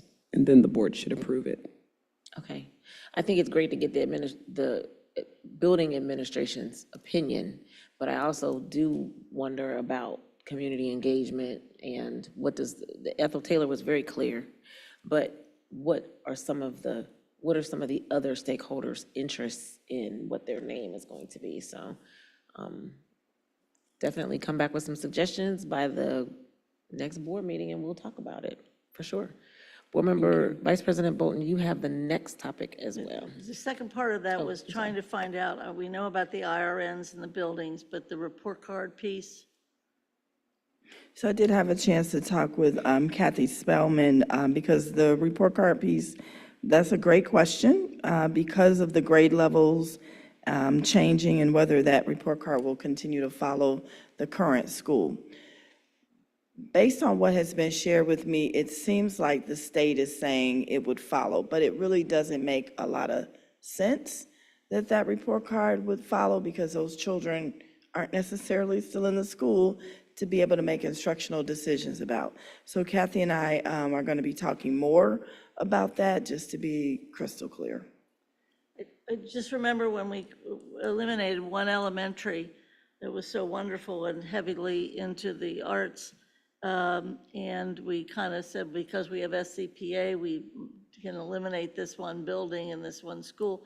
I remember a discussion taking place as to who's IRN, because at the time, that elementary school IRN and the associated report card was even higher than SCPA's report card. So it was like, oh, we should have kept that. But it begins to be important when we are looking at the overall report card next year and the following year. Very, very important, as well as how many of our kids are in particular schools versus other schools or higher performing schools, which is a point that the Urban League has brought out, as well as the Fordham Foundation. So it'd be great to find out what the ruling is. Is there an assignment there, or you just are Nope, inquiring? that's just, I want that to be part of whatever with the IRN, because I already said that about the report card, names. And again, to the board members, I think that the administration did summarize a little bit of that in that email, if you have a chance to review that Appreciate it. today. And your next topic My is? my last thing, just as very, very quickly, is that when we have the community, what we call the CRAs, I know that some years ago, and this came up with the Hyde Park issue recently. I know some years ago, the school board decided that it was not interested in exercising its authority that it might have regarding being able to get an okay or a denial of certain developments. And maybe general counsel can tell us something quickly. I just think that it's something this board, because it's been 6 boards since then that we made that decision, as to whether or not we should have a discussion, if we still have that authority, if we chose to use it. And I'm not suggesting we use it if we've got it, but I would like to know if we have it.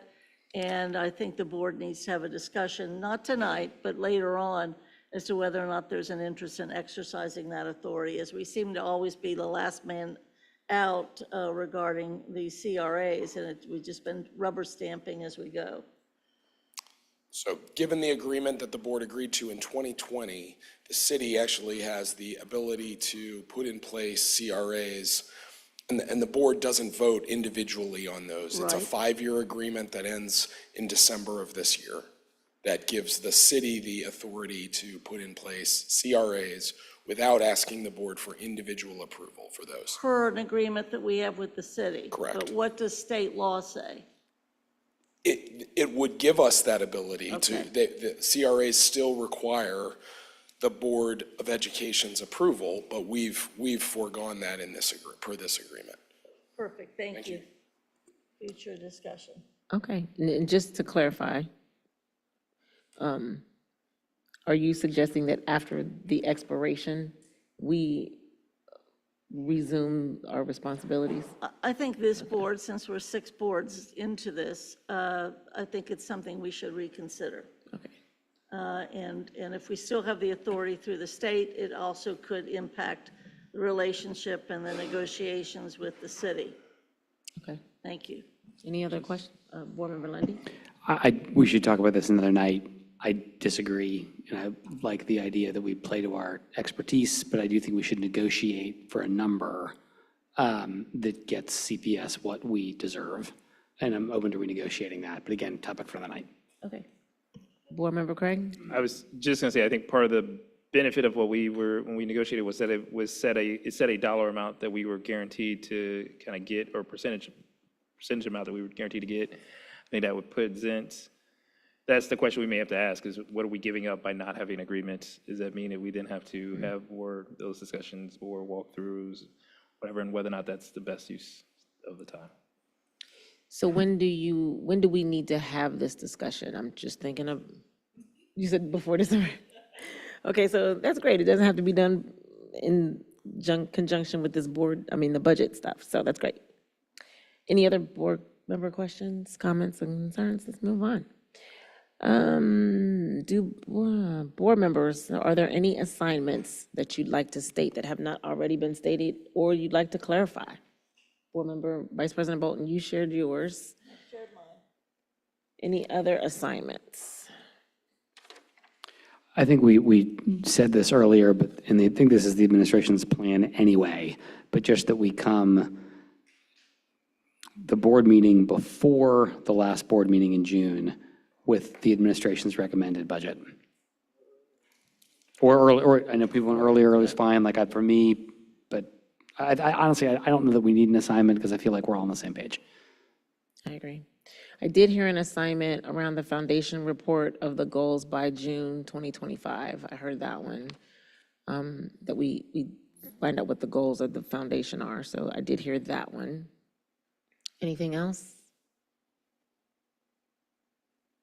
All right, we are cooking with grease, guys. We're almost there. Do board members, the superintendent, a proposed consent agenda has been distributed. Do board members, the superintendent, or the assistant treasurer have any exception items to the consent agenda? Yes, ma'am, Ms. Weinberg. Can you repeat the very first thing you said before what you just said? Everybody wake up. We need to do some jumping jacks. Yes. I said a proposed consent agenda has been distributed. Oh, okay. Do board members, the superintendent, or the assistant treasurer have any exception items to the consent agenda? Yes, I do. I'll go with those. Are you ready? Yeah, go ahead.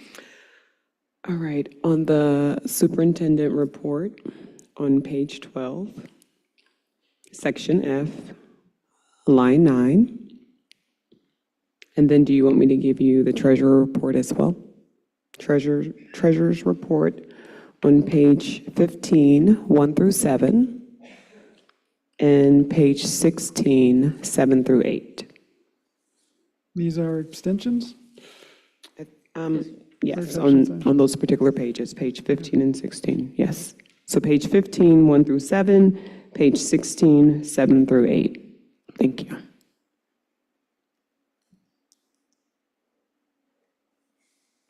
Any other exceptions? Board member Matt, you ready? So for the treasurer's report, I would like to abstain from page 7, line items 4 and 5, page 12, line items 5, 11, and 17, page 13, line item 13 through 16, and for the superintendent's report, page 2, under section D, no for line items 1 and 2 for the promotion.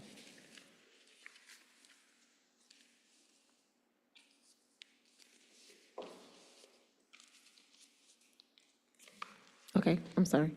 I have a concern about the superintendent's recommendations on page 2, promotions.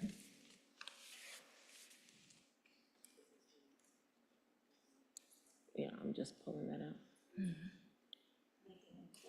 I'd like to make an exception to those, to section D, page 2, under promotions.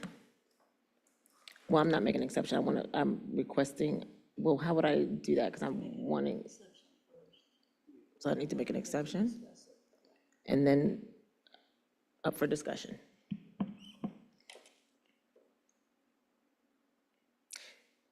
ready? So I have a concern. I've shared my concern with the other board members and the superintendent.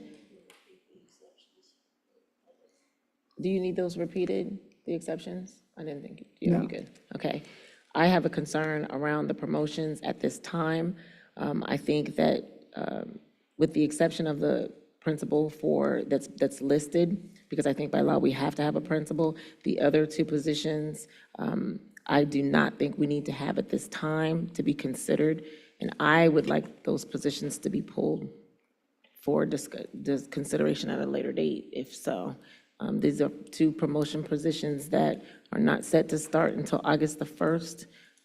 With the exception, again, of the principal, I just have concerns about, until this budget is finalized, what message are we sending to our staff to be promoting people? I think that there may be some other considerations that we have not been explored. So with regard to the Assistant Superintendent District Performance Redesign, Sustainability and Growth position, and the Director of Career and Technical Education and Goals and Guardrails position, I'm requesting that those are pulled. Board Member Weinberg? Is this the time for questions? Discussion. Okay, discussion. I just had a discussion in terms of on that particular section, so it was page 2 under promotion, and this is for the superintendent in terms of what is the cost or what is it saving us? There is a savings of about $357,000. We shared the number Friday. I don't have it off the top of my head, but if you give me a second, I can look in my email.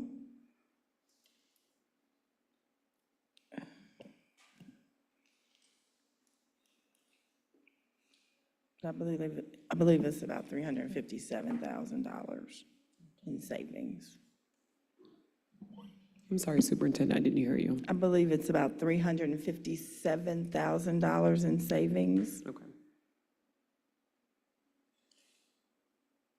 And so I there's sent no it extra Friday. cost. It would be a savings It would be a currently for those savings. 2 promotions. Yes, ma'am.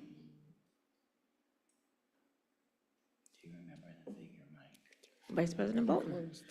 Yeah, I continue to be concerned about the size of the senior leadership piece, and looking back with Superintendent Wright, I know we'd already reduced by some positions the size of that leadership team, senior leadership. And so what we're working with now is somewhat smaller than that was. Does this, while I think the savings in dollars is great, but is this, are you adding positions to the senior leadership? Because that's my concern in these difficult times. There's a savings, but are you adding positions? No, ma'am, not adding, consolidating. So this is for, this current year, it's 4 separate positions. And the proposal is that then next year, this would be 2 positions. So it's a reduction in positions, and It's a reduction in the positions. savings is the treasurer said, that those are the savings, or is the? Yes, we calculated the savings. It was in the email from Friday. But it's basically the savings from the unfilled positions. And then the director of, strategic planning, goals and guardrails, that would be funded by a grant. Okay. Thank you. So I just have a concern around, Can we have him repeat that? he said it will be funded by a grant. Right, but And something one is about filling a unfilled. vacancy. Okay. So I just have a concern around, we're saying that we're having a hiring freeze. We're saying that we're having a contract freeze, yet we're promoting. These positions, I love the people, are not set to start until August the 1st. I believe it is responsible for us to finish the budget, and then if these positions are needed, we can move forward then. I don't understand why we need to have these promotion positions. We're asking people to do more with less. This particular position, assistant superintendent, we have one position that's leaving. This would be moving this person up. This will be a raise in salary, and I understand that, but that's a raise in salary. So then the other position is a created position. So I am a little confused on filling a vacancy that didn't exist before. That's a created position. There are no vacancies. They're all currently filled with a CPS employee. So we have he's going from a manager to a director. There was a director position already? There was a director position already in the goals and guardrail position. Yes. But that was, okay, I get it. I think that this should be pulled and tabled until there is more finalization of the budget. I think that is very respectful of our staff that is possibly facing some detrimental decisions financially. I don't understand why this has to be done at this moment in time. Board Member Crossett. I called on you. Board Member Crossett.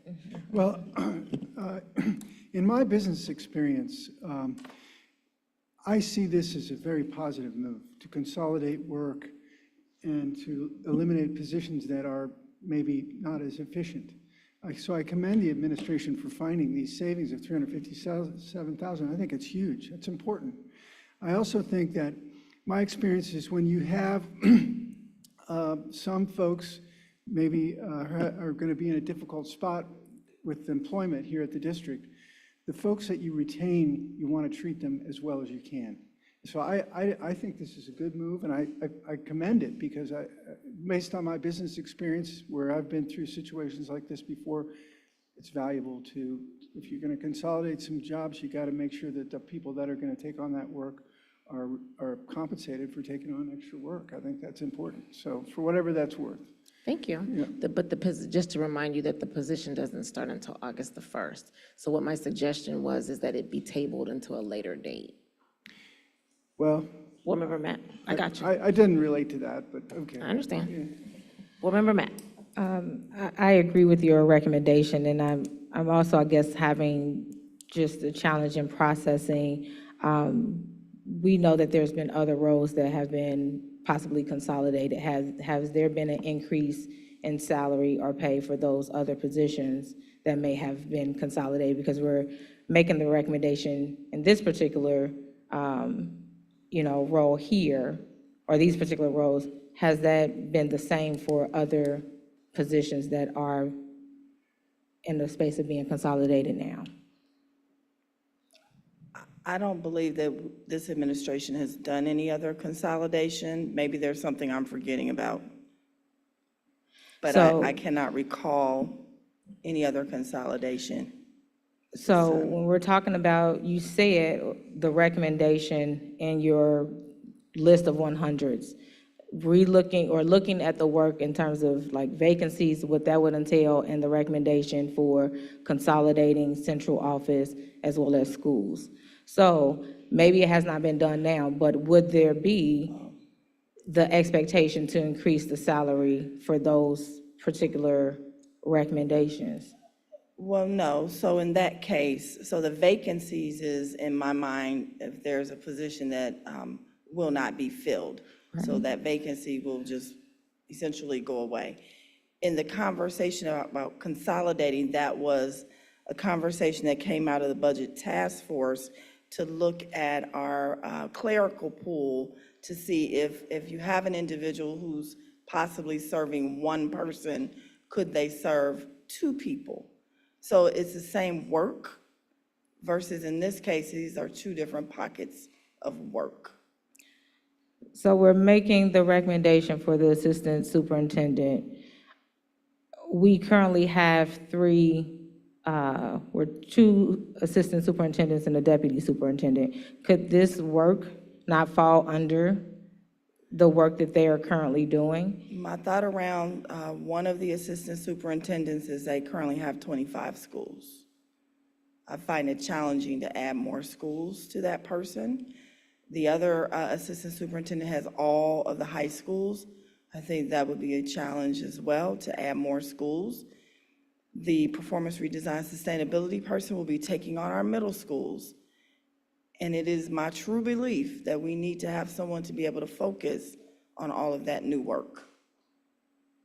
Okay, and then lastly, for the goals and the guardrails, does there need to be a designated position for this? Because just my thinking around it, while this is definitely something that we want to be attentive to, and, this is a priority for the board, my thinking is, and just based off my experience, this was work that the superintendent did. So I'm just curious about this recommendation here. Well, so since the strategic plan and the goals and guardrails have been created that we are currently operating under, there's been a person assigned to focus on that.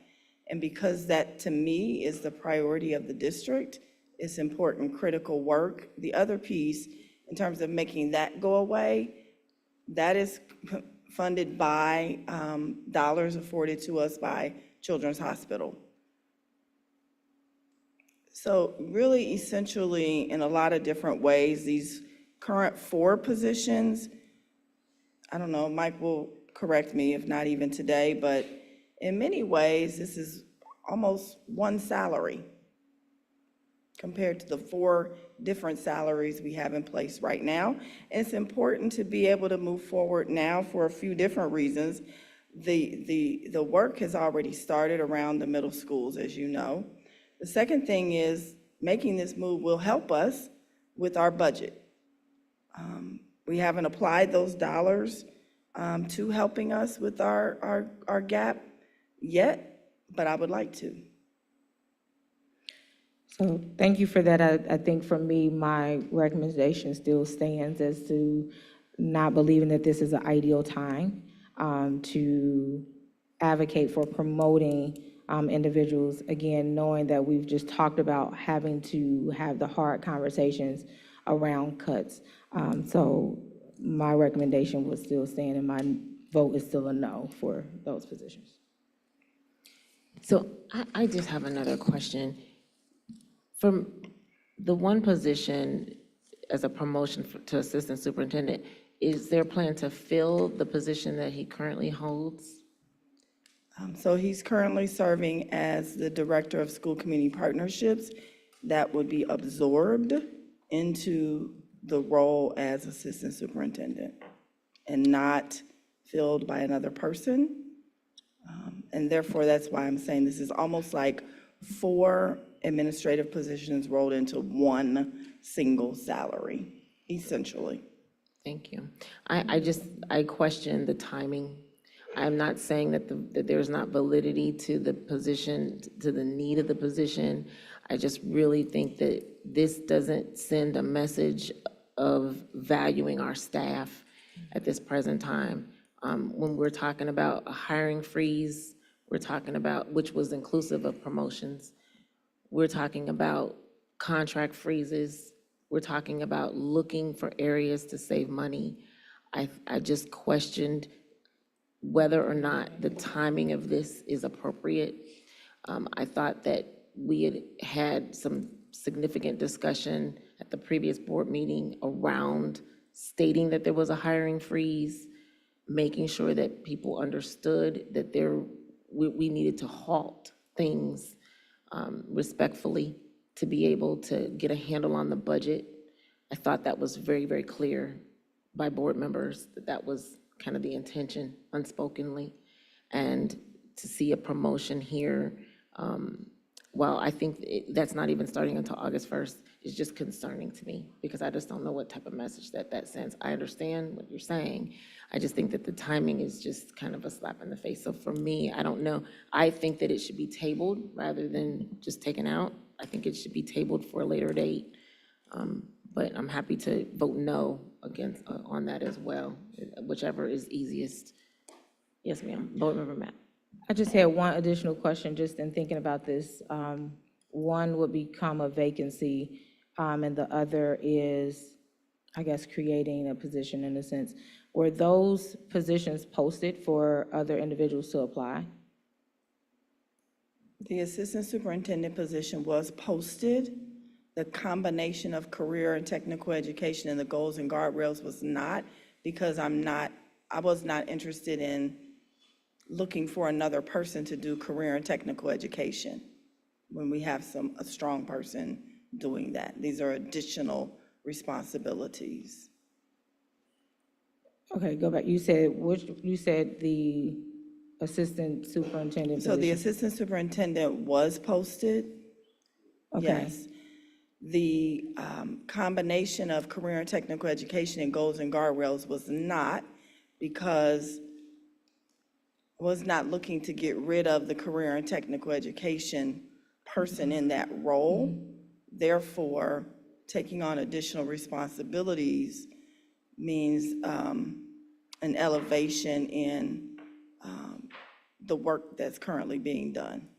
Okay, so for the assistant superintendent position, can I inquire about why that, or excuse me, you said it was posted, were there applicants that applied? There were applicants who applied, yes. Okay. They weren't interviewed. What did you say? I said, I don't know if they were interviewed, but they were. Okay, were they interviewed? No. Can you expound on why they were not interviewed? Yes. Internally, there's one person who applied for the position before, when it was initially posted last summer, who, when I called them, they didn't respond to take an interview. Another internal person, I believe, is a person in a field within the district who does not have the proper credentials to do the work. Another person has not been a principal, and one of the pieces that are needed would be to be a principal. The other applicants were external to the district. Okay. And so even the external individuals, they were not presented with the opportunity to interview at all? No. Okay, so I guess my concern is, if we're talking about the need for this position, if we're talking about, promotion, I always believe in having an equitable and fair process. And so I don't think that we can, or we should, pick and choose who we interview and who we decide not to interview, but that's just my thoughts about it. Board Member Weinberg. And I just wanted to add on that, thank you, Board Member Mapp, for asking that question as well. So I just want to make sure that there is a process that is being followed. So if we're being very transparent and making sure that we're allowing individuals to have the same opportunity as well, I would definitely agree with Board Member Mapp on that in this case. So we did follow the process in terms of what's required in the CAS agreement, and that is that the position is posted. We did post that position. It's not a part of the CAS agreement that we have to interview candidates. I can do a review of their resume and application to make a determination of who I might want to move forward with.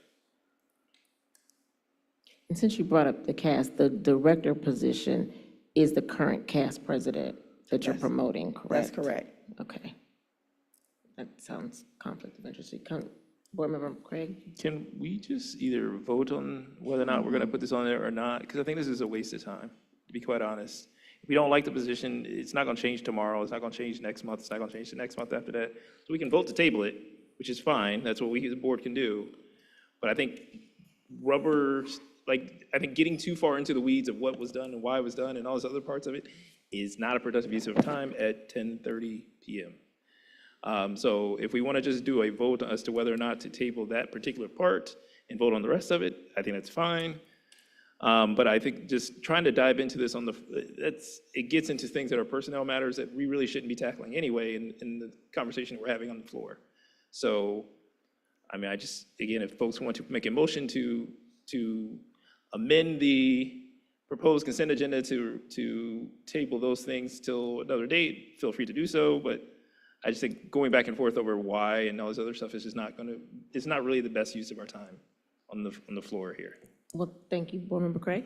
I think it fell under discussion, but I'm sure that we can definitely stop that discussion. So I will make a motion to table, to amend the superintendent's recommendations to table those two particular positions, and approve the rest of it, if that's what your suggestion was. And we'll just take, I'm making a motion to take those out, those two particular ones. Second. Do we need to vote? I'm sorry. Did you get a second? Discussion, She got a second. Map second, I think, discussion? No discussion. Discussion around that? I think We had the I think discussion. We're tired about that. Please, God. Fair enough. All right, the motion is to table superintendent's rec, sections D, the two positions we discussed. Mr. Craig? No. Mr. Crossett? To table it, I vote no? If you would like it to be tabled for a later, to take this part out, then you say yes. If you I'll would, vote yes. Table it? okay. Mr. Lindy? No. No table? Ms. Mapp? Yes. You screwed up. Mrs. Weinberg? Yes. Vice President Bolton? No. President Moffett? Yes. I think there's a way I can change my vote, right? Sure. Sure. It's just taking it It's out. 10 o'clock. It's 10 o'clock. We're just, it's not going away, it's just going to a later time. So I changed my vote to no. Yeah. It's been done. I mean, you can, because I did. And the public gets to see exactly who voted for it and who did. Okay, so we are going to now call for a vote on the, Motion to table, if you changed your vote, would have failed. Okay. Yes. so we can just vote independently on that. Everybody voted independently on that. He was confused about tabling. No, what I was too. what I said is people can vote when they're gonna vote, and then they can say no to a specific section if they want to. They can Yes, vote independently absolutely. on that. Absolutely. Let's take a vote. So it's for the whole thing now?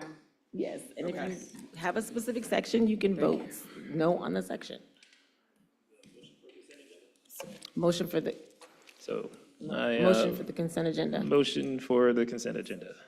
Second, Second. vote. All right. Mr. Craig? Yes. Mr. Crossett? Yes. Ms. Mapp? So I have my abstentions that I had before, and then the rest of the recommendation will be yes. Okay. Yes, Lindy left. Mrs. Weinberg? Yes. Vice President Bolton? Yes. President Moffett? Yes, except for D, no on that.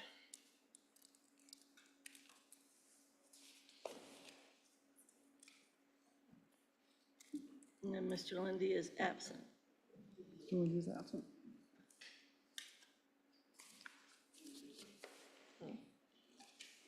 So what did that vote? Oh, should we done? Okay, Motion passed. Consent agenda passes. You have to do that. so people get to, people can just now look and see the votes.